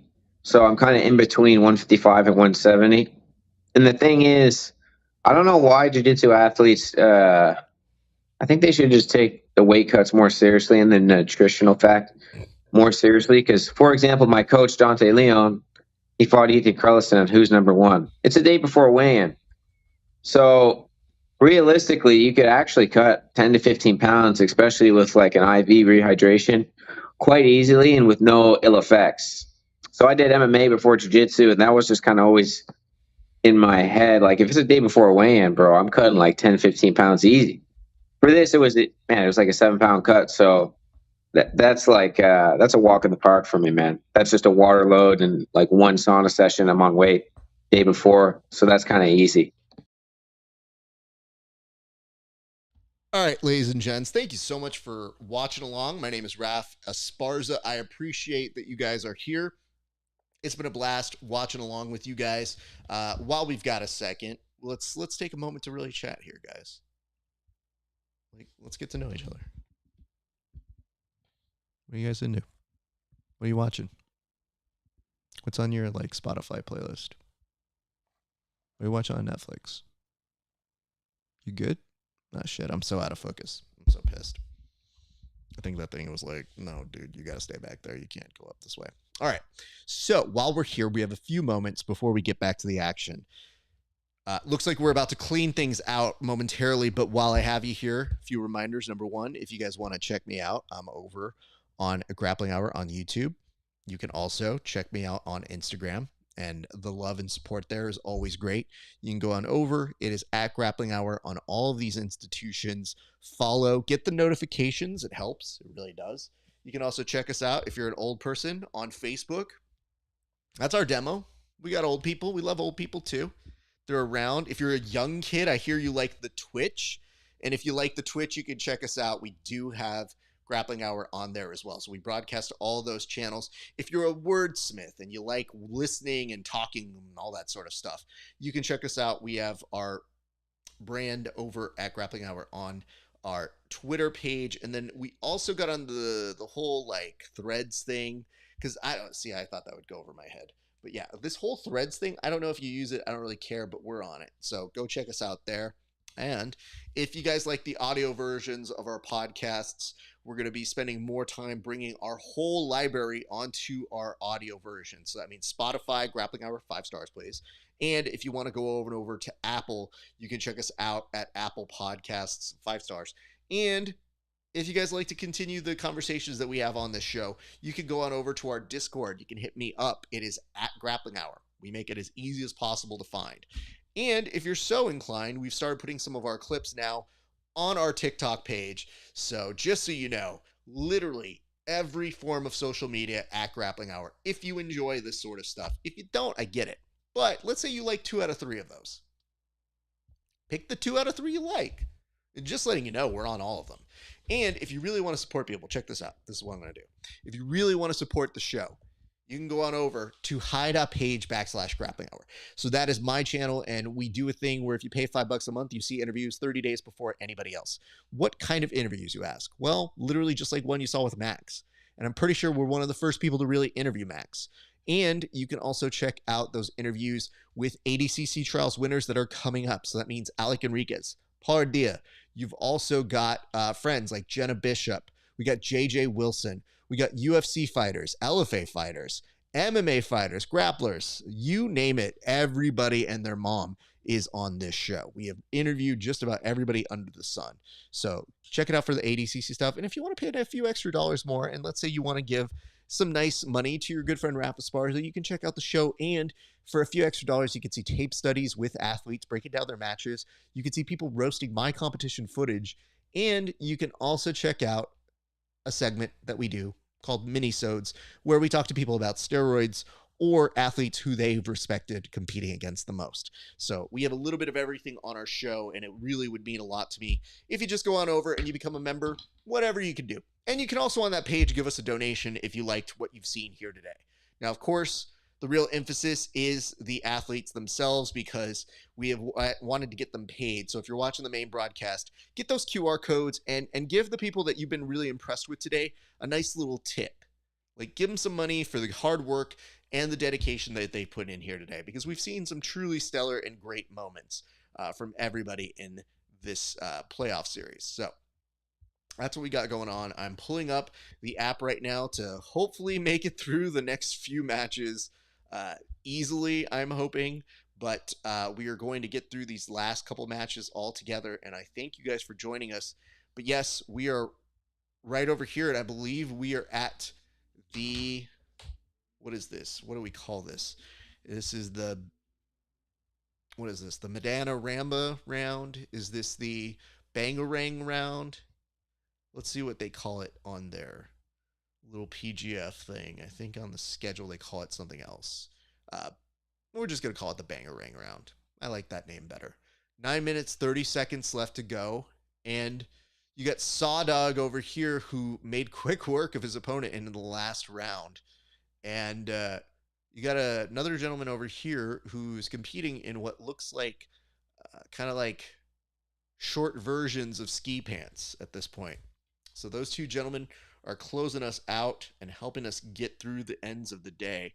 But just to remind you guys, we have all this and more, and I'm so stoked that you guys are joining us for these last few minutes. And please feel free to talk to us in the comment section. I have been doing my best to survey those comments and bring the best of them into the broadcast as we have been watching along.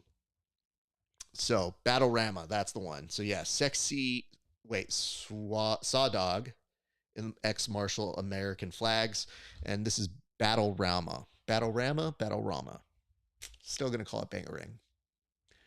So in the Bangarang rounds, we're essentially seeing two gents pushing each other so far back and forth. And I'm seeing, though, Sawdog looking to see if maybe he can get an entry here. I don't imagine he's necessarily even going to need to shoot. He can get one of those snatch singles just from the look of it. Getting his touch in to get the feel, backing up ever so slightly, looking to see if he can get a commitment out of here. Stutter steps between both of the gentlemen and just kind of throw-bys here. We saw a lot of these, like what they called, I thought, the Jacksonville throw-bys or something throughout the week. That was very interesting to watch throughout the competition. Now that both these gentlemen are kind of bearing each other and just go, ooh, that was a very, very aggressive collar tie there. Nice little shuck over on that side by Sawdog himself as he looks like he wants to push him into the referee, and his opponent starts putting his hands down. There is a little bit of a height differentium between these two. So if you're watching this, it is interesting to see how they go back and forth. I do love the way that Sawdog also attacks that leg. He kind of chips at it, almost like he's looking for a little bit of a takedown off of this. So good back and forth between the two of these gentlemen. 7:28 left to go in this one. And you were saying Noah Randolph. Thank you for that. Appreciate that note and his name.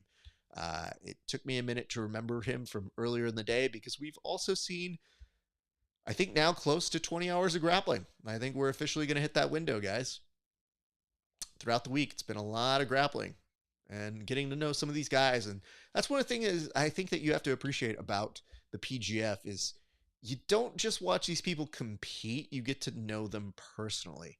Like the post interviews, yep, it just froze. The post interviews that they do has been so fascinating because they explore these athletes in ways that I don't think you necessarily see on any other broadcast. So I've been very pleased to see how that goes. And yes, this is the battle of the alternates. So Battle Rama, I think, is why they call it that one. I call it Bangarang because better branding. Get like the winner, everybody has to yell out Rufio. That's why dude's a marketing genius. Just saying right here. Last few minutes of action here, though. 6:35 culminates a lot for these guys. If you figure you're the alternates, you definitely want to make a good statement. And it makes you wonder what exactly, you want to see in the future seasons. Maybe this is one of those opportunities that you get this platform, you get the opportunity to show every one of those trips, and then the push just to kind of secure it even more. It is interesting to see, from a couple weeks ago as well, we went from people running outside of the mats and essentially having full-blown matches to having to center yourself. So watching athletes have to kind of return and bring themselves back into the middle of the mats is fun because they're policing themselves. They're essentially telling themselves, we should stay here, stay in this pocket, as opposed to going back on over that way. Goes again for that outside trip, doesn't quite get it. So he's been lacing that very nicely throughout the day. I've seen him do it a few times now, and it's intriguing because when you hit it, it's definitely off-putting to the point where your opponent gets taken down. Like I said, I just felt like this dude's snatch single game was going to be high. I mean, he definitely has a good sense of his reach and his length. And so when you're that tall, you almost don't even need to shoot aggressively. You can just be like, and I've got your leg. And now he's working from inside of the guard, which actually has not been a bad moment so far for his opponent. So Noah now working from inside the guard, kind of trying to get some grips underneath. He is very far to the edge, though, so I do wonder if he is starting to take that into consideration as to how much this may or may not impair his ability to move from this moment. So from here, he looks to scoop underneath the leg, one of the very long legs of Sawdog himself, does not get caught up in it. And it looks like they're just short of saying hi to some of the competitors who are just chilling over on these chairs. I love it. This has been a very good moment for both these guys. Sawdog has looked good. And if they are going the full 10 minutes for the EBI kind of moment, I mean, it will be also very interesting to see how both of these gentlemen approach their EBI overtime should we get to that opportunity. We're coming up on this. I want to say thank you guys again for watching. Appreciate you guys. Way you can support either myself or BMAC down this way. Like, comment, subscribe, all that good jazz. And if you guys really want to become really good members here, go become a Jedi. That's what I'm saying. That's what you want, that Jedi tier. That's the good stuff. Pummeling from inside of the guard, Sawdog. Ooh, Noah giving a nice little preview of his ability to kind of play a little bit higher guard. So he thought for a split second he was going to show off a little bit of that 10th planet flexibility. Doesn't quite get it.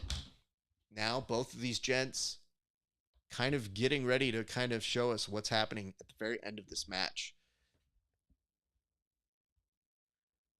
I do wonder, I mean, if you're an alternate, are you tired? How exhausted are you?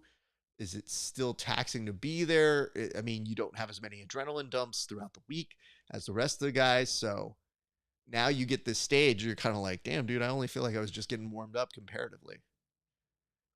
Then again, you consider this. At different tournaments, you only get a one and done. Or at least these guys, you kind of see them multiple times per night. It's just whenever you're at one of those events where it's been a week-long journey, it's a secondary factor in this whole thing. Like your jiu-jitsu is one factor, obviously, but it's also how do you perform with multiple matches, injuries, sustained anything else, and you can't let your mind wander. In a couple of matches that we've seen here, even today, we've seen a couple of these gentlemen get to the point where they go, My brain literally stopped for 2 seconds and I got submitted. That's all. Like, quickly those future plans kind of like change. 233. And I have to say this, if you're Sawdog, you probably want to try to make a little bit more of that posture. I don't think you want to stay in that guard forever. I think the longer you stay in the guard, it does seem to sway more in Noah's favor, just because he seems so comfortable in this position. And even though he's dead tired too from having to work, I think he's in a place where he's like, dude, I can keep you here all day if I want to, because it doesn't look like you're trying to posture up. The minute you posture up, it looks like I'll give you a leg or something for you to kind of take advantage of. So I think those are the kind of mini wars that are going back and forth between both of these guys. He pushes him off with 2 minutes left to go. They're going to return back to the center where it's going to be stand up here. And again, now we'll see how much energy in the tank Sawdog has. Noah had those opportunities, and I think he kind of realized, he was like, I don't think I'm going to be able to break his posture down any further from here. Even though his posture is down, it's not like he was able to isolate and start attacking. And with 2 minutes left to go, you probably figure, all right, how much energy do you want to conserve, and how much energy do you want to put into getting that finish? And maybe, just maybe, there's a strategy in saying, like, let's let him burn some energy too. Maybe we could have just been here and stalled out the time. Lord knows that's a jiu-jitsu tactic. But instead, both these gents standing right back up. And if I'm Sawdog, though, I think it's interesting because, you know, you kind of know how he likes to play to that outside with getting that sweep around that leg. If you already know that that's what he's doing and you realize that his shot that he got was just the snatch single, maybe he doesn't want to get that single. Maybe he's tired enough. He feints that little knee drop right there, but it doesn't really show any more effectiveness than to just kind of telegraph, I could do this. So that's an interesting approach on that side. Moving back, these two gents have very, very, very short time now. 48 seconds are left to go in this match. And you're seeing them position themselves back, forth, making it go. We'll see how this plays out. Nice arm drag just on the flyby there. Sawdog and Noah likely to go to overtime from the look of it right now. We'll see how it plays out. We're very short on time. 20 seconds left to go. I think you're going to see Sawdog. Ooh, interesting that he didn't try that until the last 20 seconds. That little inversion, a little Imanari roll that he was doing. And instead, it's waiting for it. It paused on me. I think that means it's a likelihood that we are going to see these gents going into their overtime together. All right. Good time to remind you guys. Let's go ahead and do some plugs. Facebook. That's the one I'm going to pick right now. Join us on Facebook at Grappling Hour if you like us. Even if you don't, say some disruptive shit. That's good engagement for me too. All right. That's that. I'm going to have to reset the stream once again. Oh, Fight Scout. Oh, I won't miss you. So close to being done with you, Fight Scout. Well, I say that, and then all of a sudden I wouldn't be surprised if somebody else streams something on Fight Scout, and then I gotta use it again. But for the time being, yes, we are in overtime. There's a minute 36 of ride time thus far in with Sawdog on the back, and Noah doing his best to get out, and he does make it to his back, and that will be enough to reset the position. All right. With that in mind, we now get Noah's attack. I think Noah's a little shallow on the back, but we'll see if he's able to make up for it. He has one hook in, the second hook, slowly making adjustments. He has an inside body triangle here, and Sawdog is trying to attack that leg. It's just, it might be actually tying him more into Noah at the moment, unfortunately. Because I know that people like to do that defense, but it's usually when they cross the feet in front. This is more of an inside body triangle where that free leg, it kind of traps you a little bit more, unfortunately. Ooh, and Noah does a great job of retaining here. Noah may be in on a choke. Cameras are zooming in as close as possible. He resets the body triangle. This is bad. This is not great for Sawdog. Sawdog is in trouble in this position.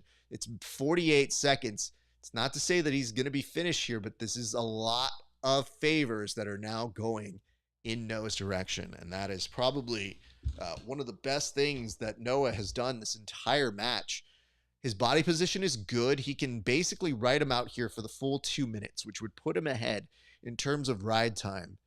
We'll see how this continues to transgress here, but he has got a very solid grip to begin with. And I have to say, that body triangle right around that waist, that looks real tight there. That is not fun. You're seeing Sawdog trying to use every bit of power he's got to get out of this. And he has not quite broached that break just yet. But if he can turn from the inside here, and he does not, he doesn't get the turn. Minute 40 has now surpassed in this overtime time. However, there's going to be 13 seconds before they get a reset. But that's going to give Noah a 1 minute differentium in terms of times. So it's a very solid pace. Noah looks a little tired, but understandably tired. Sawdog's going to elect to take the back once again. Gets one hook there, second hook in. Noah leans forward. A very smart choice. That's a guy who's very well researched on his EBI overtime. And he tries to make his escape, doesn't quite get there yet. There is a body triangle, but there's a reframe on the body triangle as they are both turning in and away. Here's what I like. I mean, Noah is definitely trying both sides on the escape. There's the in and out. So in a sense, he was basically starting one direction, then goes for a misdirection. Who was right on top of him? Sawdog. Sawdog saw where he was going and stayed in the motion the entire time. So that's a very interesting back and forth between those two gentlemen. So been very pleased to see how that goes. My appreciation to all of you who are watching and staying with us right now. And yeah, look at that. I love that. Let me see here. Battle, there's something like $500 on the line. Anything in the super chat has gone into the pot for them, so that's dope. And they've been all week. X Marshall is matching the super chat donations for the Battle Rama tournament for the replacement players at the finale. The pot is currently $500. And I mean, guys, look at this. These gents have been here all week. Give them their props. And it says catch the final matches as a Jedi member. So if you're just watching right now and wondering how you can watch along, just become a Jedi member and you'll be Gucci. So is that what the kids are saying? I think so. We're going to say it like that. And from here, it does look like he's trying to get a finish from inside of the guard. He's not letting go of this grip. And at this point, Noah, the best defense was actually zero defense. He legit somehow got out of that by having his arms completely out of pocket. Now he's in on a body triangle with a rear naked choke, and he's not done yet. That's an interesting thing. Most people in this position would really be hurting, and he's got a minute 34, and he does tap here. So that means he's got to respond in kind with less time. So it's a minute 34 to get that submission. That is, that's a tough amount of time to respond, but it's feasible. He had a very good back control. You do wonder how tired he is, and it does look like the referee is patting down Sawdog. And we are going to, yes, an armbar, guys. As we all know, whenever you're short on time and you need that pocket, we go to the armbar. You're in that fight. Oof. Bicep slicer attempt. Sawdog keeping a very good control thus far in. He's not out of the woods just yet. Yes, we are at the last matches for the day. Nice readjustment here by Noah. Sawdog has to be very careful. He just got tipped over, but he is now using the legs to kind of come back in, and it does look like he manages to get out. Congratulations are in order to Sawdog, who ends up becoming your winner in overtime against Noah as your Bananarama. I'm sorry. Your Bangarang. I'm sorry. Your Battle Bots. I'm going to get this right. Your Battle Rama winner. Congratulations. Oh, and he kisses the camera. What a sweetheart. Look at that kid. I would imagine we will hear from him. We'll stay on just to wait for Stephen Aiken to make his way on over to him. Let's hear what he has to say.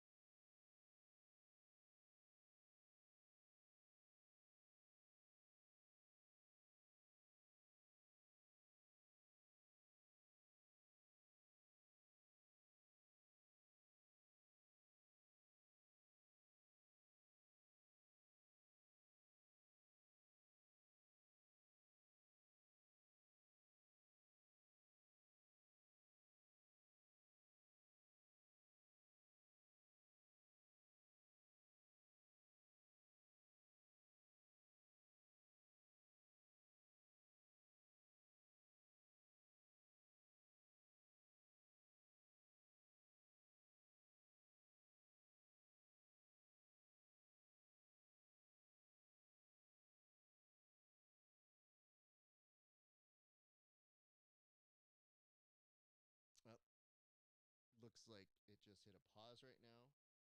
There we go. Looks like it just hit a pause right now on. Oh, there it goes.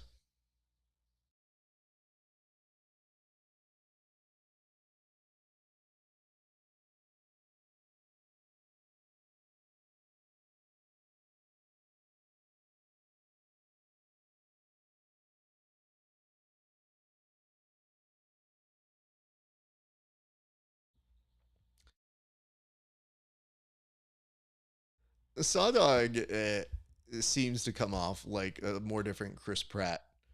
Uh, just a little more country version of Chris Pratt. Still polite, still incredibly wonderful, but incredibly country. So, yep, we're getting there, guys. Just as a reminder, we are so close. But since we do have a moment, I'm going to show you guys this little transition I was working on here a little bit earlier. All right, you guys, are you ready for it? Because I'm not even sure I'm ready for it. Let's go in 3, 2, 1. Hey, check this out. If you guys like what you see here, go on over, support the show on over at hi.page/grappling hour. So that's my page. And over at my page, you can see interviews that I do with literally everybody in the jiu-jitsu community and probably a couple people you see from tonight. You can see those 30 days before anybody else. That's over at hi.page/grappling hour. You can support my show for just as little as $5 a month. And for a few extra dollars more, you can see tape studies, technique breakdowns with the athletes themselves from the UFC, LFA, you name it, and in all major grappling organizations. So do me a solid. Go over there, hi.page/grappling hour. Means the world to me. Thank you. Mwah. Kiss. All right, we're back. So, yes, we are getting there in the last couple matches. As a reminder, I like that I got this note. If there's any consolation, the stream looks great from here. Well, I mean, listen, I'll take that. I have no issue. I want the stream to look great. All right. So Kaya Jackson making her way out right now. And this is the women's final is happening here. And I'm stoked for you guys to get to see the ends of this coming up ever so shortly. And if you guys have any questions, comments, concerns, hints, allegations, hit me up in the chat. I'm more than happy to talk with you guys. And it says, how do I watch the actual finale? So if you become a Jedi member right now on Brandon Mccaghren's page, you will get the ability to see the screen pop up. So you have to be a member, though. It does not appear if you're a lower tier member. You have to be Jedi tier level.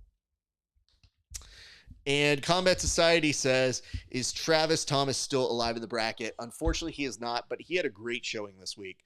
And a very solid showing here tonight. I believe he was out in the semis. And it was close. It was by overtime. So much props and respect to him. Very, very pleased to see. So hate to break the news to you, but happy to report to you a very good performance from him all the way throughout. So all ready to begin with, and I've got a cut on the stream, so we're going to give it a second here. But I appreciate you guys for working through us. I mean, we've had so many starts and stops on this stream. It has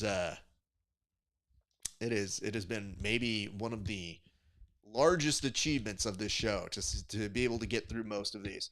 And Kai Jackson is not messing around. She is looking to try and finish this as soon as possible. And I believe, you guys can correct me if I'm wrong, this is Chelsea who she is fighting underneath. And she already has a body lock here, which is great.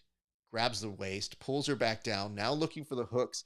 Has already, I can't tell if it's a body triangle, but it's a 3/4. Starts sneaking the arm underneath, and that is the beginnings of a rear naked choke that could be bad news. And I think we may be in a spot, as much as she's using her leg to kind of pummel and bring it back down. That's a lot of time for Kaya Jackson to work on that rear naked choke. I wouldn't be surprised if we see a tap within the next 20 seconds. So we'll see if that is the finish here, but that looks like a bad position. And Kaya she's on it, and she does get the tap here. Props to Chelsea, though, for fighting her way through most of that. That was a tough thing to navigate, and she was trying 2 or 3 different attempts to get out, but it'll be very interesting to see what this post-interview has to say here. We're going to momentarily throw to the actual broadcast for the actual end interview. And I do love this. Amy Stackhouse is very much a true cheerleader here. She's like, good job, everybody. Good job, Chelsea. Good job, Kai. Probably good job you as well at home watching. Amy Stackhouse is very much full of love. So that is the crowd clapping for her. I'm going to go ahead and mute so that we can hear this post interview right now.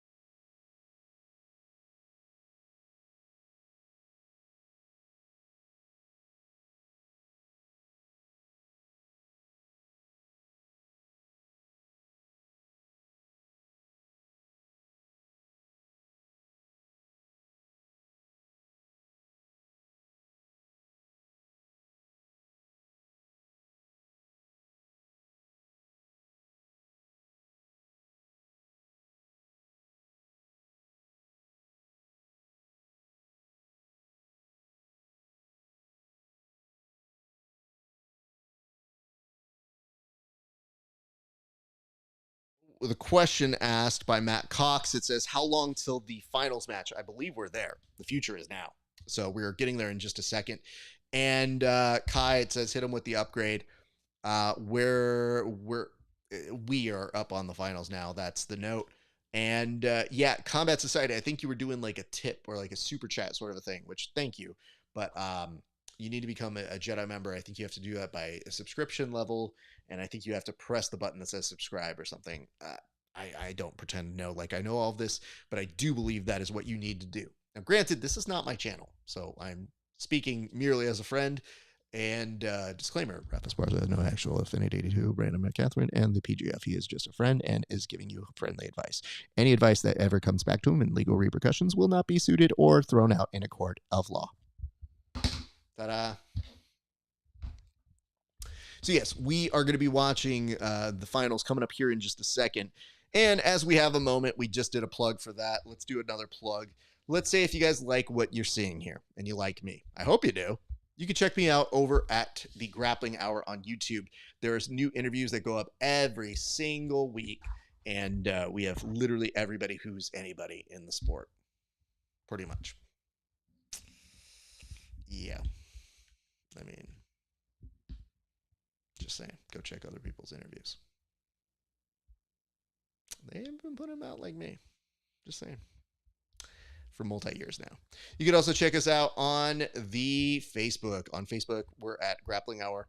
We will be doing a lot of different stuff for the different channels over the next few weeks. And I'm very excited to say that. And saying that as well, we also do some stuff on Twitch. And I wouldn't be surprised if at some point, once I get settled down, hold on here, people. You might see some video games being played on there, and even with some prominent athletes. I don't know if you noticed, but a lot of these jiu-jitsu guys are nerds for video games. So you can see that, and I think we're about to get over to the finals here. The Jabroni Grappler himself is about to make his way on out, and as he does, I'll remind you guys, you can check us out over at the Grappling Hour on the Instagram as well. We do a lot of stuff, sometimes fight companions just like this, a little bit everywhere. And Jeff Smith says you should be commended for dealing with all the technology issues. Thank you, Jeff. Listen, dude, when it's for BMAC and the crew, I will always do my best to work around it. But, you know, we inspire, persevere, and work through it, my friends. And I thank you guys for being so patient with me as we are figuring this out. An immediate pull to guard over here by the Jabroni Grappler, who offsets Kamoy. And I think already is now working from inside a mount. Gift wrap seemed to be set up. Looks like he may be taking the back here, but he's kind of telegraphing it so that he's going to isolate that arm. Kamoy, pretty strong guy, just if I'm guessing here. And Elijah is wasting no time working from a position that he saw probably Max have a great deal of success, Travis have a good deal of success, and now is just thinking, like, what's the best way to neutralize some of Kamoy's best attacks and approaches as an athlete? And I think that he realizes, like, all right, now if I get my at-bat at that mount position, I'm not going to waste it. I'm going to go straight to trying to attack him with this head and arm choke. And from here, put down a barrage of pressure. And it's so far so good. Now the arm snuck back in, but I think he's already just trying to expand a lot of that energy from Kamoy, who's had some rough matches throughout the week. So taking advantage of this is a very, very good thing to see if you are a fan of the Jabroni Grappler himself. So appreciate you guys again, like I said, for watching along. And cheers on over to you, Tiago. Cheers. Thank you for becoming a subscriber on the Grappling Hour. It means a lot to me. No joke. You're just awesome. You know that.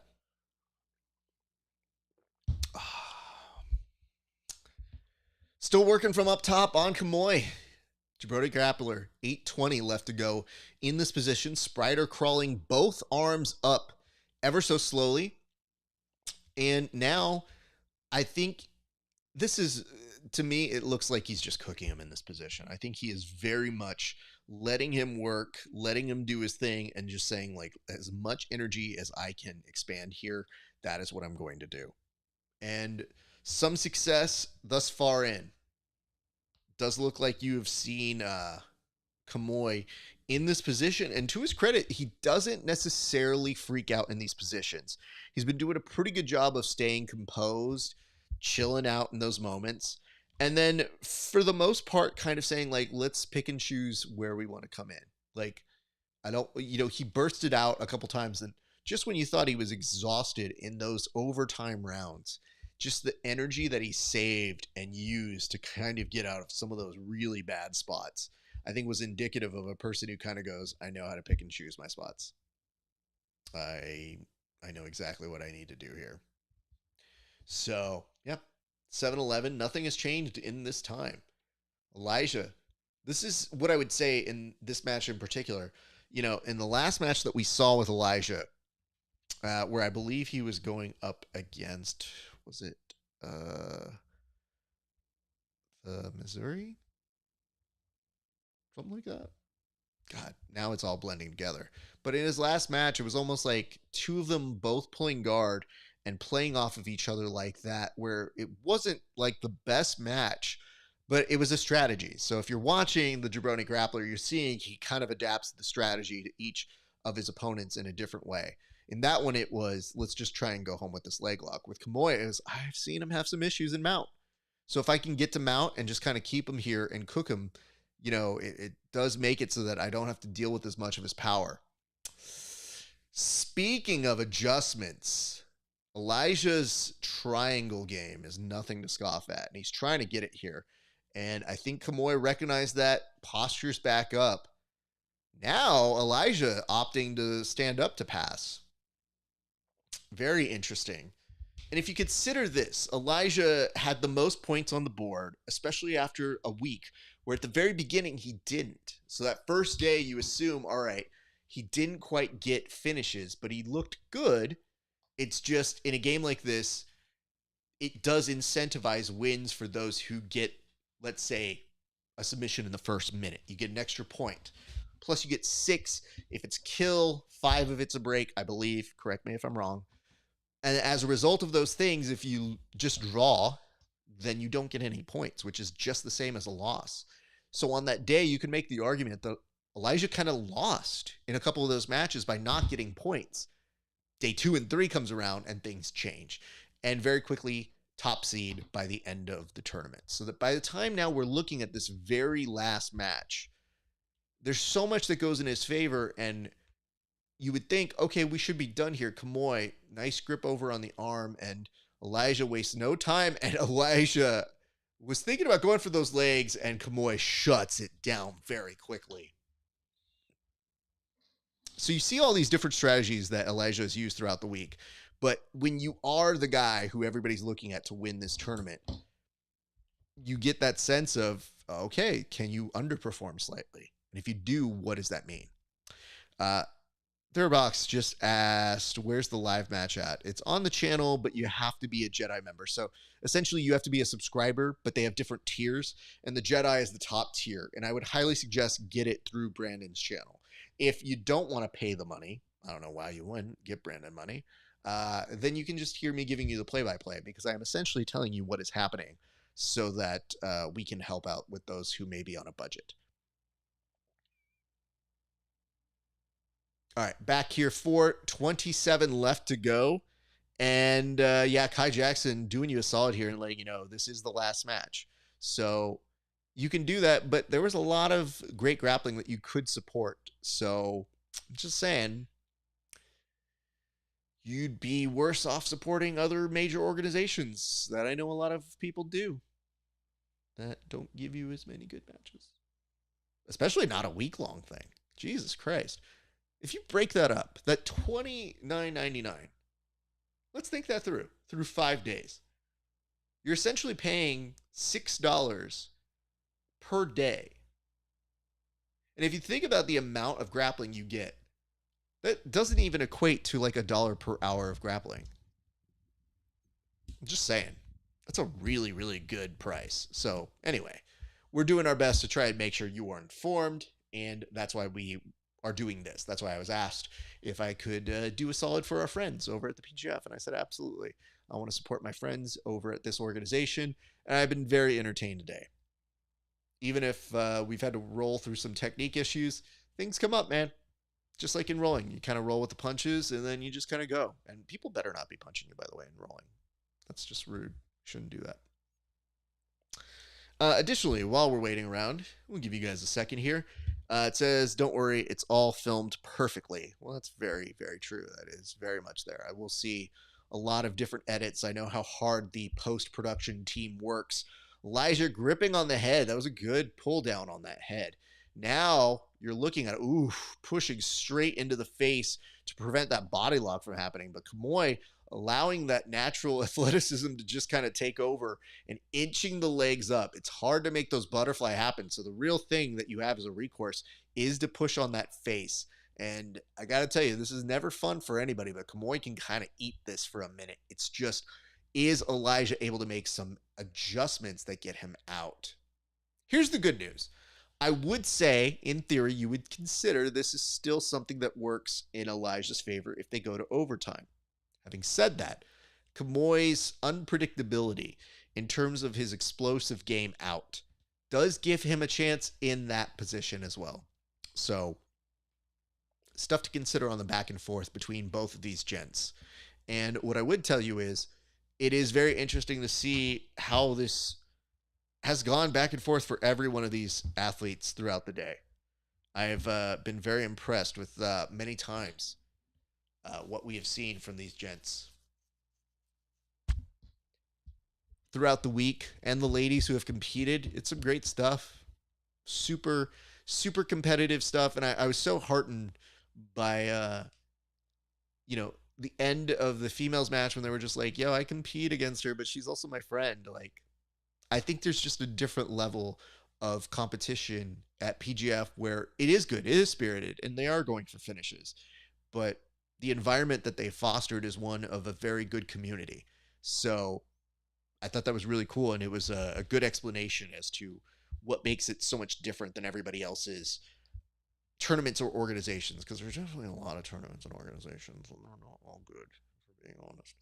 So we always like to celebrate what does work well and the people who have put in the hard work. So I was very pleased to hear those things being said, and you also heard the camaraderie with all these guys who had to live together throughout this whole tournament experience.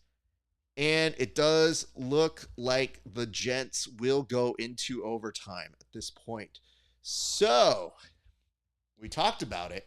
We wondered what it would look like, and we're about to see it right now. So Elijah is now on defense. So this will be very interesting. This is really like Kamoy's main sense of attacking, and we'll get to see what he looks like now that he's on the back of Elijah. And this is really, this is always fun in games because you get caught up in everybody getting a second chance, a third chance, a fourth match. This is it. This is the finale, and Elijah is out in excellent time. So now it's a reversal of position. Now it's Elijah, who is excellent jiu-jitsu all around, getting an opportunity to attack on Kamoy. And it looks like they're having a discussion over what is appropriate for the grips. And Kamoy, that's very interesting. Elijah has a grip around the neck. That is not good for Kamoy. Kamoy really has to do a better job of getting that inside hand. He has the hand here which grips down and pulls down, but you lose that. You don't have anything. You almost want to position that arm kind of like pointing down if you can. Then again, Kamoy's pretty good. So maybe he's got a little different here. I just think it's the difference maker on when you're going up against somebody like Elijah and you need that extra second or two that keeps your neck safe. Because really, that's it. You're just trying to protect your neck the entire time in this position. And the longer you can make sure your opponent doesn't have those moments, the longer you're in it. And in this particular position, Kamoy's just a little stuck. He's trying to scoop that leg. To his credit, that's very good. Elijah feels it, switches on over to the other side. Now the two of these gentlemen are kind of stuck in this position. Elijah may have a bite here. This may be enough. Kamoy is in trouble. I think he may be tapping here. We'll see. Oh, no. I think there was just a sudden break. I think for a split second, both of these guys thought the job was done, but it was not.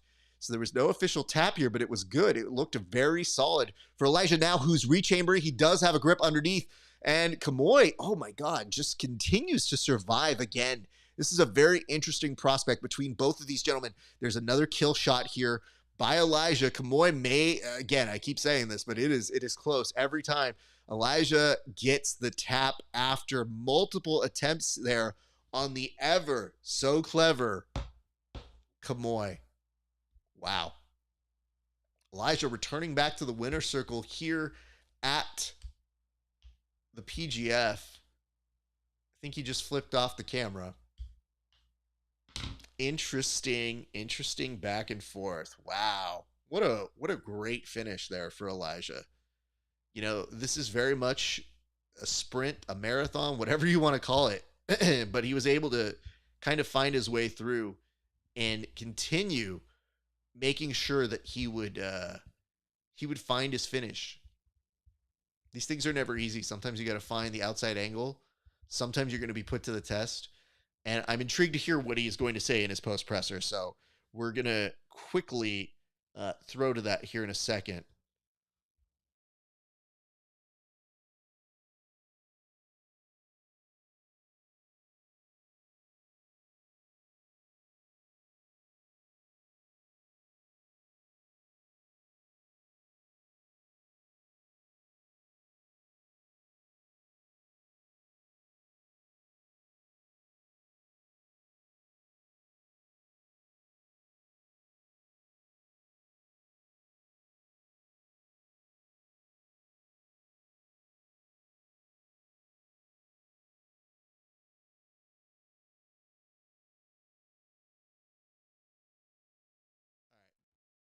they're pulling the Iron Man sit down press conference.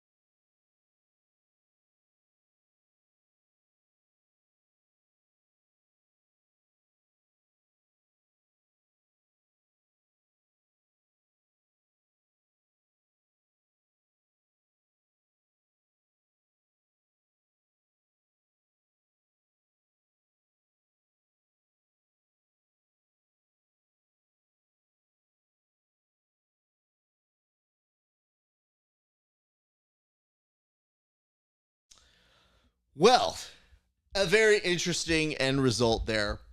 I don't want to say it was predictable, but a lot of you guys seem to think that Elijah was going to be the one to win the tournament. He did. He looked good throughout the tournament.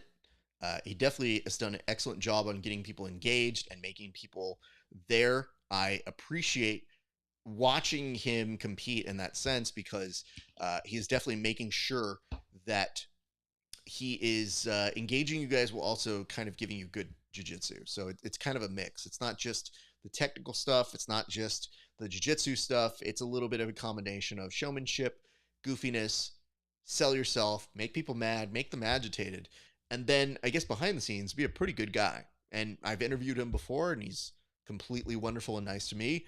Of course, that was 4 hairstyles ago, so it'll be interesting to see what he has to say. Perhaps, he will be back on a future episode of the Grappling Hour, which, by the way, if you do want to support, it's pretty easy to do. All you have to do is go on over to, hold on, let's go see this right over here. Check this out. Hi.page/Grappling Hour. That's my page. If you ever want to go there and support, you can become a member, $5 a month. And for a few extra dollars, you can become an even more Jedi level. Is that what we're going to call it now? So if you want to be like a homie, homies 5, Jedi's 10 on my page. A little bit more affordable than some people. You get what I'm saying? On my page, $5 gets you 30 days of embargoed interviews. That means nobody else gets to see them before you get to see them. And then if you pay those extra dollars, tape studies, extra episodes, they're not available anywhere else, and lots of funny content, including me getting beat up and going through a table. Yeah, it happened in a competition. Not fun, but still won. Anyway, you can check all those things and more. And if you guys want to follow us on all of our pages, that's great. We're going to plug all of them in a minute.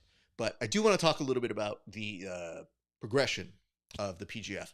Them announcing that they're going to be going to Las Vegas is huge, but it is nothing without the help from you guys, the people who are watching this, the people who are actively paying for this, the people who go to support it in person. All of you guys have played a major role in building this. And one of the things that I remember telling Brandon when I saw that he was doing is I said, this looks great. I know you're going to keep coming up with stuff, but I'm a fan. Keep doing it. Keep going.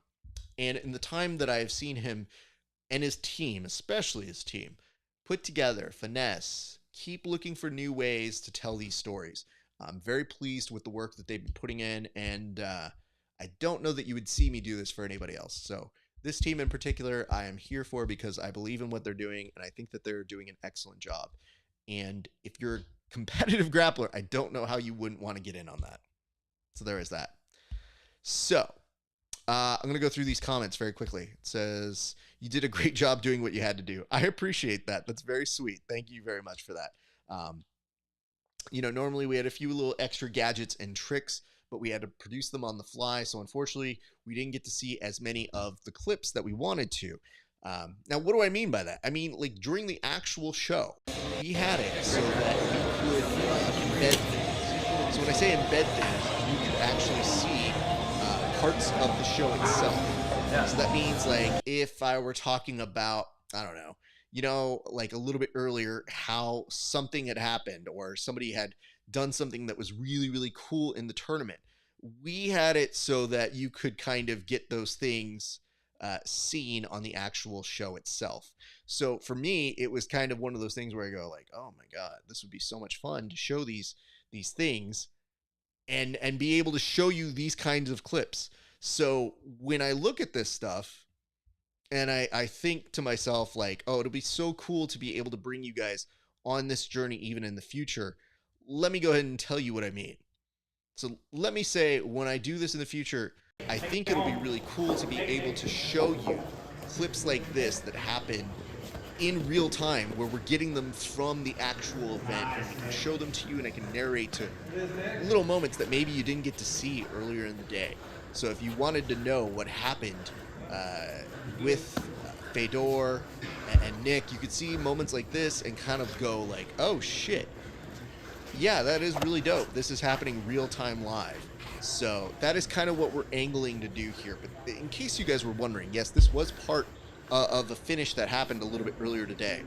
And what's really cool is you get the opportunity to see these moments where maybe you pop up there and maybe you're able to kind of get an idea of what it is that they're doing that is so unique and so different. But then all of a sudden you might see, I don't know, somebody pop in all of a sudden. And when somebody pops in all of a sudden, you might be able to be like, hey, I know who that guy is. It's that dude. And that's that dude who's like talking to us now. So that's really dope to see him popping in out of nowhere. So you get to see like cool shit like this. Maybe during the main broadcast, you didn't necessarily get to see in its full spectrum, in its full glory. You maybe get to see me kind of over to the side, or you get to see it kind of embedded into those overlays. So that's the kind of stuff that we're working on here on the show so that we can integrate it and show you guys in the future. And just so you know, I mean, that's not the only clip I ended up getting.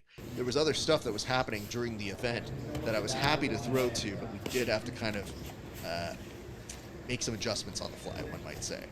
But even from here, looking around at how you get these finishes, like just the different ways that these guys were able to get all of these great moments. Like, it'll be so cool to go through the list and kind of look at them and replay them and see if you guys had the opportunities or the chances to kind of see these things live. But what I'm telling you is this is stuff that we're working on in the future in addition to these things. I also would be hard set to not show you guys maybe one of these other clips that we did have here. Yes, we're adding this as an overlay. Just in case you didn't get enough of the previous footage, you get to see all these things from these mechanics, these breaks, just so that you get those heartbreak moments, those epic moments of teams overperforming and people being able to show off great things that they do here in the future. So we're working on that. But yeah, this is a little sign of stuff to come. But yes, you were mentioning Fedor versus Nick. Thank you for that. I guess what I'm telling you guys is stay tuned for all these things as I go through the many different places that we go through and we appear on. But first and foremost, my thanks to our good friends over at the PGF. I look forward to seeing you guys in Vegas. And now that you're in Vegas, I mean, we'll see what I'm doing in March. We'll see. Just saying, you're not that far from me. March is a much easier approach, just provided I'm not on a show, but you never know with me. And I have nothing but appreciation for the good folks over here. So let's do some plugs. Let's go ahead and talk about where you guys can find me. Okay, first and foremost, if you enjoy my content, it means the world to me to go on over. Let's say you don't have money to support the Grappling Hour as a paid member. You can go on over to YouTube, free there, new episodes every week, guaranteed. If you like to comment or catch up with what we do, I'm also on Instagram. Super good follow. We put up clips from the show on there all the time. Super great stuff. If you're an old person, you like Facebook, I exist on there at Grappling Hour. Why? I don't know, man. Sometimes people still use Facebook. All y'all say you don't use Facebook, but analytics say differently. And let's say you're a young person and you want to play some video games, but then maybe for 20 minutes you want to watch one of my interviews. At Grappling Hour on Twitch. or you want to hear some of the dumbass things that I say, I have a channel just for that. It is called our Twitter. I'm not calling it X. You call it X. I'm not. Right there. I got too used to it, and I already built that template. Plus, you can check us out on Threads. Look at that. Look at that production. Oh, shit, I'm pointing the wrong way. Look at that right there. Right there. Grappling Hour on Threads. I don't even know if you'll use it in a year. That might not even exist. Then, if you like that, you can hear the audio versions. We're about to put more of our library up on there. So you can check it out at Spotify, at Grappling Hour, 5 stars. You can also check us out on the Apple Podcast page. On the Apple Podcast page, 5 stars there. You can check out the same interviews. It just depends on where you like your interviews better. And if you so much like the conversations that we have here, you can catch me over on Discord. We got a nice little community over there who continue conversations that we have on the show, etc., etc. And we have recently started a TikTok because I guess I am in a midlife crisis, and this is what you do. I don't know. No, I'm told that lots of people watch on there, so we will be putting a lot of our show clips up on that side. And as a reminder, you can always support the show on that page /Grappling Hour. That's a huge one for me. All right, guys, it's been fun. It has been a great day. It has been a great day for all of us to get to chat. I've appreciated you for bringing me into your homes and listening to me to as far as you can. And to be perfectly honest, I'm surprised that many of you are still here, because I didn't know you would be. But I figure since you are here, might as well make a good use of it. So it has been a great day for grappling. Do me a solid. Continue supporting the show. Continue supporting our good friend Brandon Mccaghren and his merry band of misfits who have been putting on excellent shows. But that's going to do it for me. My name is Esparza of the Grappling Hour. It has been a pleasure to talk for you, and also be on the lookout potentially for some interviews with some of the guys that we were roasting on the show here today. It's been a great day for grappling. We'll see you back on the mats.